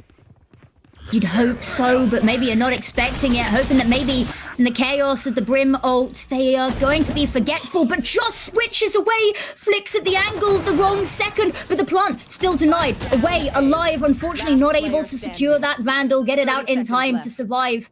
And here we are, the judge. 1 versus 4, but it's up close. If they can find a pick, they're not really going to have the chance to switch weapons in this angle. Emmy's watching it, and they're sending in Star to go hunting. You don't need to hunt this, though. It's dangerous, but actually Ninzakar just puts away the gun. Goes for the classic just in case it's a long-range battle, I guess, looking towards short. And the timing was so unfortunate, but another round for Focus. And that timeout, you can see Focus feel like, pardon the pun, focused. Like, they feel like they are working together. The communication, it's come back again. They've come off of a win earlier. Like I said, they might be a little bit tired, but the communication is back how it should be. And they're still actually playing around these light shields. They're setting up their economy in a way that FMG didn't, to make sure that even if they lose a couple of rounds, they can keep this purchase going. But Noza coming out with this Viper's Pit, taking control of Sands. And this isn't usually a crucial part of the map for Focus to take on their attack side, even if they're hitting B. You usually don't take this until kind of the middle of the round. But it puts a lot of pressure out, and it gives the information to FMG that they can put 2 people over towards long for this fight. Can, and that's exactly what they're going to do. Flash high and an immediate response, a flash of their own, and that means this is no man's land. Everyone backs away. And the response, let's head A instead. That Viper's Pit's causing them some issues, so why not just dodge the issue altogether? Addy's TP, the timing is perfect. Oh, true. Here we go, first shots, first contact. Nothing to be found, no bloodshed just yet. The satchel and the showstopper to come out. No one's going to be lurking around this corner. Going to be wearing the timer on that pretty thin. Fire it into the smoke. You might just catch one. Not even knowing they're there, but clearing the space anyway. It's all they need. And Addy now stuck. The bot racing towards them. They got to do something, saved from an unlikely death by their teammate up in heaven, but now they've still got to do some more. The smokes, they're going to start wearing out soon, dancing in and out of them. Ships in the night, there's the first one. Mimi gets some more, but however, spotted out by Xanti. Back and forth we go, but it's nose, it's this flank. They're not expecting it, and now every single person stepping up. They're going to tap the defuse. Scared maybe by that ninja earlier in the game. They're going to be a bit paranoid. They deal with the first player, and now Xanti, so much to do. That timer, it's starting to get dangerous. Has to find this first one. A bullet outline around Karina. And another round for Focus. We talked about the momentum shift, and I think we're starting to see it. Yeah, and I was going to say, I want to get a call this timeout now. You'd want to make sure that you don't allow this to go too far. You don't allow the momentum to continue on, if you can help it. And using this timeout, yes, it's only 3 rounds lost, but if you can secure yourself the next even 2 or 3, you're putting yourself at an advantage for the half. You only need 2 to be at an advantage, and this was Focus's pick in terms of the side. They chose to start on the attack, so you'll have a feeling they're going to prefer the attack, and they should with their composition. Thank you, Observer, for getting us these up close and personal bits with the Gentlemates. Someone's a JT fan over here, I think. Maybe just Gentlemates overall. But crucially now, what this comes down to is if we can see any crazy eco rounds coming out from FMG to flip the momentum now, because we saw so many in that last series from Heroic. FMG need to pull out the same kind of thing. Yeah, but last series, time and time again, we saw the clutches, we saw the comebacks as well. I don't think there was anything that series was missing. So this series, hopefully lining up to be exactly the same. But you're right, Formulation Gaming would be a really nice one. Maybe not this round. If they can find this round, all power to them. Everyone loves a thrifty. I mean, unless it's against you, but everyone loves a thrifty. And, sheriffs are notorious amongst the game changers scenes and adjacent tournaments. So I'm keeping my fingers crossed, quietly optimistic, but not looking likely. Slow start is not going to play very nicely into Formulation here. But Addy, like the aggression, we've seen it a couple of times. We've never seen it quite this far out from them. Shots fired. Does Karina realize she's this close? Don't think so. Absolutely not, actually. And no time to recognize either. Instant headshot, instant death. But the rest of the team on the other side of the map, that is going to be the call to arms as they push on forward. They do now have to be very worried about this flank, and they don't have much flank watch either. So it has to be now. They have to hit hard and fast and secure themselves on site. However, Molotov, a couple of issues. Clone taken down. They know that's not a worry. They see the TP trying to shoot it. Not going to be successful.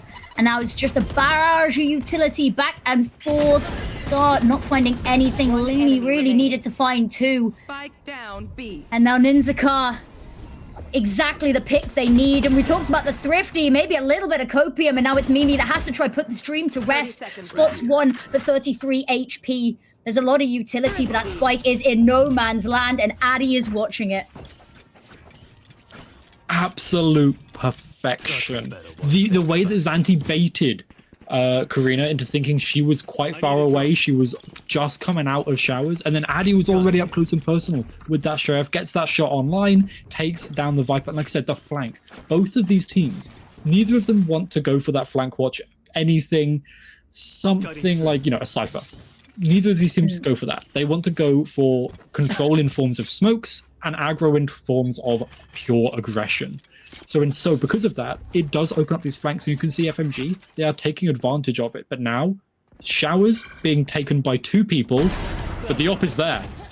It is unfortunately not quite able to pull away from the orb in time to draw their gun, and the reload time there on the op not doing any favors. So it's 1 for 1 and a little bit of damage as the cherry on top here, absolutely favoring focus.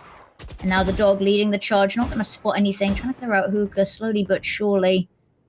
Maybe a little bit of a ruse, however, because it looks like the rest of the team peeling away here. They've called the rotates over, and now they've got a relatively quiet site ahead of them. Zanti's pushed up very aggressive. Any footstep over towards market, and she's going to hear this, but she's an Astra. Oh, there we go. You can see the TP's already come over. She heard some footsteps. She's called some support, but she's too far aggressive. She knows she's going down here, so she's got to try and find something. The flash didn't see her. It didn't, and that's going to be catastrophic. They go 1 for 1, and in the meantime, that is all that they need to call everyone back over to this site. The Nightfall. And Addy hopping into the dimensional drift there is going to spot the planter. Lots of information to work with here. Just toying around with the brim, causing some havoc. And there it is, the shorty, not able to pull it out in time that time, and is punished. Spike goes down, but Ninskar able to hold them off here, but holding off, that's not the aim of the game. They don't have the cover here to defuse without it. Trying to hold off there for lamps. They toy and they bait out brim ult. There's still so much more to do here. They hear the footsteps, they shoot the clone, dodge, go for the repeat, not able to find it. And elsewhere on the map, Mimi finds their kill as well. And it's weaseling so far back there. Formulation couldn't get them out in time.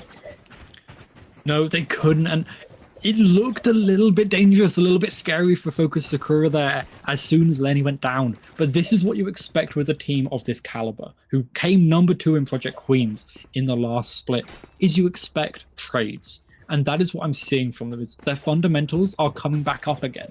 They're improving on this as this game has gone by, and now they're working together as a team. Yes, maybe Lenny dies aggressively, but someone will always get the trade. And now, FMG down to yet another eco round. And these are so hard to call, because if you call an aggressive short push, everyone expects it. Karina, already watching, and Star takes down Zanti in the meantime. Lovely pop flash there, and it's the clone, however, that lives to tell the tale. They double up, they double down, and now suddenly 2v5 this round, not looking particularly hopeful, and even doing maybe chipping away at the economics a little bit here isn't looking too likely. And now Focus, I don't want to say a free round, because that's exactly how you jinx it, but all of the stars aligning for them here. Especially with the fact we only have the Classic and the Bucky online for Ninzaka. She's maybe able to get into lamps, but she's going to have to be very quick, and she can hear the footsteps. Not worth peeking out just yet, so probably not going to get any value from this.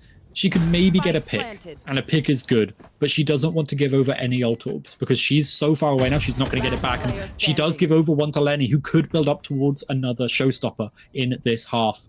So knows, just die to the spike. That is the plan there. Can hear the paint shells, desperately trying to dodge the corner. But you're right. Die to the spike is the end goal, but that might be a mercy they will not allow. And Star's got the shot, 3 in the round, just ever so consistent in the background there. Round in the half. And I say consistent in the background, joint top of the scoreboard for kills there, but just this consistent rock presence that you could always sort of rely on, holding the angles, covering fire, one might say.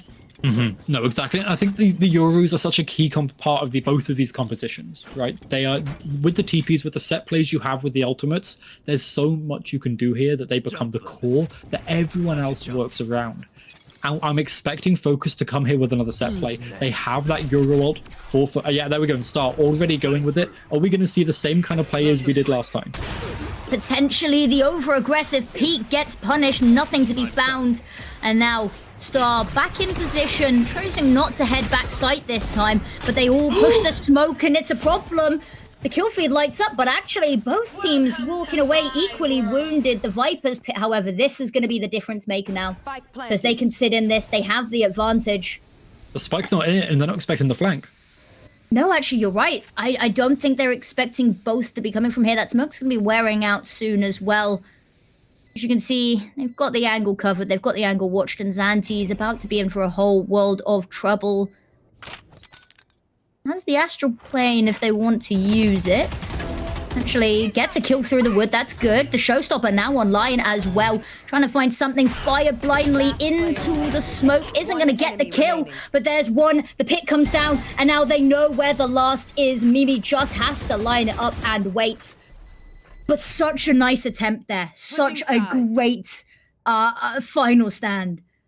Yeah, and you could see that they had a plan, FMG, right? They were working together, they were playing off of each other, and there was a little bit of maybe over-aggression from Focus in how they were holding their angles. They weren't able to trade off of each other, and the Viper's pit wasn't properly planned, because they were probably expecting the pit to be completely covering the spike, and maybe more of the site as well. So a couple of things missing, but overall Focus incredibly good in the last 7 rounds to be able to get 6, to get themselves up to an even half, going now into their maybe less preferred half. And like I said before, they've got an aggressive composition.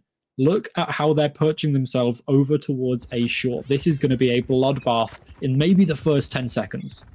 It is indeed. We get to see it from up above the smoke. Acting maybe as a bit of a buffer, but it doesn't matter. Pop flash out, and you talked about a bloodbath. Everyone hitting their marks here.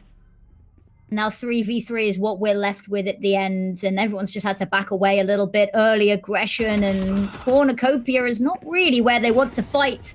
Mimi falling there allows them entry to the site, and they've got this little bit of protection here in case there's a flank. Actually, we pulled on over pretty quickly, might not be quite aware as they regroup, but Xanti might be monumental here. They need to find this pick, however. Caught off guard. They get the information, they don't get the pick, however. That is enough for now. And you can see they're not sure if Focus are going to be playing together or playing off of different lines. So Xanti has to take this completely by herself just in case and cleans it up nice and easy. And it's just down to Star. Tough one here. So many angles. Only advantage is they don't know where they are. There's the first pick. Tap out. And now the Star coming down, activated. There is no chance to defuse. Time getting low. Spam through the woods. There's a chance they get the kill, but they're just going to have to stick it here. I don't think they have time either way. And Xanti, the final pick. We talked about the clutch situation. Just about escapes with their life as well. And another pistol round. Tally next to their name. But it's really, really close there. Yeah, I mean, the fact that 3v2 ended in such an incredibly close 1 versus 1. You know, Star, I talked about the Euros being the star players for me, and I think Star is one of them, right?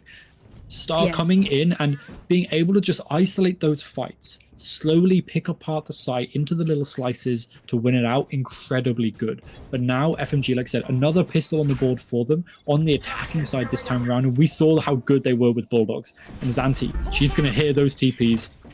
But is this a bait? It looks like Focus, they're playing around this long, waiting for Xanti to push into it. But she's also got the spike. If she dies, that could be the end. So she runs away over towards the A site. I like the idea, but now the forces are thinned and everyone is left weaker because of it. Mimi dodging the boom bot there.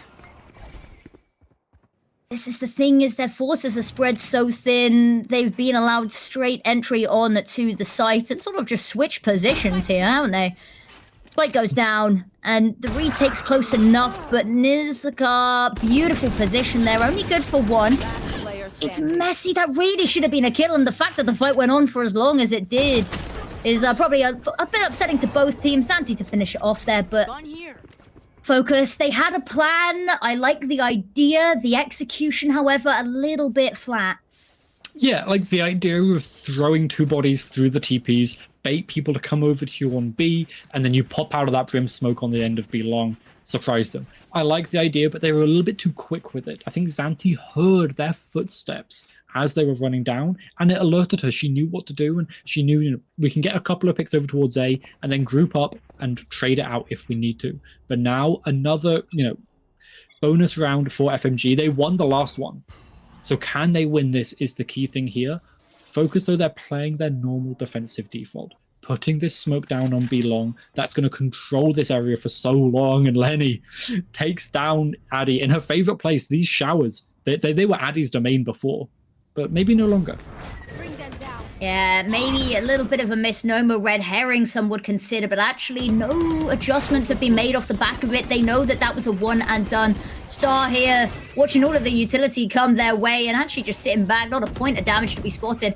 Maybe jump out at the right time, catch someone, but everyone already round the corner. Repositioning, gonna hit through Hookah. They've still got this little bit of a problem over on the ace side. A little bit of a splinter in their heel.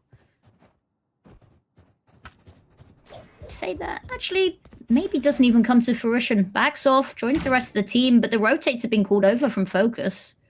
Yeah, because they have no information towards Hookah. They don't know that there's 2 here ready to pop out at a moment's notice, and Star has to find this pick, and she does. Now it's all down to these Hookah players.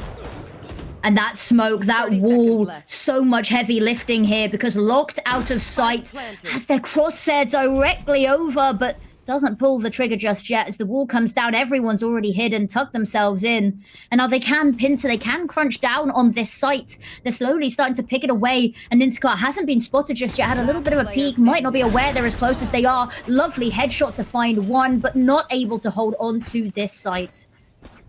Yeah, no such bonus win this time around, and that's good for Focus Sakura at the very least. They wanted to nip that in the bud, stop it from going any further.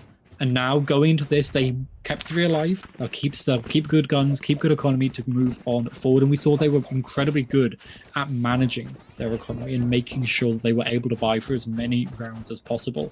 But FMG, because of that first round win and that bonus being reasonably good for them, getting the spike down where possible, they're able to buy up.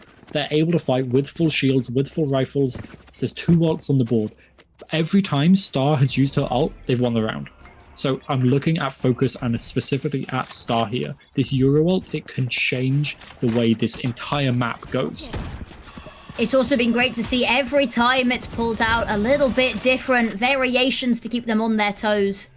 Actually, it might not even really be needed just yet as they push them off site. The over-aggression, Ninzakar acting sort of as a decoy there, draws away the attention. Addy going to be caught out in the open when the smoke fades, but doesn't matter. There's Mali in the background, 2 kills already, and it's just sweeping up the remains there. And Karina ahead of the nade, just about. Space, a lot of respect being given here, however.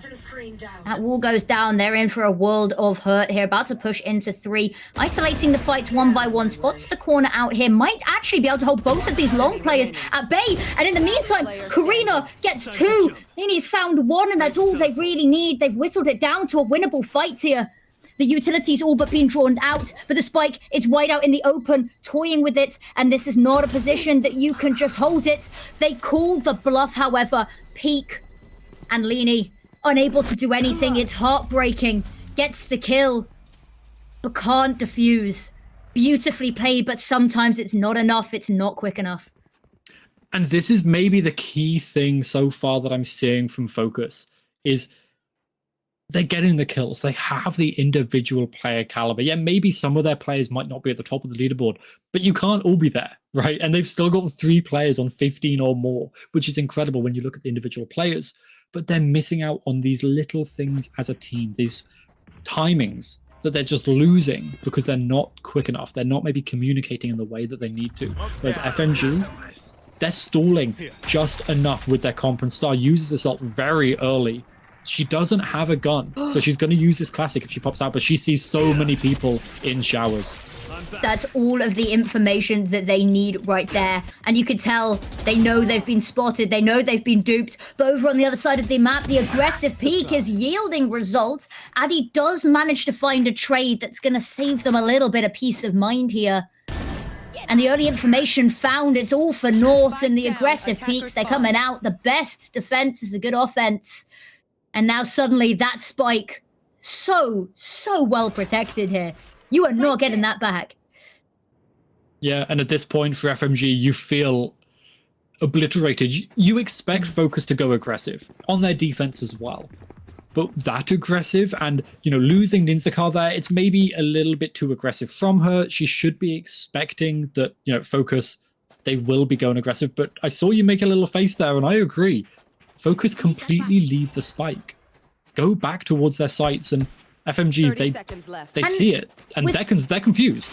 30 seconds, they do kind of have to commit to B. If there'd been a bit more time, A would have been open, and that might have been a huge faux pas, a bit more than an oopsie-doopsie. But actually, 15 seconds, they're trying to leg it back to... No, okay, they're just going to save, okay.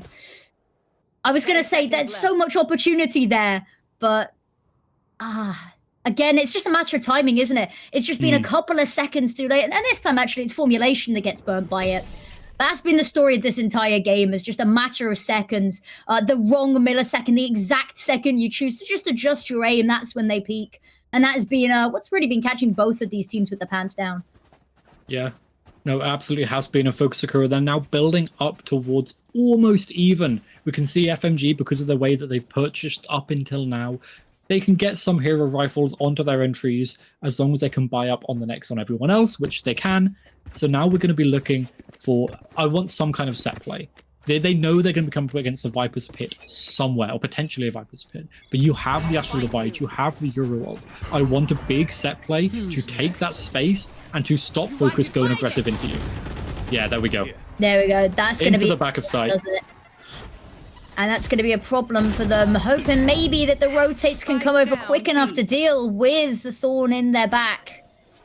Unfortunately, a bit too late. Is a little bit dogpiled here. Zanti's going to need to step up, but Mimi, the reaction, it's immaculate. And still going for a little bit more. Addy, the flash, pop flash around the corner, spots the shoulder. Oh, the flash still hasn't worn off. Desperately trying to sidestep out the way. But Star goes down. Now Addy going for a little bit more here. Lines up another head. Jumping back, still has a flash available to try buy themselves an exit out here, try regain the spike, but they've got enemies on both sides here. But they should be able to get the spike at the very least. It's inside that smoke, so they're okay. But once again, FMG, the spike out in the middle of nowhere, and they have to work out a plan. They have to make a decision. And they're going to choose to push into Lenny. She does spot them, and she gets spotted herself, 46 HP, but now she has to evacuate. She has to leave it, concede the site over to FMG. Yeah, really relying on their teammates to move on over quickly, but that should be a free plot. No, maybe. They're taking their time, clearing out the site and doing their due diligence. This might be a little bit of a problem for them, however, because Leany already posted up here. Brimstone ult comes out. Now, Addy, not sure where to look. The Viper's Pit does come out. We called it. Very late into the round, dodging in and out. Might just have been spotted as their arm exited the smoke. And now Mimi on top, desperately hunting, having a look. Sees both of them, but that's unexpected. It's now a 1v1. The showstopper comes out, but not in the right position. Maybe they're a little bit worried. Last second, holds it, gets the half, gets the kill, gets the defuse, and all of the glory. Beautifully timed there. The foresight to half it there, to risk it, to hope that maybe the showstopper made them shiver in their boots just enough to buy you that time. And the gamble pays off. Yeah, and this is now where we're seeing Focus settling in to this game, understanding that, okay, we're playing against a team that is going for unusual timings. They're trying to mess with us over the course of the long game with all of the utility that they have to be able to use. And you can see that they feel comfortable now. On the other side, FMG, they're not looking that comfortable. The way that they adapted was great. The way that they decided to move around the map in that later round was amazing. And now they're going for something different. Taking the showers aggressively, Star under a lot of pressure. Ooh, the footsteps bait out a lot of gunshots and the immediate back away. You do not want to mess with that. Now Leonie slowly creeping forward, hoping maybe someone's going to walk into their crosshair. But unfortunately, just more smoke in their face they are met with. Here's the showstopper called, and now he's hunting for something, anything, hoping maybe a fire in the smoke there. Unfortunately caught, however, as it's firing in the wrong direction. Addy with the 2K buys them a little bit of reprise, and now back they go. They have sight, they've got spike they can plant, but unfortunately enemies lurk behind all corners here. Maybe the exit, trying to escape. Over towards B, and this is a difficult play. Star, careful, and now here's that flash pop. Should be ready for Addy to peek, and they're both so low. They are, it's a matter of reactions, and Star has the advantage, knowing where to look. And now 25 seconds, they know one's heaven, so paranoid and watching. And knows just about misses. Somehow alive, that could have been the end. Ninzaka gets one, knows with another. And now Star left alone once more. Yoru's in the clutch, name a more iconic duo. Gets into lamps, but again, is being waited for here. But the shots miss. Flash is available to peek the angle. It's beautiful. They spot the gun. They line up the shot. Another clutch we have on our hands. Dished up on a silver platter. And focus. It's messy. It's close. It really shouldn't have come down to this, but it does, and they remain victorious. That looked like it looked so close, and FMG, it felt like they should have had something there, but now they are just losing out in clutch situations, which usually they should be good at. And you can see the timeout coming through, trying to flip this on its head, trying to change it over and give FMG that second wind, the second wave that they need to come back stronger. And like I said, that round, that especially those last couple of kills, those kills were served up on a silver platter. You could see that FMG, they weren't playing together. They weren't trying to play off of each other. They could have regrouped. We had one person outside of showers towards short. We knew where that Euro was. We could have regrouped over towards the front of site and swung together. But the fundamentals, they weren't there, and the economy is barely there now as well. So this is now where we're looking like focus. They could keep the momentum running, and this half could be over. This map could be over. Yeah, economy in shambles has sort of been the name here for formulation. The first 5 rounds, if you'd asked me at the end of that, it looked like they were strong. They looked that they were going to dominate this. And then it all started to falter. But it's like when you hand a child, 20 quid, they don't think to save it. It's the immediate frenzy, the rush to buy. They hadn't been thinking about a long-term plan here. I think we're seeing a tech pause coming out here as well. A little bit of extra time for teams to breathe as well, which, formulation, they've got the stingers out. That's not when you want to be having the pause. This is when you're like, okay, we've got our mindset. We're ready to go. Let's am. And now having a little bit of a pause here, make sure that everyone is ready to go, is going to put a little bit of a damper on that spring in their step, perhaps. I think so. And obviously the players, the teams, they're not allowed to talk in this moment. So like you said, this is going to take any spring out of the step that they might have had ready to go. And Stingers on the attack side, the one thing that they have going for them here is they have Addy with the Euroworld. But I don't know if they want to use it when she's got the Bulldog. If they drop the Bulldog to someone else, maybe so, but it's a little bit risky.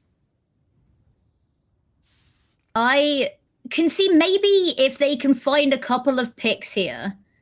I think maybe if we see Ninzaka able to get their ult up and they found, an opening pick or two, potentially we see it come out here. I don't think they're going to want to use it off the bat. I think maybe if they find an opening and they find a crack that they can exploit, if they can get another ult online, then we might see them go, okay, this is a round that's within our grasp. But on the flip side, the economy for focus is really good. So even if they do win this round, the damage isn't going to maybe be what you'd want to see from it. But again, I think it all depends. Likelihood is we're not going to see it be particularly eventful. They've forced up, though. We've seen them do thrifties. We've seen incredible thrifties from them.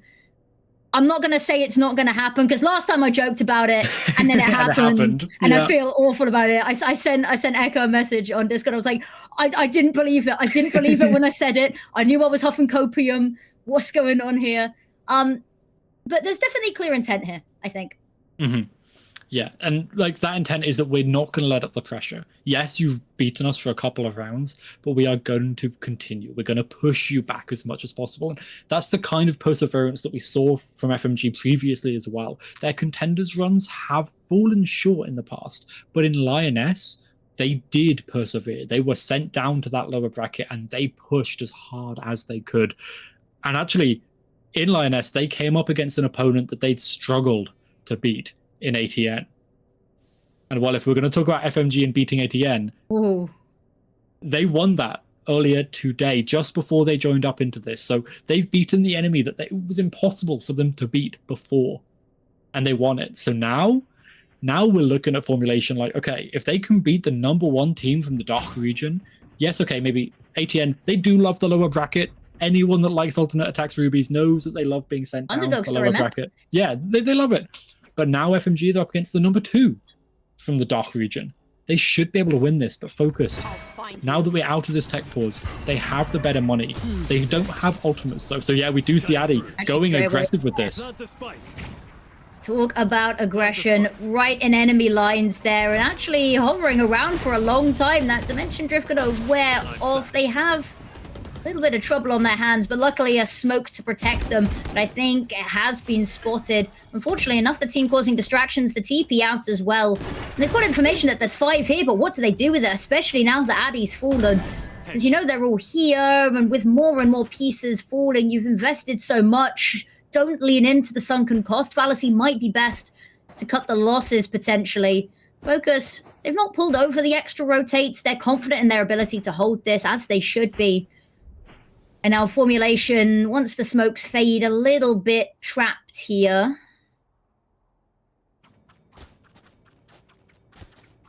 And you can see they're just essentially stuck here now.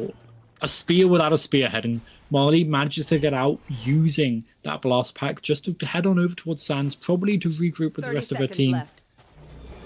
But there's not much they can do. They can try and cause some economic damage, and they might go for a last-minute TP rush, or they push towards B site and hope for the best. It looks like they are hoping for the best, and unfortunately the best they're going to get is a single pick from Zanti. Sweep up the scraps and Focus dismantle the force, and they're probably going to be very happy with a round like that as well. Ultimate drawn out, force buy dismantled. It's not the biggest thing in the world because, of course, making sure they could buy for this round, but it's still a good feeling when you know that they've put this little bit of extra effort into this round and they have found a single kill to show for it as well. And I talked about it, you know, Ninskart didn't get their ult up on that one as well, so we're still just one away, and the rest of them still fairly sizable distances away from having them online as well. So right now, Focus, that's a lovely round for you to win. You don't give anything away, and you keep it all sort of under wraps here. Yeah, and under wraps has got to be kept. They have to be making sure they're not falling foul to any of these traps, and instead they're laying their own, dashing through the TP, taking them out. And okay, Addy does have a TP to be able to pick up that spike, but the spike is far away from the team and she falls. You feel that one in your chest as well. And you see them, they had a little move over. They have to be called back, however. They've got that position in lamps, but that alone is going to need the backup. The dog being sent in there isn't quite... Oh, no. Did it get spotted? I don't know if they got spotted. Either way, risky business that we are playing with here. Karina finds the pick. The formulation, numbers dwindling once more. Zanti. That smoke disappears. They got a little bit more cover for nothing more than a second. Bird comes out, not spotted by anything. Now their location known, their number had. And on forward, catches Karina out in the open here as well. The ult coming out, unfortunately, not in a direction that's going to provide too much insight, other than the fact no one is heaven right now. And the rest of the team comes over. The problem just doubling and doubling. They take one down. 3 more members appear on site. They're putting up a little bit of a final stand here. Ninzakar's got the spike down. with so much available for them. Dimension Drift even being invested here just to secure this round. They know the last location, and now tormenting, distracting, allowing the team just to push them out into the open, find the kill, through the box. Takes a little bit of a while, but under no doubt that round secure and safe. Yeah, and now Sakura, they have not just the lead, but they have the first map point, and this is FMG's map pick. So FMG, they needed to win this because Abyss, it's not been bad for them in the past, but it's not exactly been their best map. They don't want to go there, but they don't completely hate it. So they want to win out here because after beating a team like ATN, you don't want to then fall to a team like Focus. You want to beat the number 1 and beat the number 2 and secure yourself at the top. But if that doesn't happen, there's going to be those question marks around it. And when they're down in the lower bracket, they might struggle. But now this looks like a relatively fast hit. The stars slowly coming down from Xanti, but it's low money. Half shields for a lot of people, and they're not going to be feeling comfortable pushing into the showers. It is indeed Star single-handedly. All the utility being thrown their way. They dismantle 2 opening picks, and it's tumbling. It's all crumbling underneath formulation. And there's the Molotov, even further stalling this. Xanti trying to push forward. At the moment they step foot on site, 3 guns, crossfire, waiting to meet and greet them. Manages to isolate one of the fights here, takes down the clone, and the smoke propellers just in time to save their backside, back away a little bit. And Karina heard the tap of the spike, maybe a little bit on the edge of their seat. Angle being toyed with here, utility taking a second to be thrown, but again, just stalling this out. Slowly but surely wearing them down, whittling away the health. 2 HP on Xanti, the spike still not able to go down. Karina gets 1, Karina gets 2, 3 for the round. And map number 1, we have our victor. And, you know, we talked about it, though. Reverse sweep, always a possibility here. But it looked so good at the start. And then after those 5 initial rounds, even the rounds that they were winning, Focus just looked one step ahead. It just felt like Focus came online, to be honest. The fact that it took them a while to come back online, like I said, maybe they were tired, maybe they had cooled down in the 10-15 minutes they'd had between games. And then as soon as Focus started hitting, they didn't stop. And that's why FMG, it felt like most of their ideas, most of the ways they were playing the map, it wasn't bad. There were some really good things. You know, they have the same set plays that they've been using for a while now with the Eurowalt, with the Astrorol over towards B, that kind of thing. But then they just stopped hitting their shots. And at the end of the day, you can have the best possible strat. You can have amazing set plays, but you need to hit those shots. And when Focus are just out aiming you like that, there's not much you can do. Exactly. And we talk time and time again about, you know, the tip of the spear. You know, you lose your entry, then there's a little bit of a problem. I think one of the issues that we had is, you know, talk about losing the tip of the spear. What about when you lose the handle of the spear and all that you have left is a euro in the back of the sight? Yeah, you still got the tip of the spear. You can't throw it, though. And I think maybe that's a little bit of an issue that we saw, is that these opening duels time and time again, and it wasn't just going 1 for 2. It was often just going untraded 2 kills at the start. And you can't do much on the flip side, especially on defending side. Your 2 players down in the first 30 seconds, your defense struggles. But of course, we got a little bit of a break. We have map 2 waiting for us. Abyss. What a crazy map for teams to hit right back on this. This is the rebound map, I think. This is the map, you know, map 1. You sweep it under the rug. Didn't go our way. We've had 1 big victory under our belt. It was a reverse sweep for us. We can do it again. And now, you know, for Focus, it's just a matter of, we messed up the first 5 rounds. Wasn't great. After that, we were feeling it. And I'm hoping maybe we can see that continue on. Is there anything, final parting words as we depart from map number 1 then, Echo? I do want to take a quick look at the scoreboard before we head to a break, because we talked about the fact that Focus were out aiming, and it looked like a battle of the Euros, to put it bluntly. And, you know, there were a lot of other amazing players from both sides. Ninzakar, Mimi, Karina, all putting up their numbers. And Lenny, especially in that second half, really coming online.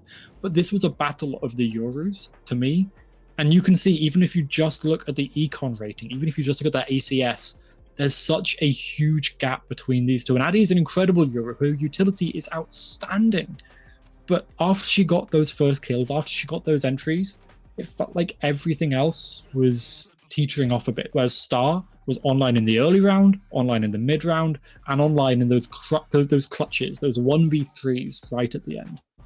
Exactly. Huge difference maker there as well. And whether we see this be a running theme throughout the whole series, I have a feeling we might. And on a map like Abyss, it lends itself really nicely to that sort of fight as well. Especially with the long rotates, we see these picks coming back out once again. We've seen the proficiency. We've seen the little bit of anarchy as well, just the running into the back lines, disrupting everything there. And I think that we're going to keep seeing such levels of excitement coming out from both teams.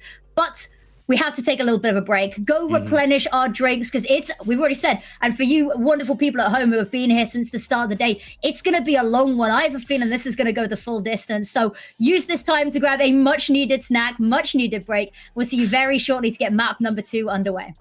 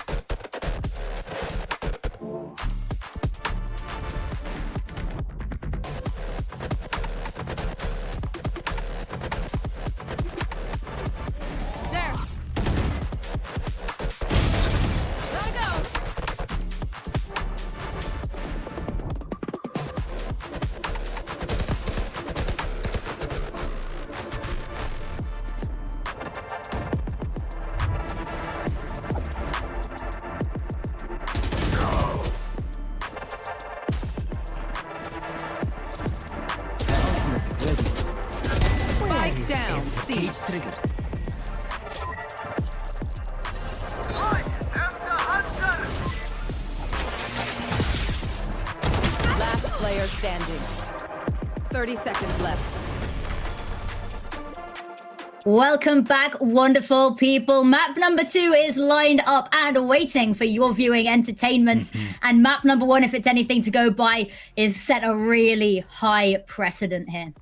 Yes, it has. The fact that we saw Formulation Gaming start out so strong, and they looked absolutely incredible, flawless for the first 5 rounds, and then the timeout from Focus. They won 1, they lost 1, and they just kept on winning.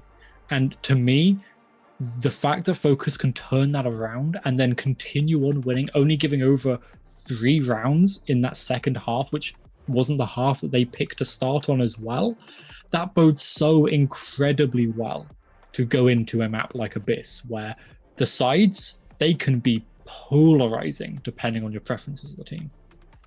They can indeed. I'm super excited. What are we looking at in terms of agent select then? Because we saw the Euros coming out, which is a fairly, not very standard pick, isn't it? I think Euro was for a while and might still be one of the lowest pick rates just across the board from all levels. So see both teams pulling it out here as well, going onto a map like Abyss, where it's not out of the realms of possibility either. Are we going to see this battle of the Euros at the top again, do you think? I hope so. And I think Euro is one of the most interesting agents to me, especially from like an analytics point of view, because if you looked at the data in the past, awful. Like you said, low pick rates, low win rates, except to the higher ranks where you have like Euro specialists that know everything off the top of their head. Obviously, and honestly, we've got some of those players in this lobby as well. People like Addy, I count as some of those Euro experts. However, now as people have started to learn the intricacies, and as we've slowly seen Jet and now Neon and Raze as well be nerfed almost into oblivion in the case of Neon soon. Not this patch though that we're playing on now. We might still see some Neons. Yoru, to me, is one of the most overpowered agents in the game. And Abyss, where you have those fast rotates with that TP, if you get the TP set up right, which we saw Addy and Star do on the defensive sides on Bind. If we don't see 2 Euros here, I'm going to be a little bit annoyed, because Bind, Euro's great on Bind, sure. But Abyss is Euro's map. You don't need dive. You can have that Euro in there to support with the flashes if you want as a second duelist. Or you can have them as a solo duelist and have the team scale up with them if you've got someone, that can scale secondarily with them. Someone like a KO or a Gecko or something along those lines. There's a lot of options here, but I think Euro's almost got to be a must pick. Yeah, it'd be disappointing, especially after the last map, going onto a map like Abyss where, it feels so at home to have him played as well. It would be upsetting, we saw the 2 battling it out at the top.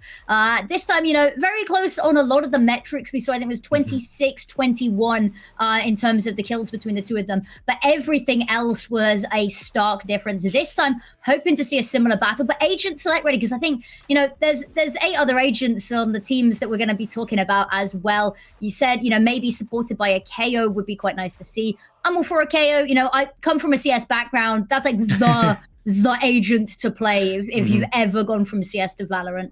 So let's take a little bit of a look here. We've got the Neon coming out. So we're 50% disappointed, 50% happy. And I've just seen a physical recoil from you here, Echo. Yeah.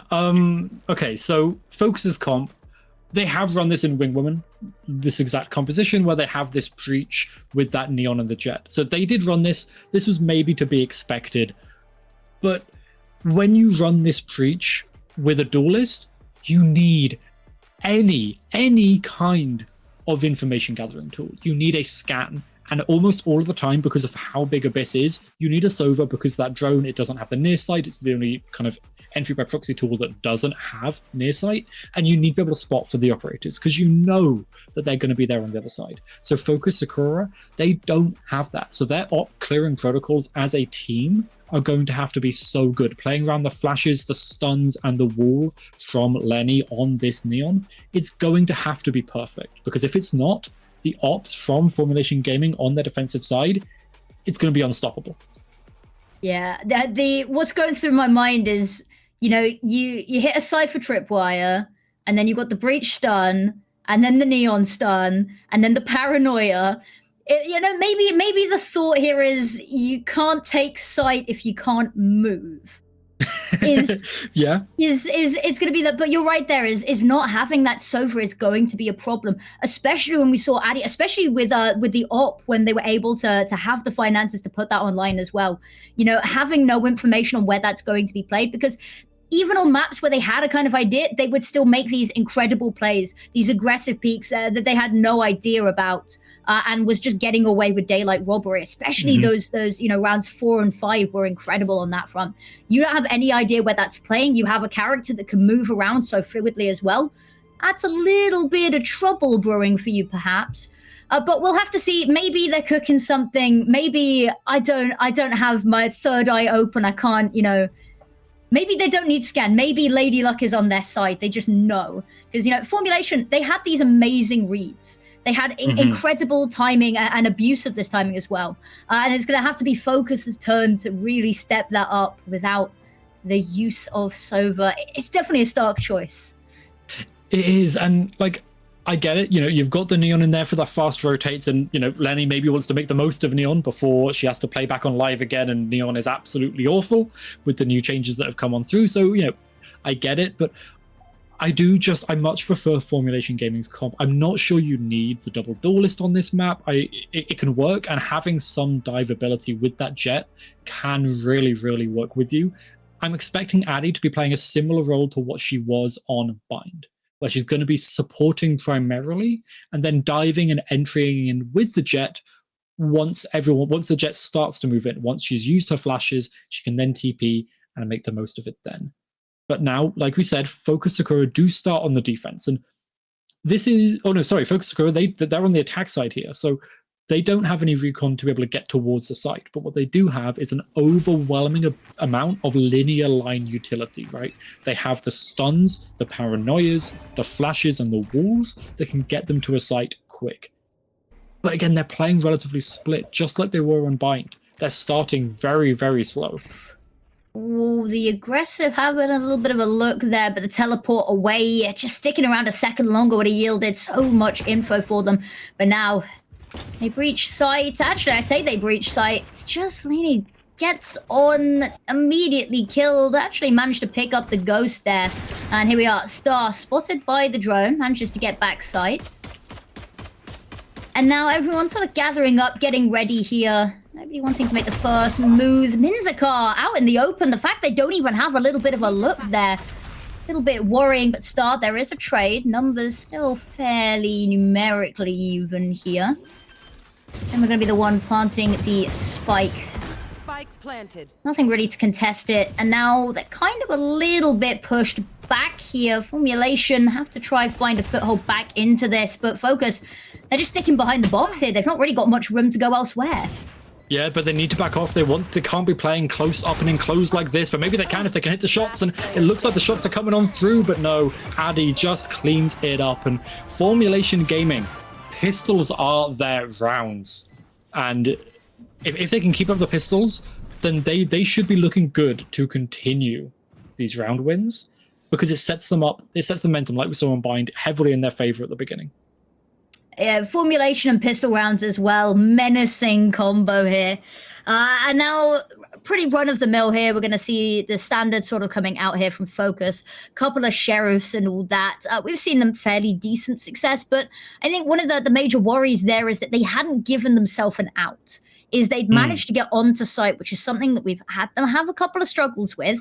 Now they're on site, but they've got no way to do anything but sort of be penned in, fish in a barrel, you hear it described as quite often, And now we go, oh, there's a little bit of a peek in mid, not able to get the tag off, but scary, toying with death here.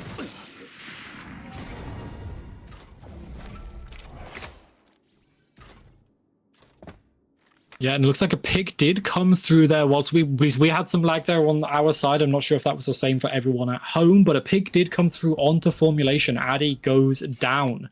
And this now sets Focus Sakura up on their eco round into a pretty good position, because on the retakes, we only have an outlaw here for Marley on the jet. So the retaking with that is going to be incredibly difficult.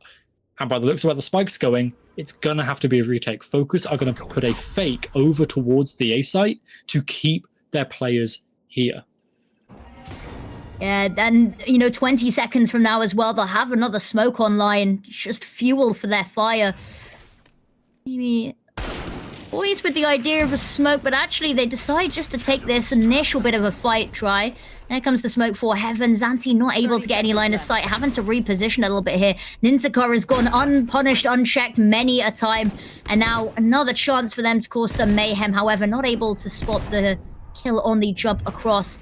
Dancing in and out the smokes. Lini's got them pincered here. Gets the first shot. Needs to line up the second. Not quite able to. And now, we talked about needing the Outlaw for the retake, but it's found a position that it can work with. And now Mimi back sights. Unknowingly might walk into them. But however, it's nose from behind. That's going to be the pick. The bodyguard saving their lives. However, falls down once again, just defending that spike being defused. Karina dies after time. A little bit of a shame, but nothing too serious there. A little bit shaky at times, but, you know, Focus Secure, there's some good moments. There's some highlights in there. They've found a couple of little angles to work with that are getting unchecked, but Formulation, they stay winning for now. Yeah, they do. And for Formulation, a lot of that came down to having Nose's camera watching exactly where that fake was pretending it was going, right? There was a lot of info denial up with those smokes from Focus to make it seem like the fake was real, but if your camera can just spot it, there's no reason to believe it. And yet again, Lenny going aggressive, but Addy already has the op online on round 3, and that is a dangerous, a risky buy, but it's paid off dividends already. The Outlaw looking to do the same. Oh, it's magnificent. And this is the thing, it's a difficult weapon to retake with, but they're making sure they get these picks early. They can now reposition. They don't even need to worry necessarily about this site falling, about needing to play snipers on this retake. Now it all comes down to what do Focus do, because they don't want to lose against what should be a bonus. Okay, maybe Addy did buy the op, so maybe it's not a full bonus, but they don't want to lose another round. And I don't know if everyone else has lag at home. Sorry if you do, but we can hear things going on at the very least. So we can hear the shooting, we can hear the sofa darts, and there's a lot going on. But what is mattering now, as we hear those sheriff shots burst out, is... Okay, I heard a jet smoke. Oh, okay, here we go. The Omen TP. Okay, we're back. We can see again. And actually, so can Karina. Does find one in the nick of time. There is a trade now. 2, I say that, 1v4, and the health was looking pretty measly either way. There's the first pick. Here's the TP away, trying to bait somebody out with the tap of the plant, but nobody willing to fall to this trap. And Mali, that's what we heard when we couldn't see. Just kill for kill, beat for beat, 4 in the round. All that you need. Yeah, that's all that you need. But now what we're looking at is Addy did manage, or someone managed to keep Addy's op alive. Addy did fall, but she still has the op. And now Focus, yet another round 3 loss after they lose that pistol. And this time around, they don't have the money to fall by up. So there's a little bit of a force. They've got those sheriffs. They've got some guardians as well. And well, I think that was the Bucky, actually, on the attack side, which is a very interesting pick. I don't like it on the attack side because it's got no space taking ability, so you're heavily depending on your team. And we've seen time and time again the entry taken down. Lini first to fall once more. Now here we are, lining up a shot. It's going to jump down, just about misses the timing. And Addy already waiting. Now, not quite sure whether they want to peek this or not. Get ready for anyone jumping around the side. They decide against it, teleport back, play a little bit further back, play safe. Yeah, and playing safe when you've got this kind of advantage, very important. You don't want to give over any inch to the other side, and that recon bot is going to reveal at least 2, which should set themselves up pretty good. They can now slowly start to bring Formulation's players back over towards the B site, whilst Addy is holding down mid. Indeed, they can. Spike going down. Addy finding numbers, taking names still. Now here we go, setting up for the post plant, and once more, they're still quite penned in the back of sight. They've got a little bit of a variable externally. in the likes of Mali and actually buying so much space for the team. And it's going to be Addy that's going to be the one to cut this up. I say that actually in the meantime, Zanti's found 2 and the whole team disappears, vanishes into the ether. Yeah, Addy goes into that dimensional drift and everyone else just drifts and disappears. And all that was crazy because all of a sudden when Addy gives over those positions, it's so easy for FMG to go in and get those picks. And you can see there the value of that Euro Ultimate. We're seeing a lot of value now coming out. And my concern for now is, are we going to see the same? Are we going to see a parallel, a mirror image to what we saw on Bind? Because 5 rounds I'm hearing the then... echoes happening right now. I think, are we just traumatized? Are we jaded? Is that what we've come to? We're just really worried. History does repeat itself. We've had curses all night, so maybe this is the next in a long string of them. Leany being first to hit the deck many a round now has to be the difference maker, but caught in the tripwire, almost gets the kill, but unfortunately too many bodies, too many enemies looking their way. There is a trade, however, so it's not the end of the world, but it's looking a little bit difficult for them. They have got the spike down, but whether they can really find any sort of exit is again the issue for them. It is. They have to push in. They have to find a way to get in. And yeah, there we go. They're just rushing in, but holding inside the Smoker's focus. A little bit ratty maybe, but it's working. And the shorty from Addy finds absolutely nothing.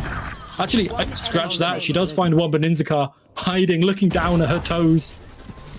But that's it. She's gone, and Focus, they get that round. This isn't Bind. This is Abyss. Let us use our sight. Exactly. You know, it wasn't the 5-0. So it's fine. Curse over. It's fine. Nobody panic. We're all good. And are back onto track as well. The shorty kill there was just... It didn't look like it was going to happen. And then out of nowhere, it does. And that's the issue with the shorty, isn't it? You never expect it till it's too late.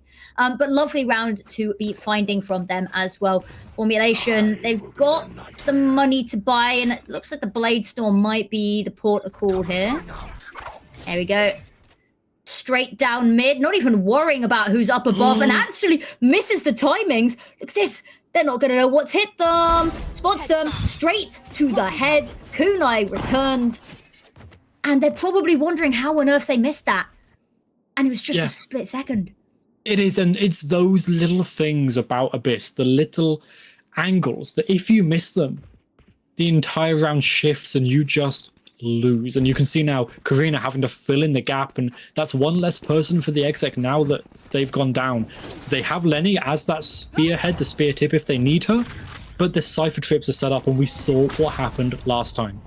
Yeah, these smokes, they make it impossible to tell where they are as well. They don't really want to disrespect this. And Mali, we've seen one nice kill already. Ready, stepping up to the plate for a little bit more. Hiding out in the smoke. The moment it fades, hell is going to break loose. And actually just hiding behind the wall, maybe a little bit worried. Slowly dismantling this Cypher utility. And the back away, I think I like this. Waiting for Leany to play into them. They know that they've been very aggressive.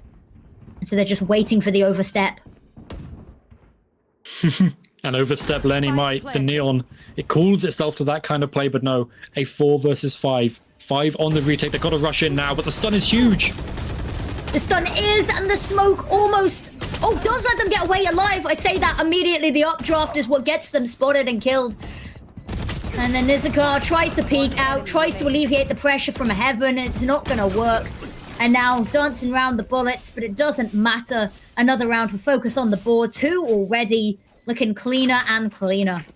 Yeah, and it's when they get into these post plants, especially on A site. Their B site post plants leave a little bit to be desired. The way they're playing around it, not perfect. But on A, the aggression, the layers that they have set up to first worry about CT, make sure that no one can come off of danger and get you from there, whilst they also have people layered back at the front of site, watching over towards heaven. It's a great post plant, and the way they're playing around it is beautiful. And now they've sent Formulation Gaming down to another bit of a force buy. It's not amazing, but Star, Operator, same position. No one to catch her out this time, though.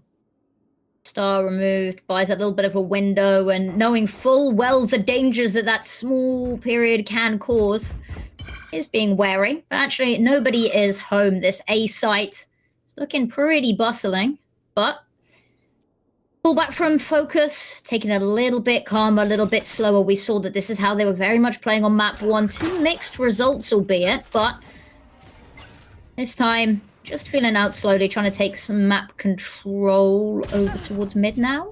Potentially, a bullet through the smoke. That's going to hurt. You don't see it coming. There's nothing really you can do to avenge it. No, and again, they've lost one of their spearheads has focus, but this is the kind of, the benefit of having this double duelist comp that they've been running for a long time, not necessarily on this map, but across a lot of different maps. We saw it on Bind as well. They still have the Jet. So there's still something that they can do there if they can get them into a good position. But now they still have to end up going for the execute, and they're playing so slow. They're going to be contacting up into 3 people with trips. Yep, there's not going to be any time to dismantle them, but the opening pick, that's exactly what they need. They have to, however, back away, and there's nothing that they can really do. The Omano is going to have to be the saver. They've already got somebody over there. They've sent the Cypher over to take the space, to hold it off, to cordon it off, and to act as the hunter, stopping any of the rotates, even having a sneak peek at what's lying in wait for them. There's the first, the trips, the neural theft comes out as well. They're throwing everything at this. And now Addy trying to find something to work with here. The rest of the team smoked off, no line to sight available to assist here. Mimi with the first, going for more, has been spotted. Stars found another pick of their own. A formulation. They looked like they were ready, but focus was better, was faster, and that Omen TP saves the day. It does, and you could see there was this moment on Zoma's kind of like, as the breach, you're holding that the spike because you want to get the ult up, right? You want to get the spike down so you can get your ult, use that breach ult, one of the most powerful ults in this composition. A lot of the comp seems to be built around it, but drops it to Mimi. She TPs away, saves the day, and the fact that Karina had started her lock up already, you could tell that that was a plan. That they were ready. They thought, okay, if we don't manage to get the site, if we do end up fighting on A, that's fine. We'll pull the rotates away from B. Karina can then kind of play that counterweight and push upwards as we're getting pushed back into A main. And then the Omen comes over, secures the site, and perfection in the post plant again. They just don't seem to lose when it gets to there now, at the very least. And now FMG, with this timeout after 3 rounds, that's get over its kind of thing at this point, got to work out how they can move forward, because the retakes, that's where they've been lacking. So do we play aggressive in the early round? Do we stop them even getting the spike down? Or can we fix our post plants? I think I'd like to see the aggression. I think that's what really shone for them on map number 1, is they were taking those really aggressive fights. They were finding the opening picks, say, onto Lini. And they were able to capitalize off that a little bit. Now they're not finding those opening picks. Lini's not feeding into this as well. And you know what? That's a cute little bear. I like it. Good little tactic bear. I didn't even realize that was there. They're hidden all over the map, and honestly, at the moment, that's what it feels like to play against Focus. But a flash up onto the top, and Marley set up onto this angle with the op. And this is great, because now the Euro Addy can back off, rejoin with the team, and play over towards B. And she's going to need to get there fast. I like this. The entry op, desperately trying to scope something out. They funnel through the choke point. Rotate's already been called on over. A little bit wary, perhaps, of mid. And Lini, lovely pick to be finding there. There's the first up. Smoke dissipates, and they're going to use that as an advantage to keep on pushing. Rest of the smokes fade, and Star bullet straight to the chest as Zanti. Ninzakar has found the trade, however, might be a little too late. And Ninzakar, the spam, it's good whether they know it or not. And now Karina, this flank from behind, locking them in, trapping them, closing the coffin door, and they don't even realize it yet. Addy fighting, and it's all just a distraction, waiting for this final piece of the puzzle to fall. And here it is. The trigger discipline not even needed. First kill found, it got a little bit hairy. They turned around, but it doesn't matter. And now Addy, last one. Mimi checks them out. 4 for 4, we're tied up. And yet again, assassins in the night coming up from mid. Someone in that last second We start out with Star, with the operator going there in the round beforehand, and now it's the Cypher of Karina. And you can tell Focus have these plans. They have these layers to their protocols on this map of when they're wanting to push up as a team, when they're wanting to send someone on this lurk. And Formulation, they have no excuse at this point to keep allowing this to happen. They have a Cypher. You don't need to play for the site trips. You can play with some information with a cam, with your trips, but instead they're sending Addy towards mid. And this is fine in the early round. But as soon as that TP goes down, 45 seconds into the round, she's on an island or she's out, and they have no mid control yet again. Formulation need to keep control of mid and are stopping allowing Focus to take it. Flash off the angle, the reposition, but it's not going to be contact. And now here it goes. There's the wide swing, peaks round the corner, and that's it. That's a nice little interesting switch up here, is usually we see that peak lead to a little bit more, but they back away actually. Content with what they've got. Greed, of course, one of the deadly sins, often goes punished. But now Karina with another one, slowly starting to topple again. This is how we saw the end of map 1 go, and it started a lot earlier here. Now Star has the angle. The neural theft coming out is just on top of it, trying to buy them a little bit of an opportunity, some information to at least figure out whether to go for this or not. But once again, we see that little bit of a later presence coming in from mid. However, just going to be rejoining with the team. It's not going to be the miracle flank we've seen previously. And the spam away, playing at the back of the site, but this time, again, more support elsewhere, and they can't weasel them out. Every time they think they've just hit somebody else, somebody else's head pops out. 1, 2, 3, 4. Now it's just nose left to contend with it all. Slides around the corner. Maserati. Lightning speed. What do you even do? And this is the pre-neon, like, the pre-neon nerf, so you got to use it where you can, but... It is, and the fact that they're utilizing it, I love it. It's great, sure, absolutely no problem for me. And it's working. And I like that you noted that the fact that actually Karina decided not to go for that mid-aggression. It looked like for a second she wanted to, but she backed off, stayed with the team, correct decision, didn't want to give over that gun to the side of FMG, but they've always got to be worried. They've always got to have that fear that someone is lurking up mid.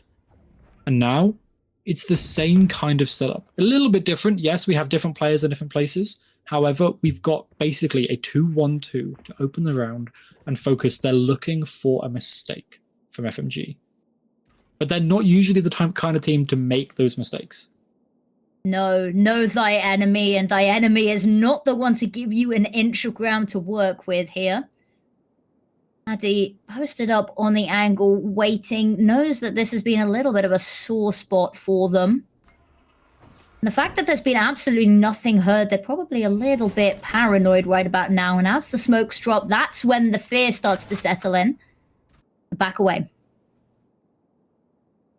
And this is now where the lack of scan, the lack of recon comes into play for me for Focus. Is they have to guess. When FMG are being quiet, when they're not handing over any information, not giving any utility, they have to guess. They have to try and gamble. And now they're gambling towards A. There's less people, but there is the Cypher set up still. There's the camera gone. Now pushing forward, trying to tuck themselves in here. Ooh, caught by the trip. Not even a chance to use the ultimate there. And we talked about it. That scan coming out from up above. Ninzakar needs to do something. The team is falling. Fully Blind still gets one. Lives to tell the tale. Has sort of been held back in a corner here. Is being watched.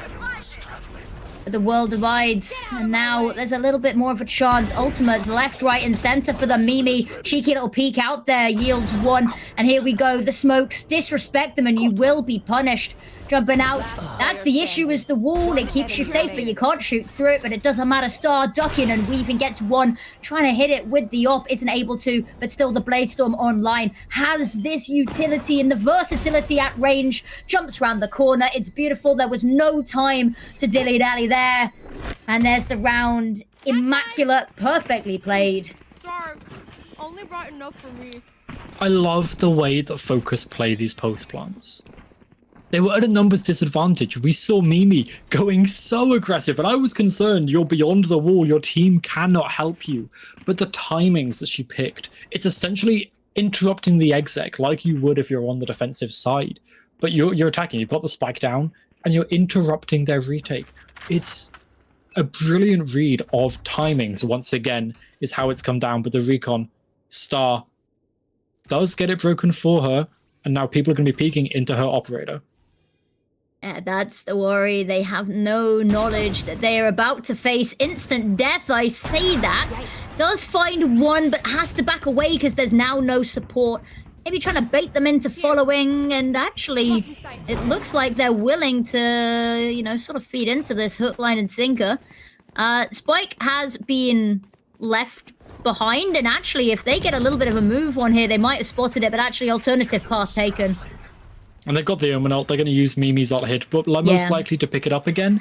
We could see Star going for it, but she could. Yeah, there we go. As soon as that trip gets broken, can't happen. Omen ult comes in. Spike going to go down. Post plant, but Focus have the breach ult. Indeed. There it comes, rolling thunder. Difficult to contend with that as well. And now that site completely, there's Addy, the Dimension Drift. We've seen the impact that it's been having. It's going to split up the attention, divide it on up nicely. Finds a kill off the back of it as well. Now 1v2 available. Addy has to clutch. Out in the middle of the site, no support. Limited utility, a single flash available. Peeks into the AWP, somehow lives to tell the tale. It's ballsy, it's confident, taps, baiting out something, stood way too close to comfort, and Zerma's not sure what to do, but now time too far gone, window of opportunity lost, doesn't even get the kill, is the salt in the wound of all of this. And it's rough, it's painful, and Focus just looking better and better. We've seen them build and build and build, and it doesn't look like we've hit the ceiling yet. No, it's just going to keep on going. And Formulation, they won that pistol, and they won 3 rounds after. So they secured themselves 4 on this half. That goes there. But this was the half that they picked. They chose to start on the defense. And if you don't get at least 5, preferably 6 or more on your own side pick, you're just going to be feeling bad. But the op set up aggressive yet again. But Addy shuts it down and gets out alive. Living to tell the tale of that. And it's those things that as a caster, you see it happening. It's like watching it in slow motion, and then all of our expectations crushed to a pulp in front of our eyes. But it's amazing, and it's exactly what Formulation need. They've been trying to find these opening picks, often on the duelist, and now they've capitalized. They've doubled down on this, and now the forces herd thinned once more. Spike picked up, but where do you go with this? The trip's still active. But and now actually they've brought Addy over as well. The timing is perfect. The slow contact scale up towards the site. Do they know where Lenny is? They don't. They don't know where Lenny is, and Lenny gets 2. Lenny might get 3. There it is, the stun. Wide out in the open. 2 more available. You bring the heat, and she will cook, and now there's still 2 more to find, and absolutely nothing is beyond their grasp. Utility still massively online here for Formulation. There we go, running around the corner. Kill, however, stolen away, but it doesn't matter. You're not going for greed, you're going for the glory. And 8-4 at the half, that is the statement. It's such a statement. Having those 8 rounds, and not just 8 rounds and a half, Affinity, but 8 rounds in a row. Consecutively. Ooh. And for Focus, they are playing, and they are currently on that, at the end of that half, demolishing a team that had just beaten Focus's biggest nemesis. Nemesis? Whatever the word is. It's good. Like, and the fact that Focus are winning against a team like FMG that just beat ATN, that is a huge thing. And it's a little bit worrying for me about FMG is, do they have the stamina? Because if they're in the lower bracket, they're going, if they get knocked down, they're going to have to continue playing almost non-stop until the finals if they want to make it there. So this is going to be so difficult for them. It is indeed. And it's one of those things as well, is that you may not have been the one to beat, alternate attacks, but you beat the people that did. And some would argue that's just as good a feeling as well, because you know that they're feeling confident. You know that they're having a good day as well. And if you can beat them,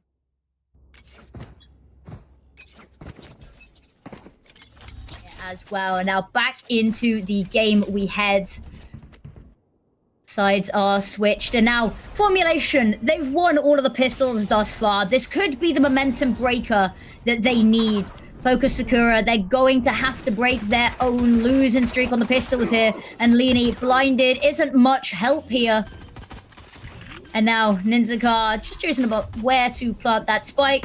Planted. Settles on the spot, goes down, and now they have a chance, plenty of time. The rotates are far enough away that they can set up a nice post plot, but actually sitting pretty on site here. Yeah, and they've secured this site. The flank watch as well, they're going to be alerted that Karina's coming. She spots the trip, eventually going to break it once she's got Star with her. And Zanti, alerted, moves away, does get stunned though, so she does have to be careful. Yeah, definitely a little bit of a worry. Question mark above their head. Should be able to maybe find a pick here. I say that not if they're hitting shots like this. There will be no survivors. There will be nothing for them to find there. And another pistol round they go. They're probably kicking themselves. Why couldn't we have got a round like this any earlier? But 4 for 4 on pistols. You got to give credit where it's due. You know, it's something that not a lot of teams put as much effort in and practice into as I would like to see, because they are huge. They're monumental. You set yourself up here, and you know, although it does beg the question, you win all of the pistol rounds and then lose in this fashion. That has to be another point of conversation.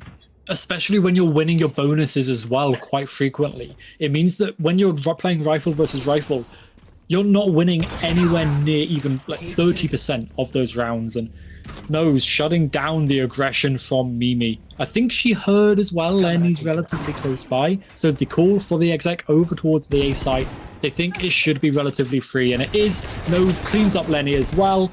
Star falls, and I mean the round is basically over at this point. Yeah, not much to be done here. There's so much utility for Formulation still to throw at this. Actually, a nice little pick to be found there regardless.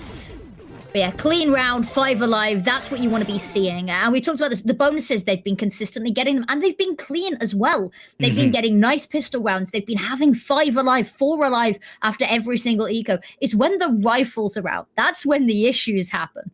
And this is what we're starting to see. Bonus round available for them. This is often, they've also managed to get this as well. Pistol round, conversion, bonus. Then it starts to teeter off a little bit. But this time, Focus, they're feeling it. They've let 2 slip through the net. And I have a feeling they're not going to stand for much more disrespect. You'd think not, but now you don't have recon on your defense. So you don't have any aggressive information tools. You can see the camera has to be pushed aggressively to get any, and it's immediately broken. So now when you're on this defense, you're in the dark. Formulation Gaming can play pure control, information denial, and make you concerned, make you worried for everything. So you have to send players aggressive like this. And look at that, they're not spotted, but eventually Nose does fall. And, well, it all comes down to if this AXQ ends up working. It's going to need to be fast. It's going to need to be flashy because the utility just keeps coming their way. Dash onto site there. Actually, everyone else managing to get on as well. They've not been stranded on an island. And now site is going to fall. There's the scan coming on through. And you said information is the name of the game. Knowledge is power, and Formulation have it all. But Focus Sakura, they have the player advantage. They do have an ominous timer, an ominous beeping in their ears. But Mali here could line them up. Nice little swing here. They might not be expecting it, and they're not expecting it that close. That forces the fight, and luckily they do manage to escape. Ninzaka gets 1, and there's a chance here, and actually, pretty nice retake. Good final stand from them, but there wasn't much they could do. The initial start sort of falling apart means that the rest of the round is hard to piece together. Yeah, and no bonus round there win. It's difficult to stomach. As Formulation Gaming, you know that you need to be pushing as many rounds as possible when you can. Because, like we said before, they're rifle versus rifle rounds. They've not been good, quite bluntly. And actually, Focus... Okay, the Focus coach, they do have 2 timeouts in this half because they didn't use any in the previous. So they're calling a timeout quite early here. And to me, this is very interesting because that was a round win. But my assumption, my guess, is that the coach heard something in the comms that wasn't right, something they want to correct, bring in some kind of idea, some kind of set play. My guess, complete guess, is going to be it's about that B main control. But specifically, the lack of it, because we're seeing all 4 focused Sakura players other than that Sentinel player heading over towards A.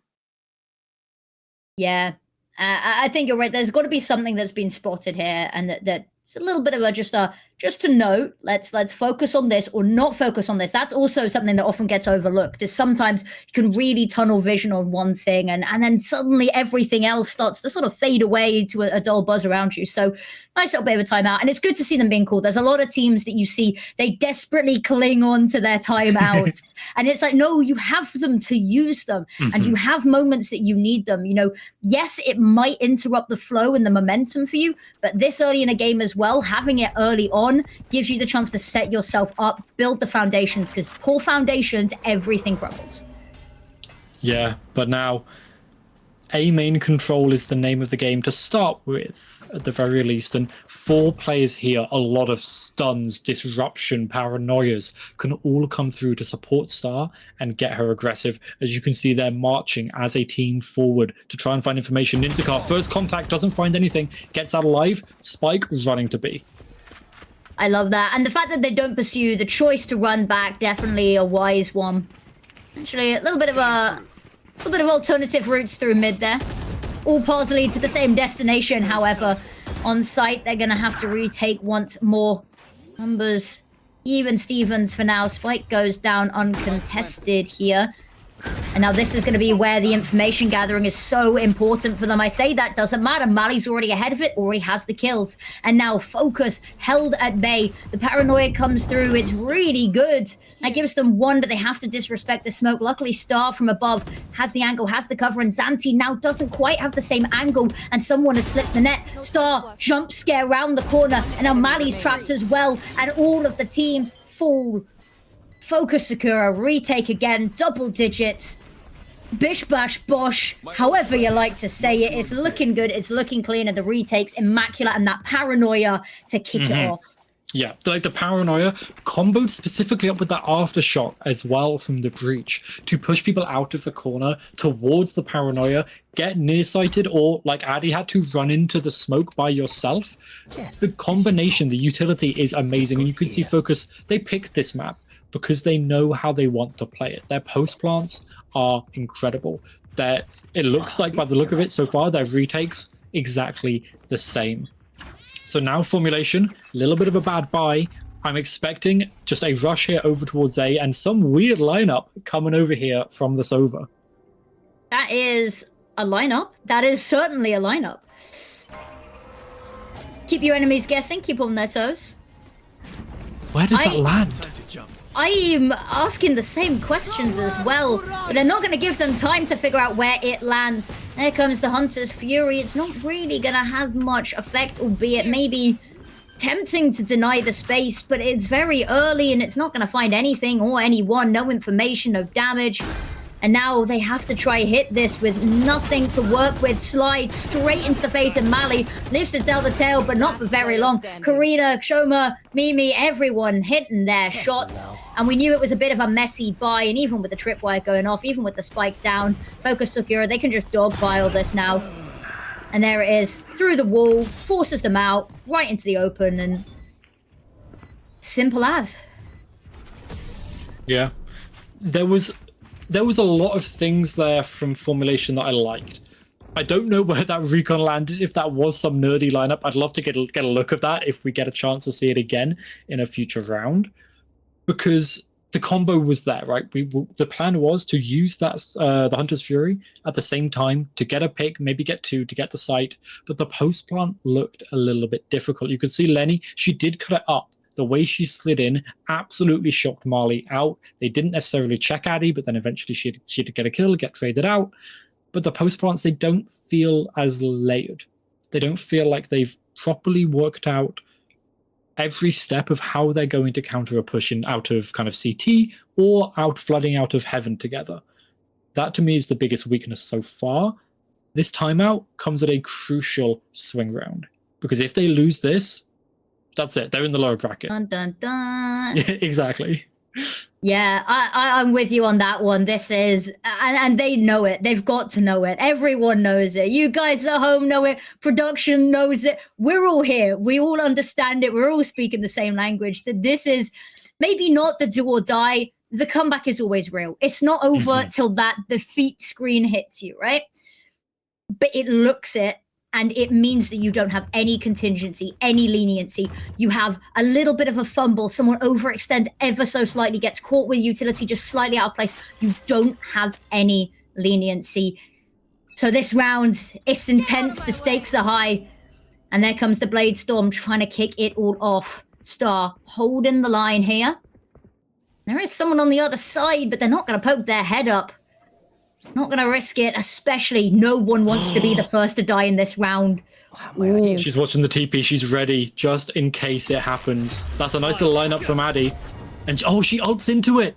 So she can't get killed, gets so much information off the back of it, sees no one towards sight. And now everyone from Formulation Gaming can flood on in, but Focus are aware. And the rotations are here, ready for the retake. And the breach shot is huge. Oh, it's great. It's amazing.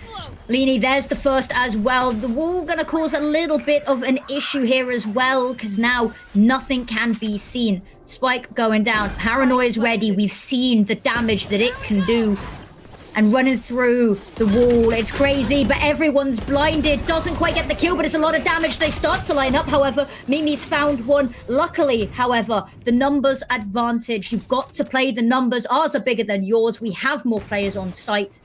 It's confident, it's ballsy, but it works for them. And that is it. Map point, series point. Yeah, and this could be it for Formulation Gaming. They could be going down into that lower bracket where things are chaotic down there already. Heroic got beaten out on Pearl by Killer Kittens, 13-4. Heroic got beaten 13-4 by Killer Kittens. There's a lot going on down there, and Formulation Gaming do not want to be sent down into that fray.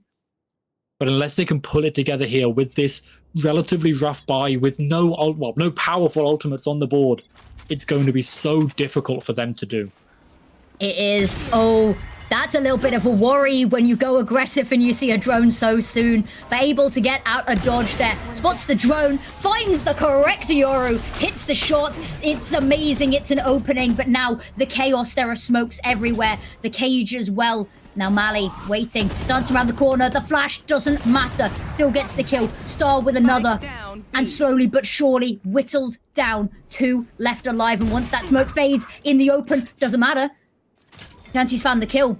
She doesn't have the spike though. That's the issue. They're in danger.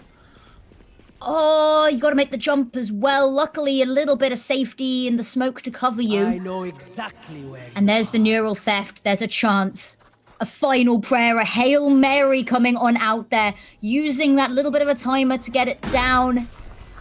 But the reinforcements, they're going to have to play this back site. It's going to be scrappy. They have to get rid of... this Mimi is just going to keep causing problems. And here we are, Shanty around the corner, spots the neon, they dance around the bullets, and it's Leany that gets the kill. Mimi with another, and it's a good attempt. It's a nice final stand. But Focus, tough starting 5 rounds, but then after that, looking so strong. 8 rounds consecutively to kick the map off as well. And they are going to be taking the high road home here. They are, and who needs pistols at the end of the day? Yes, they're important, but if you can come back after losing 4 pistols, 2 bonuses on top of that, Focus are looking strong, and honestly stronger than they've looked all year. Their performance in main event when they were up there earlier on wasn't incredible. They were hoping for a lot better. Their performance in Project Queens, good, but maybe not the best. They didn't beat out on ATN, but now they've beaten the people that beat ATN. Like you said, and that is something good for them. They're going to be going up into the upper finals, feeling strong, feeling confident now. However, for FMG, they're going to be going down into the lowers, and they've been there before in other tournaments. They've got perseverance, they've got determination, but it's going to be a battle down there. It is indeed. It's going to be messy. It's going to be scrappy. But they're a team that they have these moments and they have this fluidity, their ability to read as well. Not often able to follow through on it on this series, but we've seen these moments that will hopefully carry them forward in the competition. But as you said, the road gets ever more difficult for them as well. But what a series there. Just mind-blowing. And it's the Yoras, isn't it? I was really worried because we saw this coming into this. We were talking about loads of linear utility, which on a map like Abyss is great, but you don't know where to aim it. And if you've only got a thin, narrow line, you've got to have an idea of where it needs to go. But it turns out you don't. No, you don't. Let's take a quick look at that leaderboard, because the Breach was an interesting pick for me. I wasn't too sure about it. And, it's one of those things on Abyss. You see the Breaches come up, but usually with some kind of scan. But at the end of the day, if you've got someone like Kazoma on that Breach, look how incredible they were. 20 kills to the name, not as an entry agent, right? They had other people backing them up. But their ultimates to me, their utility around it, the flashes and the stuns, and their aftershocks, the combinations they had with the rest of the team, that was what shone for me.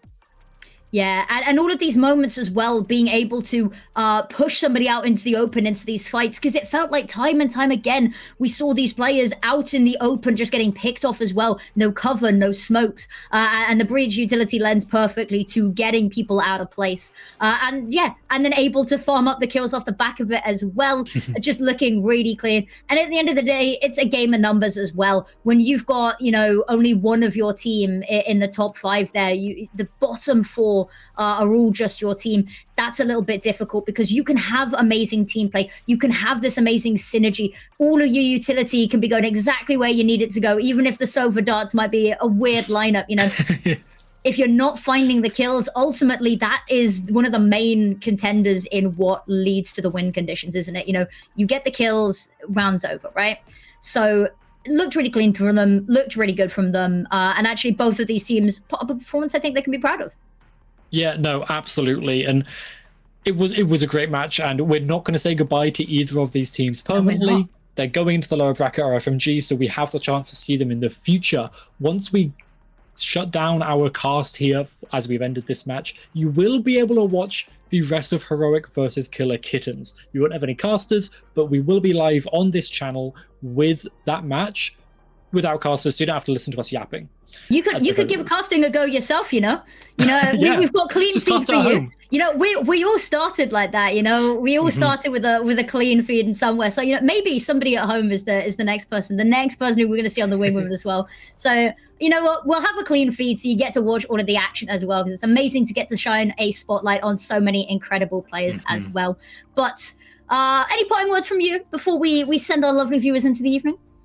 I think this was an amazing match, and I think the fact that Focus are looking this strong makes me redo my pick'ems. Let's say Focus, they were in my top 6 for the top 8, but I didn't think that they'd be going through looking this strong into the top 3, and the fact that they are is kind of incredible to me, because they're going to be going up against the winner of Just Some Chill Girls or Surrenderers, and yeah, that could go either way, and they could quite easily find themselves in the grand finals as a team that they've been in the grand finals before, but it's not always gone well for them. Exactly. And of course, one more thing before we go. We have to wish Nose a happy birthday. We've just been told it is their birthday, so massive happy birthday. Everyone in chat, if you could wish them a happy birthday, send them lots of love as well. So happy birthday to them, and I hope you guys have a wonderful evening. We will see you all tomorrow, or if you're sticking around, we'll see you guys in Twitch chat as well to finish off the game. Have a wonderful evening, and thank you for having us.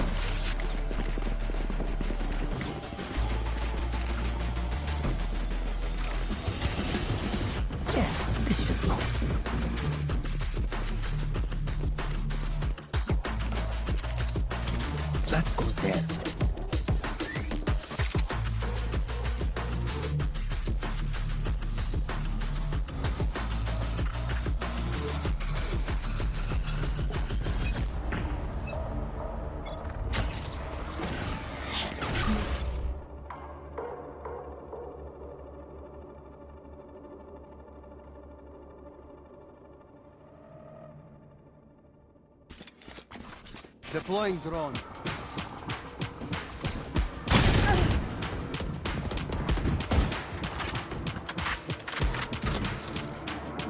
Cage triggered.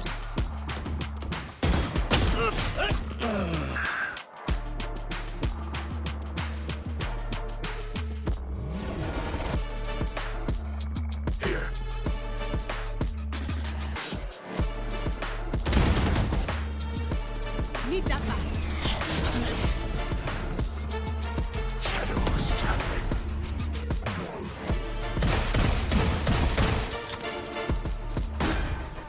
You are powerless.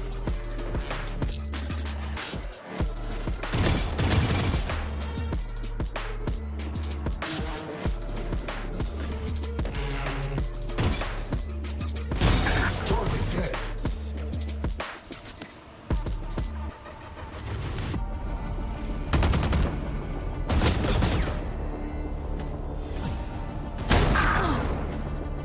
One enemy remaining.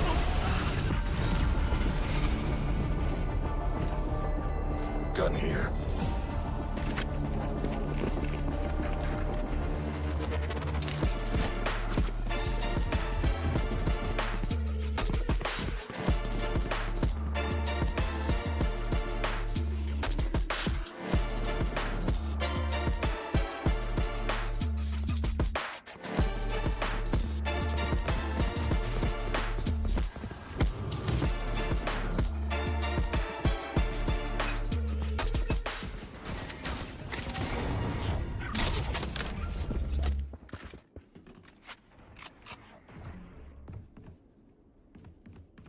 Gotta go.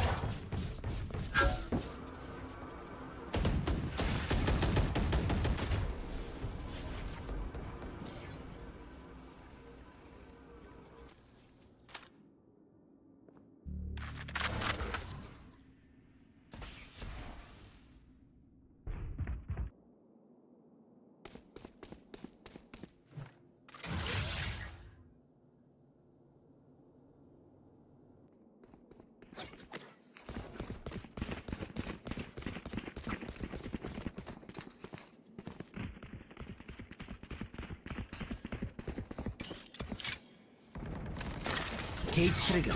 No more charges left. Blocking sight. I know exactly where. See ya. 30 seconds left.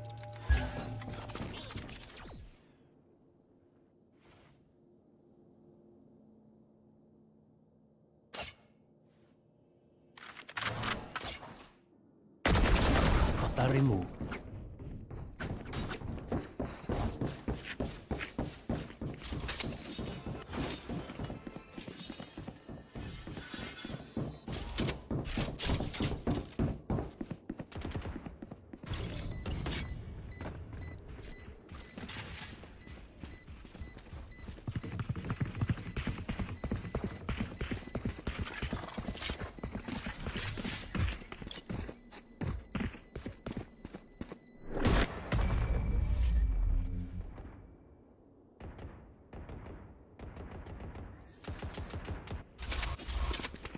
Go, go, go.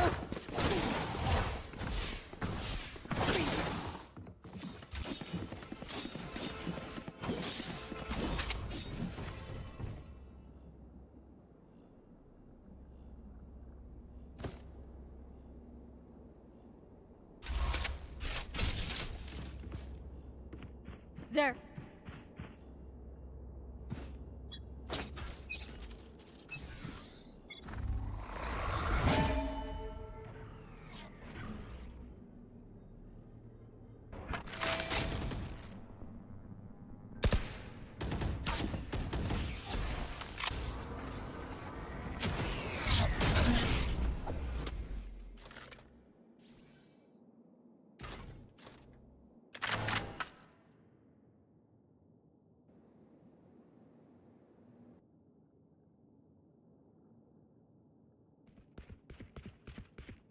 Here.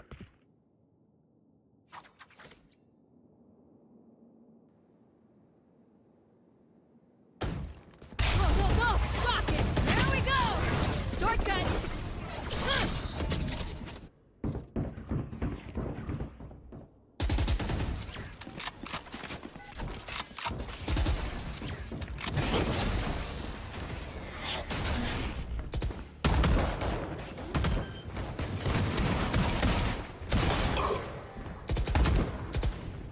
Uh. 30 seconds left.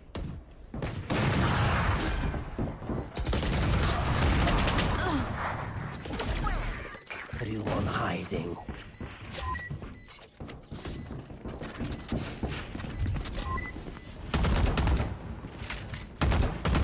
Gotta go! I'm out of here.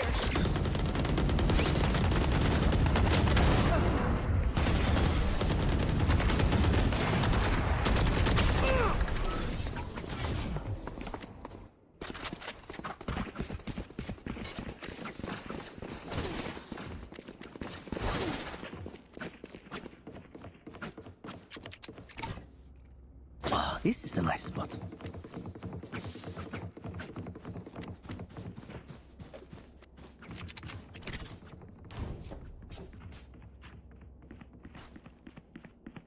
Yalla, mshina. This goes here. Here.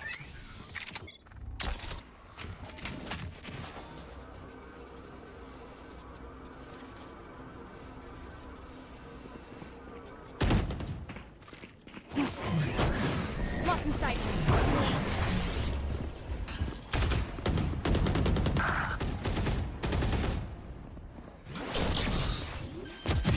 Enemy down. Spike planted.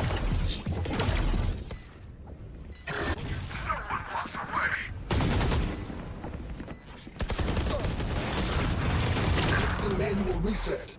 Last player standing.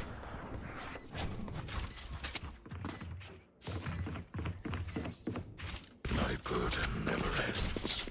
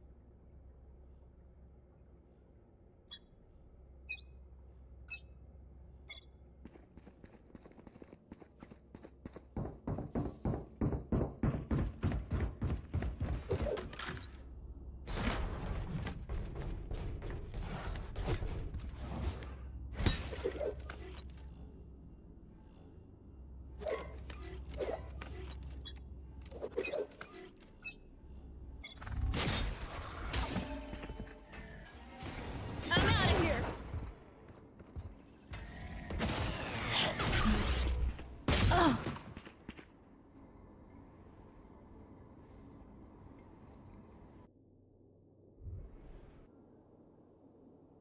Careful.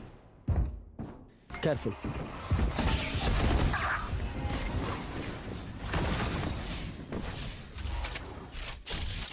Go, go, go!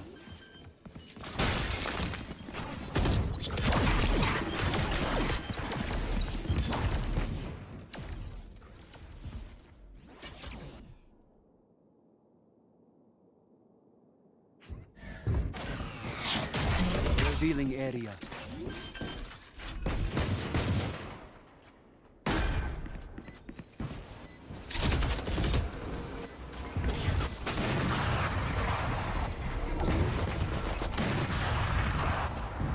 Careful now.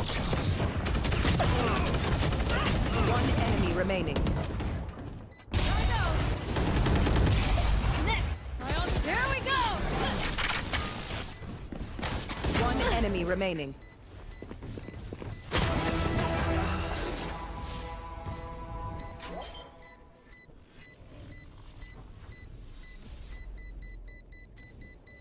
A. And don't come back. Almost out.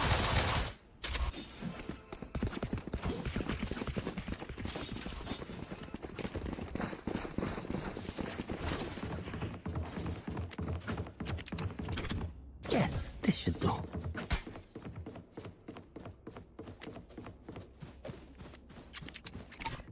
Oh, this is a nice spot. That goes there.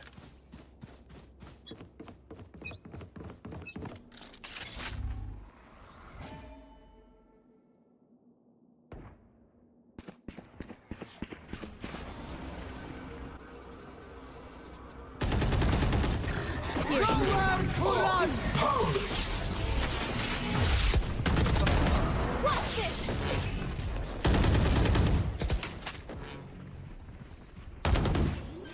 I know exactly where you are.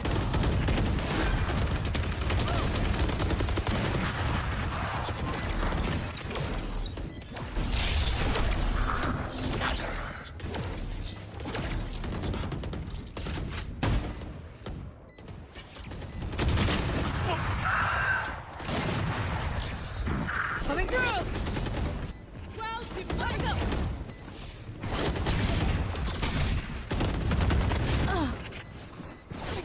One enemy Down. remaining.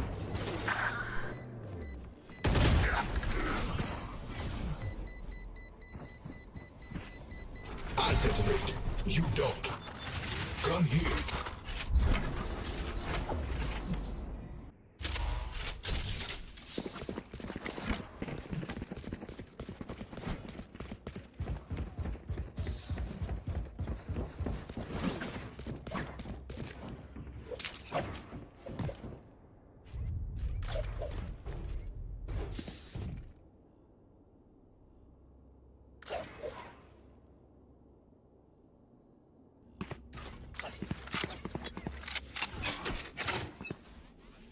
Shutting them down. Shutting them down. One suppressed.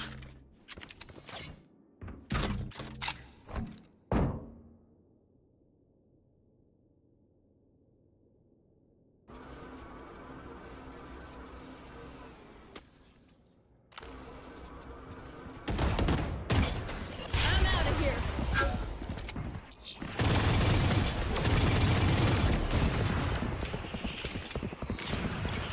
I got the spike. Here.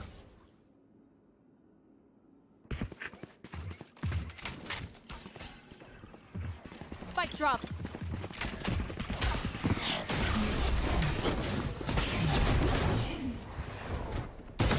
You dead!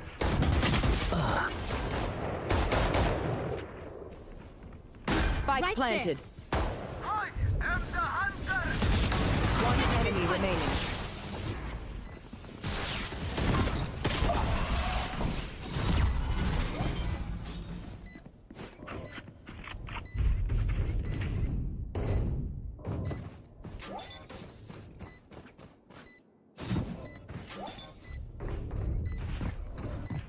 Flawless.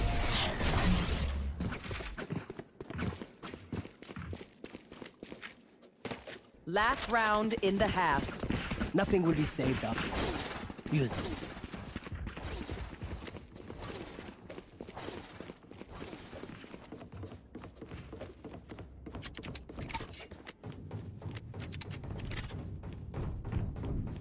Yes, this should do.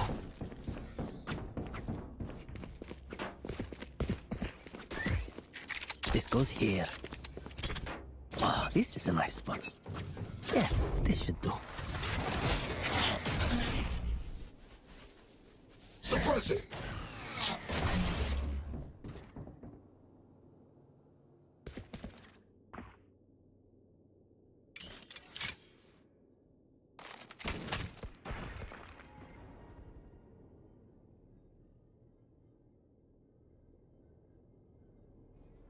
take flight.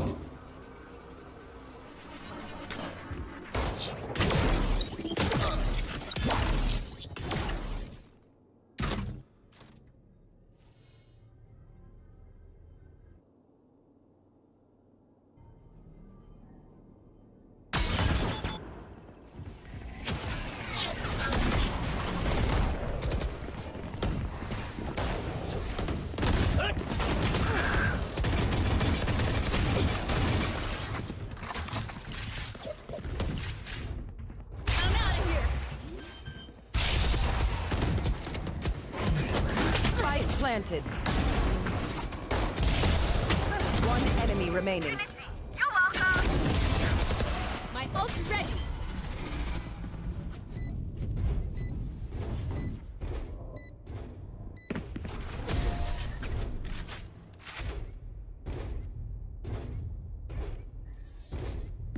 Switching sides. Catch your breath. Not that I need to, of course.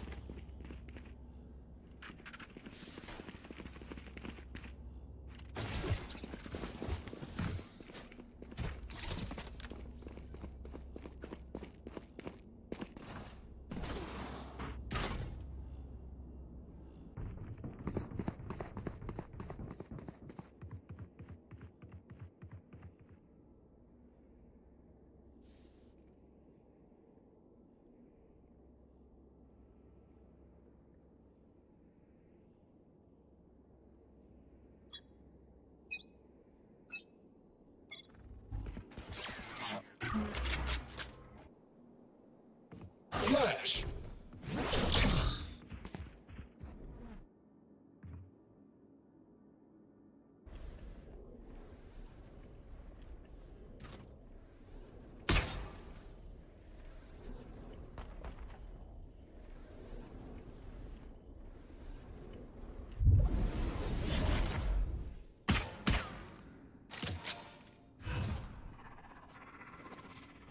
Cover going out. Go, go, go!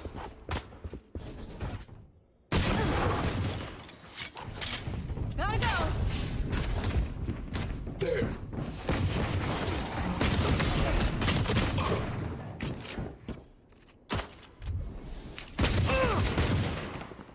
Last player standing.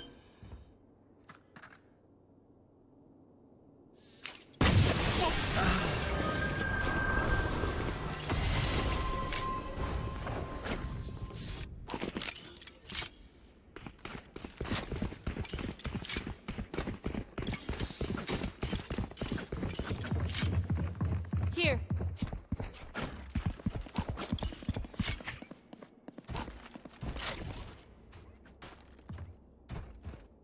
Here.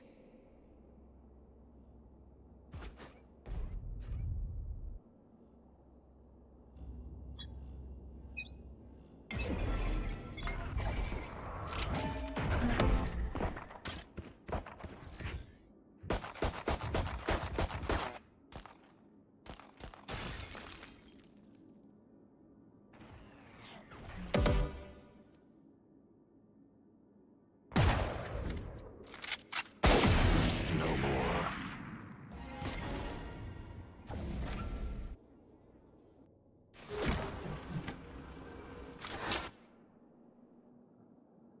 Enemy tagged.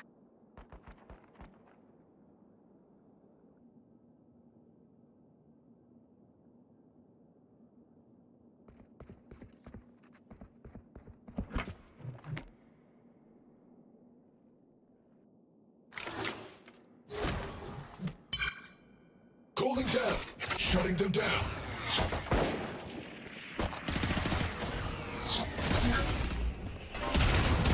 Enemy killed.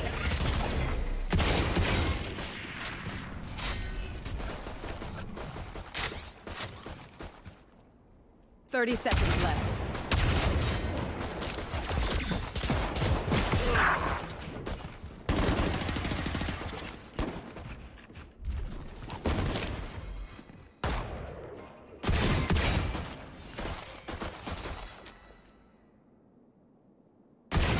One enemy remaining. There you are, you little shit.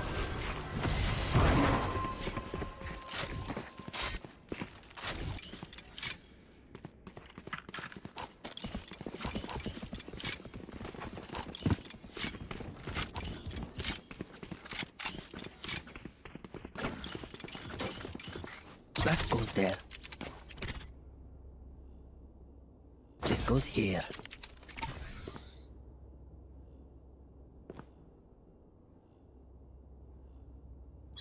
Ah, this is enough. That goes there. Yes.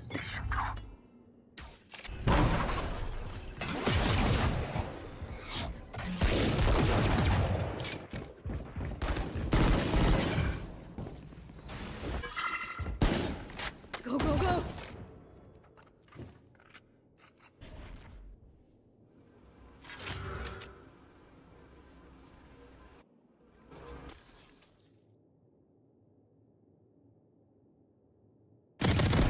Silence.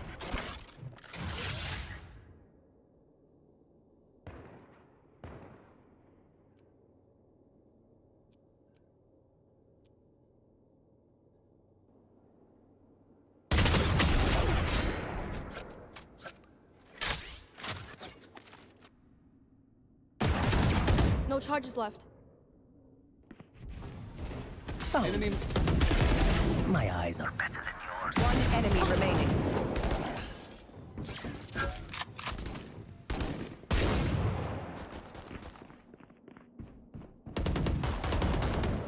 Thirty seconds left. Flawless.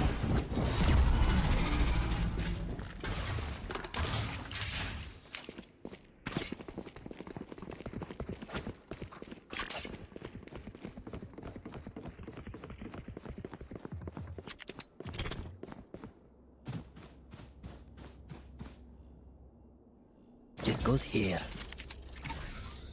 Ah, this is a nice spot. That goes there. Yes, this should go. There.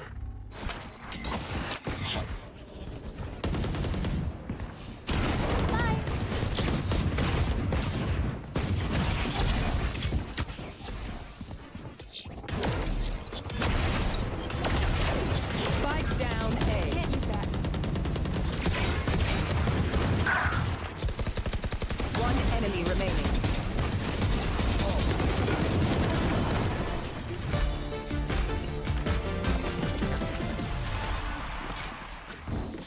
If you're not a good shot today, don't worry. There are other ways to be useful.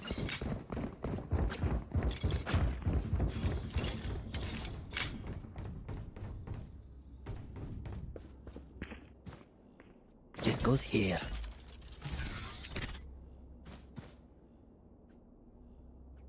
That goes there. Ah, this is a nice. This goes here.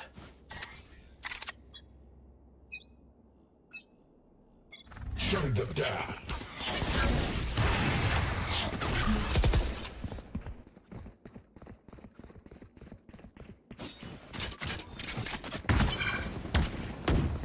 My ult's ready.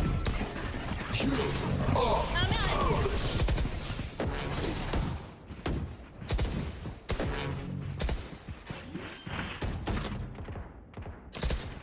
Cage triggered. Shocking! Go! Out of charges! Short good! You want to fight it!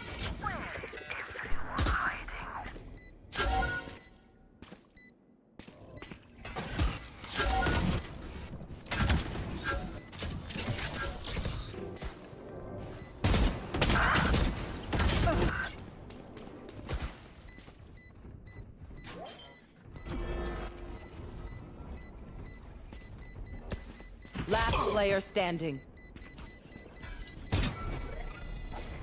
One enemy remaining.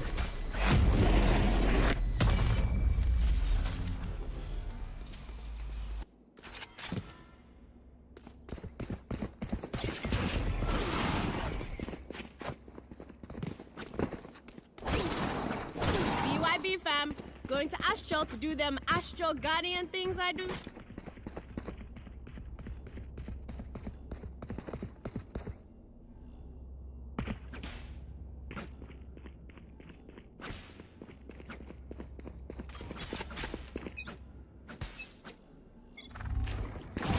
Here we go!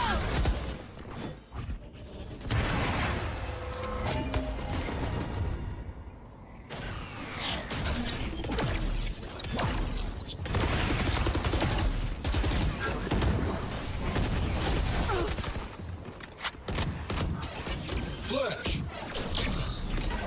Flashbang. Spike planted.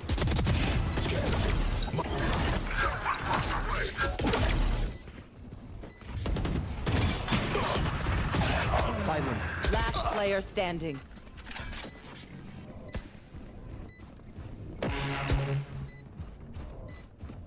I cannot use that.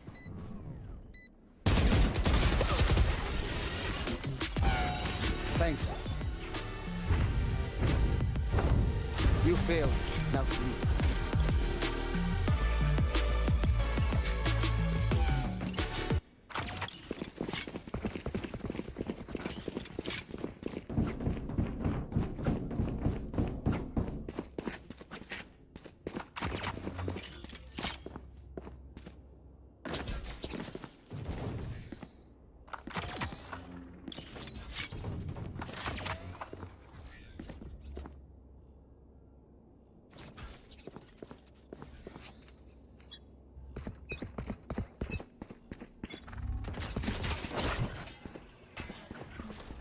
There.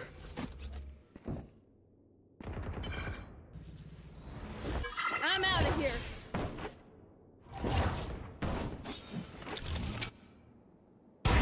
Stay down.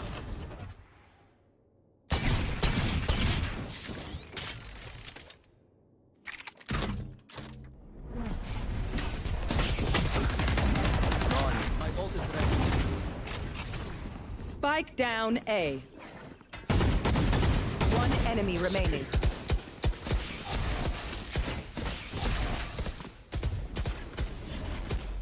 Flawless.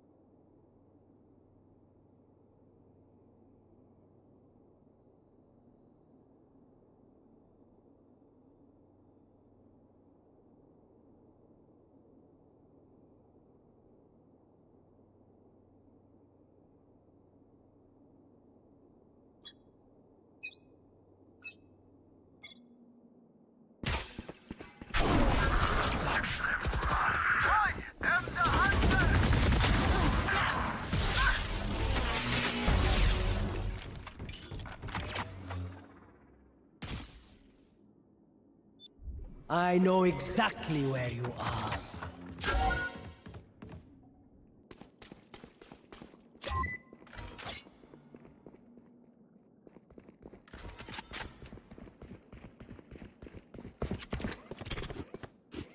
Plant the spike. Blocking vision. Spike planted.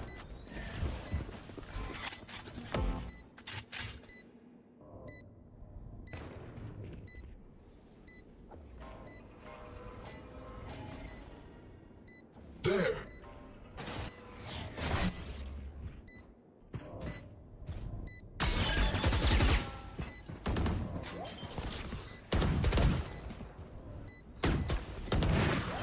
Pulling them in.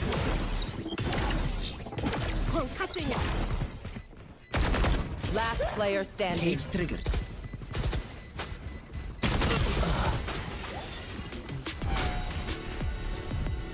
Spike defused.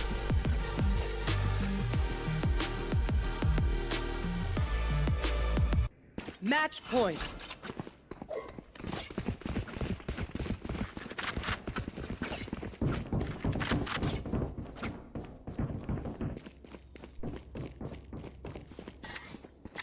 Yes, this should do. Oh, this is a nice spot. That goes there. Yes, this should do. This goes here.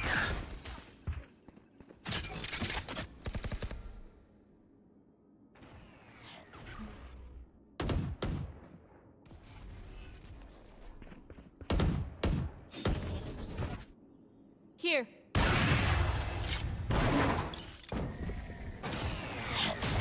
Go, go, go!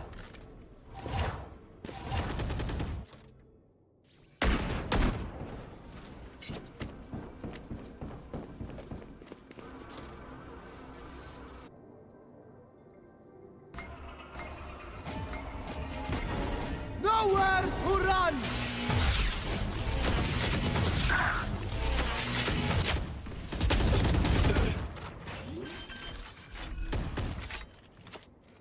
Light planted.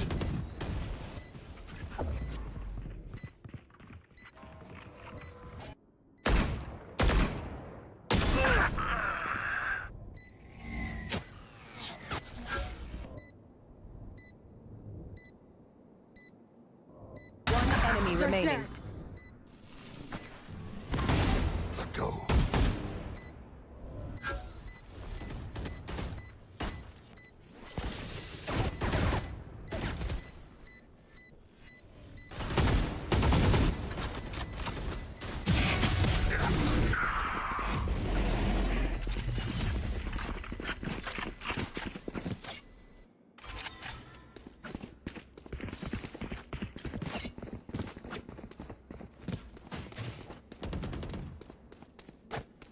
I should probably place some stars in the astral plane. I should.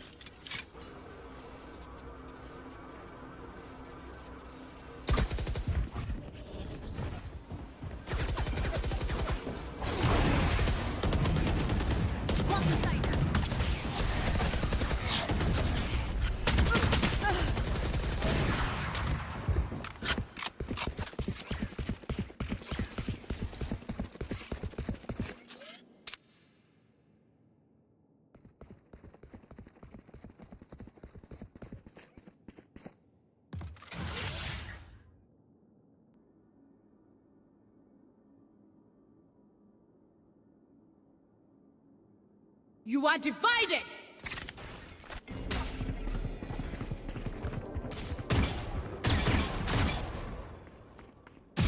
Kill. I must wait. Light planted.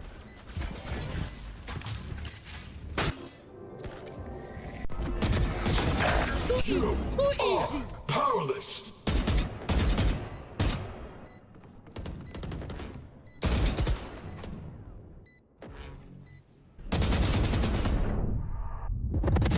Boom. Last player Flash. standing. Tango down.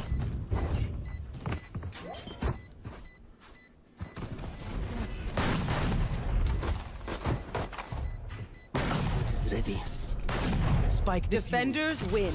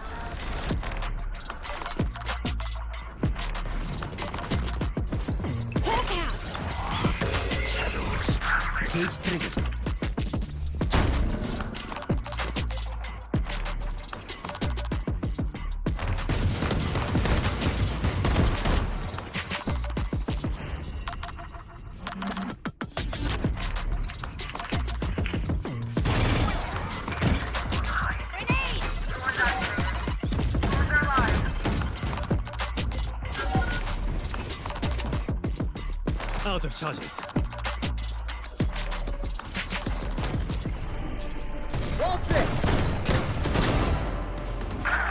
Spike down A.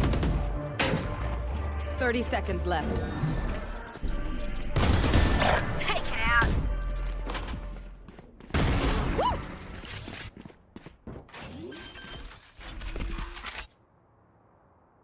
Spike planted. One enemy remaining.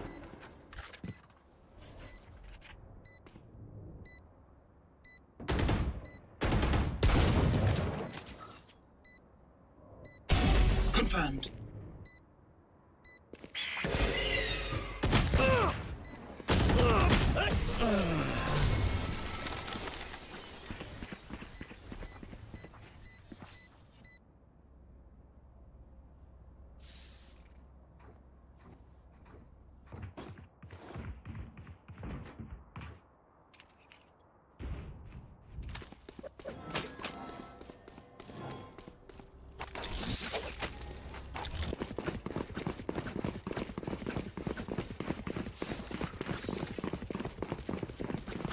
Let's have some fun.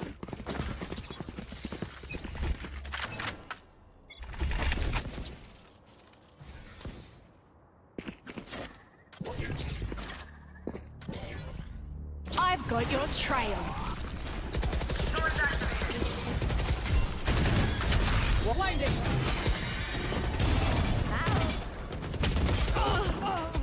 I know exactly where you are.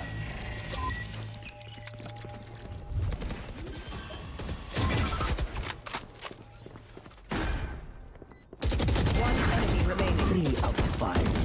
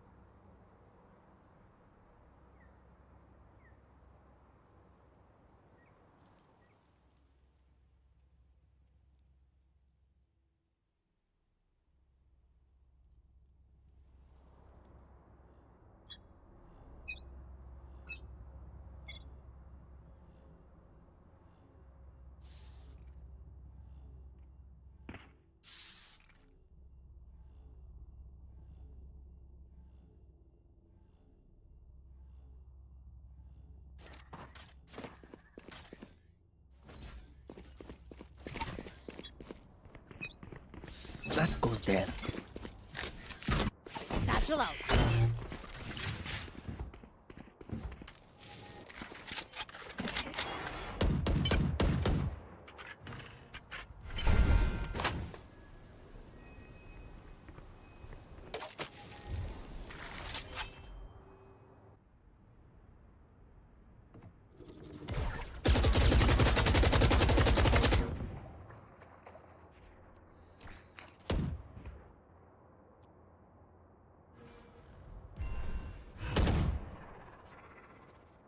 Shadows traveling.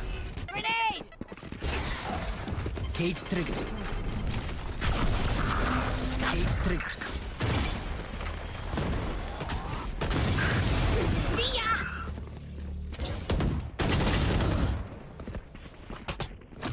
Go get him.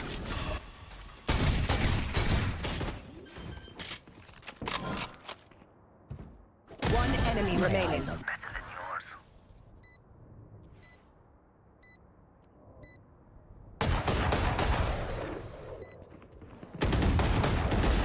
Shame.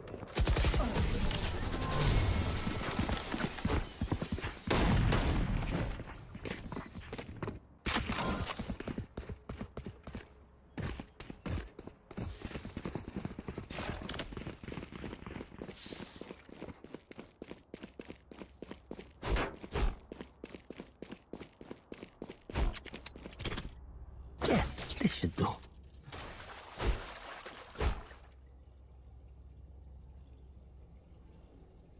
I will find you.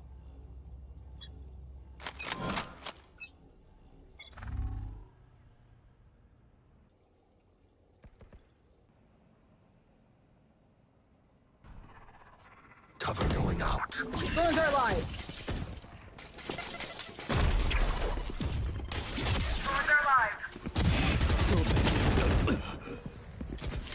Caution here.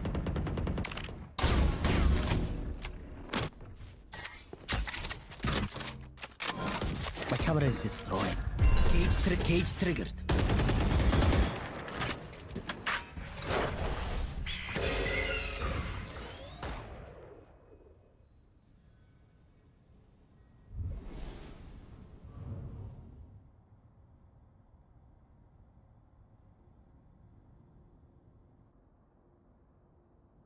Tagged. Tripwire destroyed. Right there. No charges.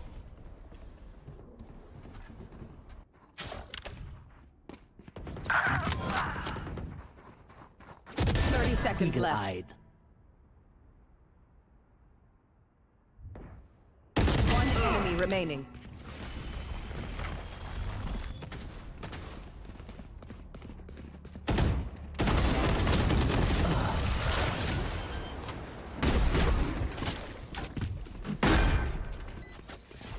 I hate waiting.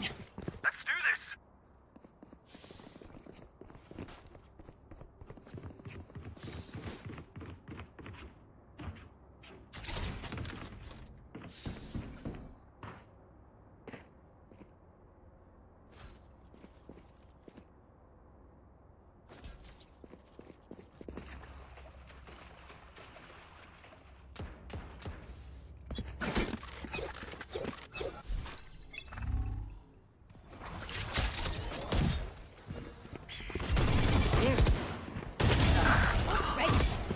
There. Bomb buddy out. Erase. Where is every cage?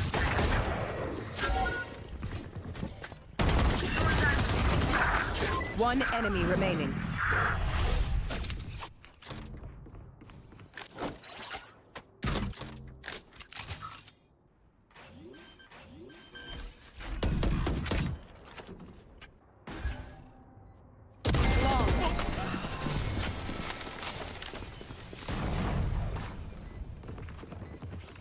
We know more than we did before. Let's use that.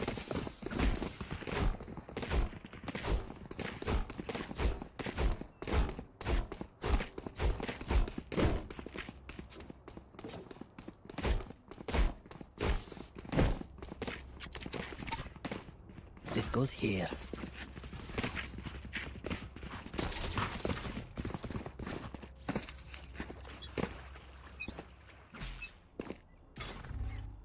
I must wait a moment.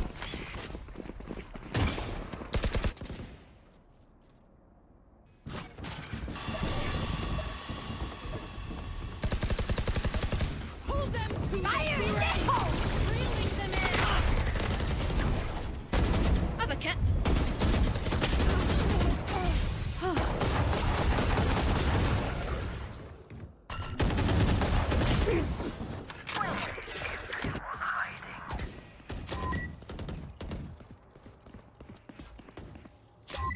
No peeking.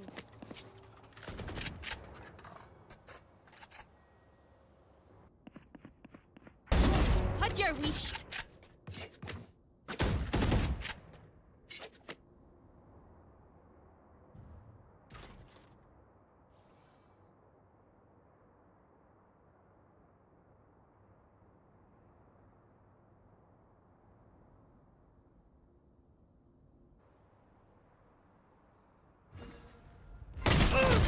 30 seconds left.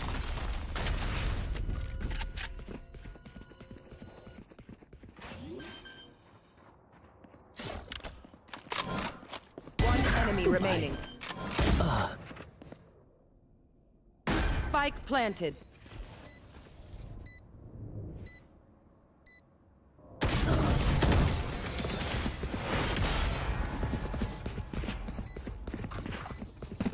Last round before the switch.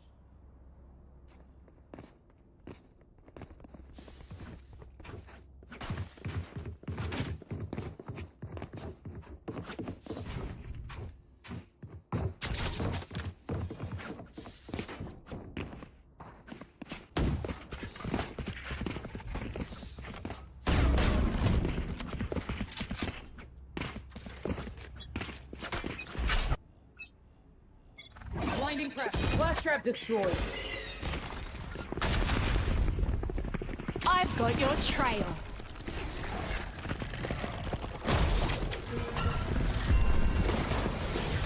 Bring me the arsenal! Redundant.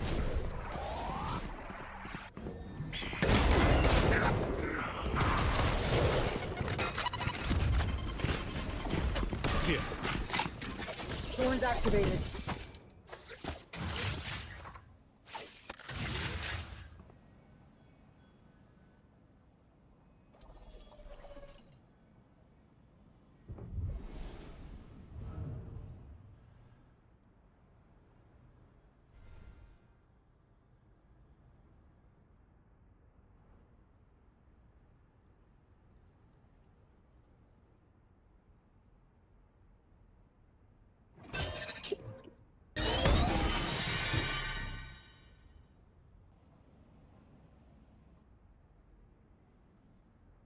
Thirty seconds left. You're right.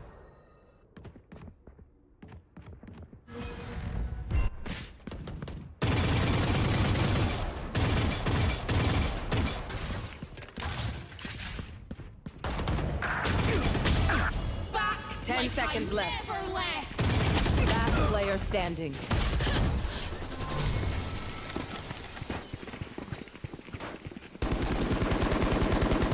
Switching sides.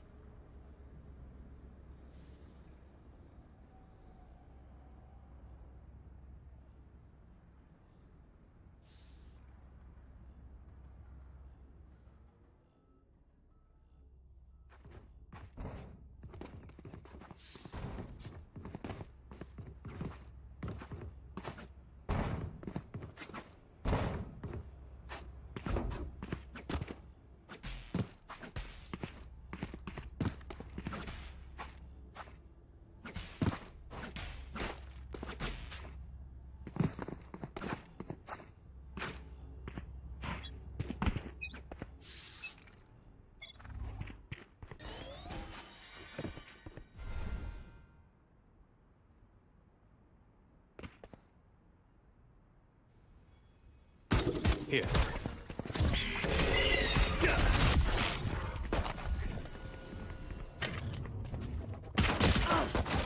Grenade.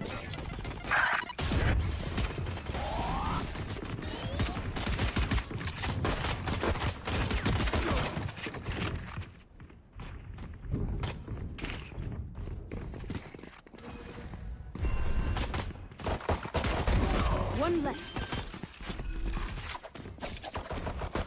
Spike planted.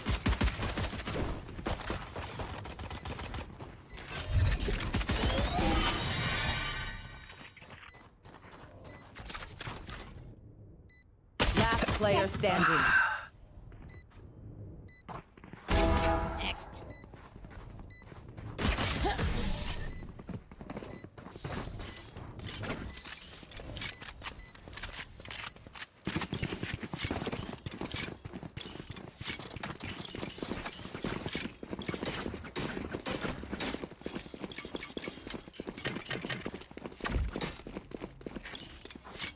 Over there.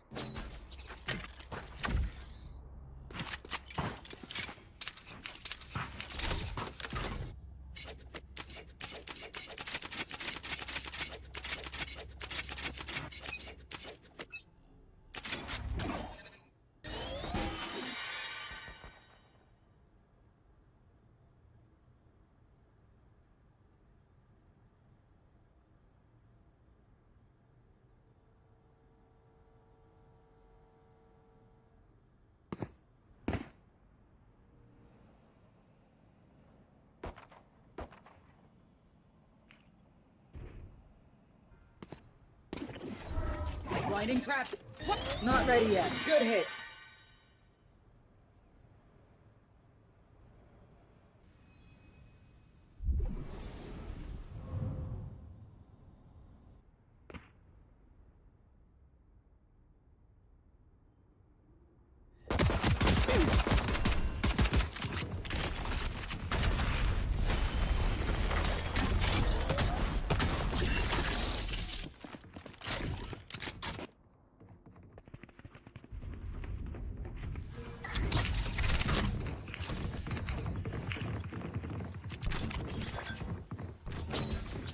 Thirty seconds left.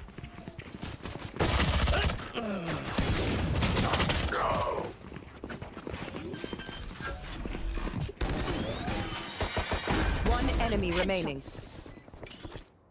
Hello?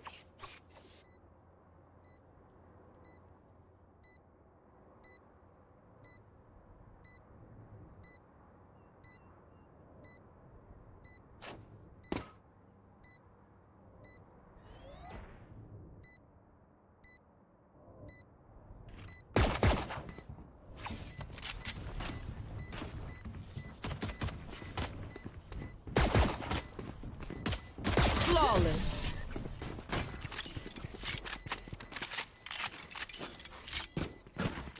Var försiktig. The battlefield changes with every play.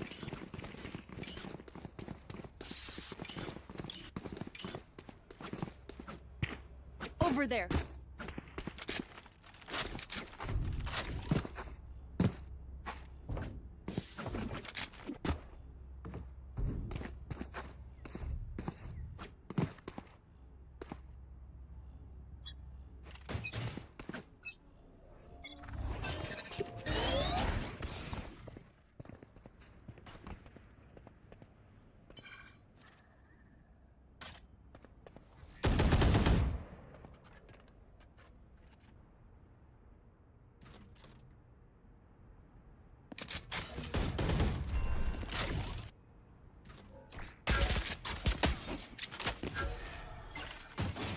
I have the spike. Over there. No escape. Pull them to their graves, reeling them in.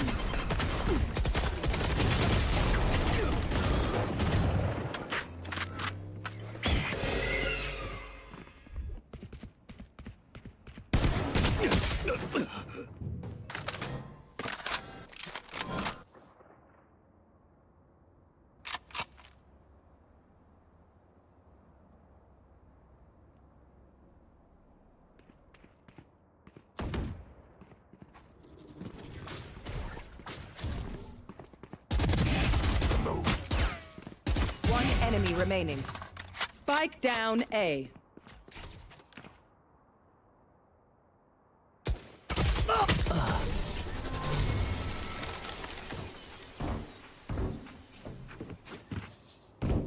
Match point.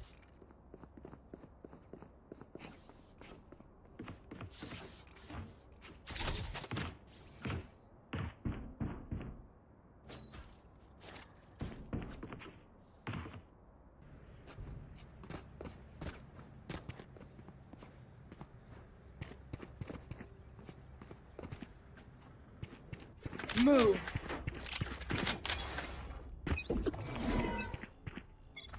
Wall set. Flash placed.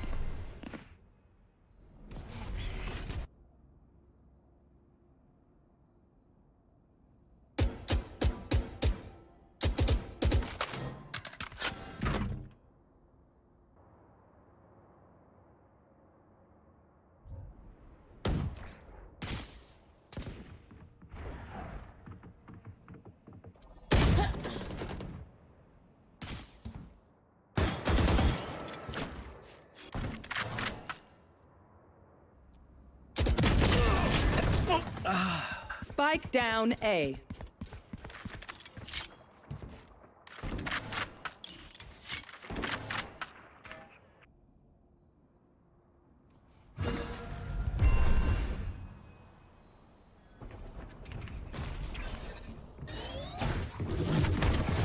Rip and tear. Thorns are live.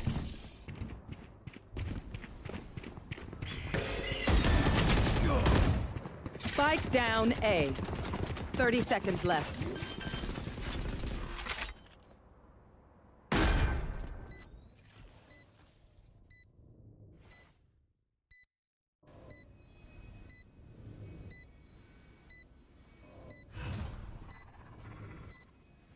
Here!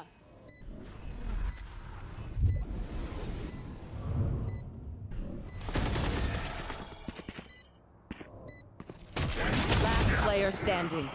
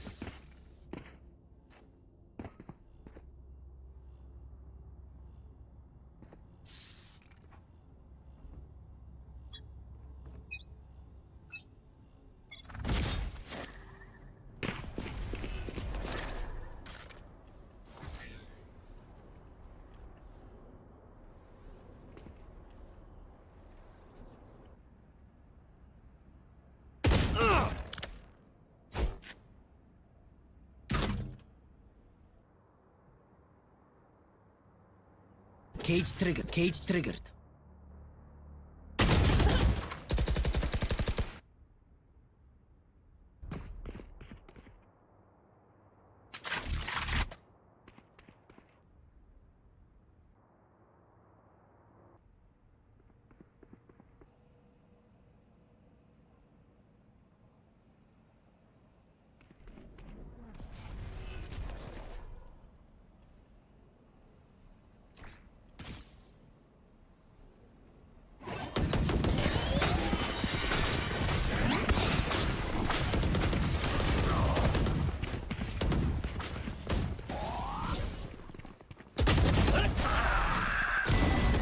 Last player standing.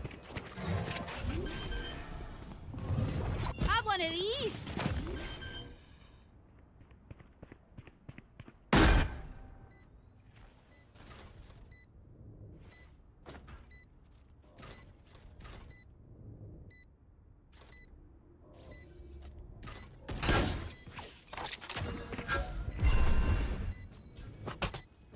Go get him!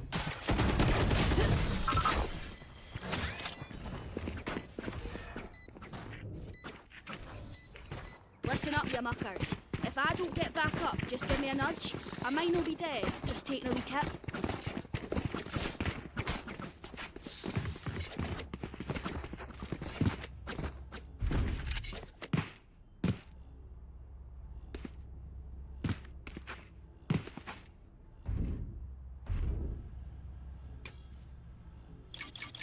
No heroics. Follow protocol.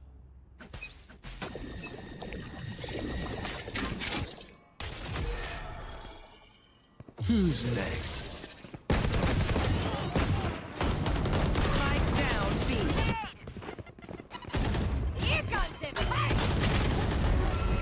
You had your fun. My turn.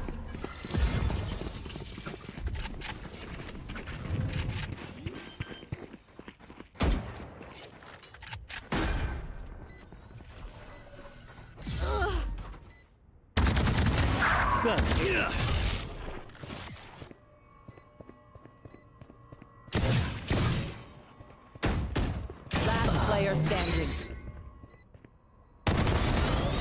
Squash the last bug.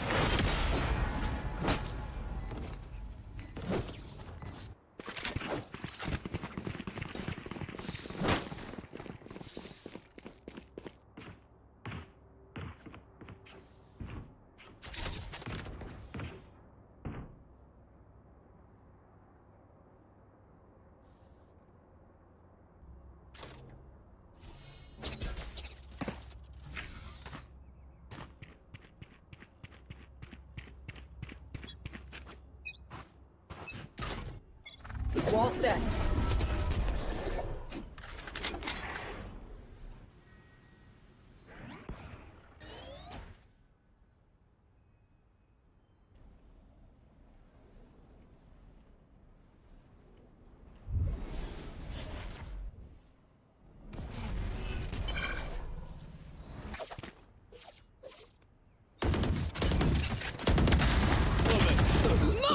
Victory is mine! I have them now! Throwing net.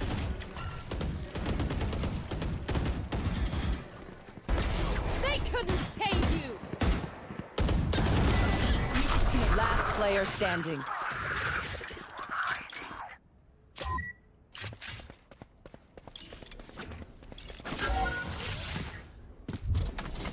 Barrier deployed. It ends. Defenders win. Stealing sight.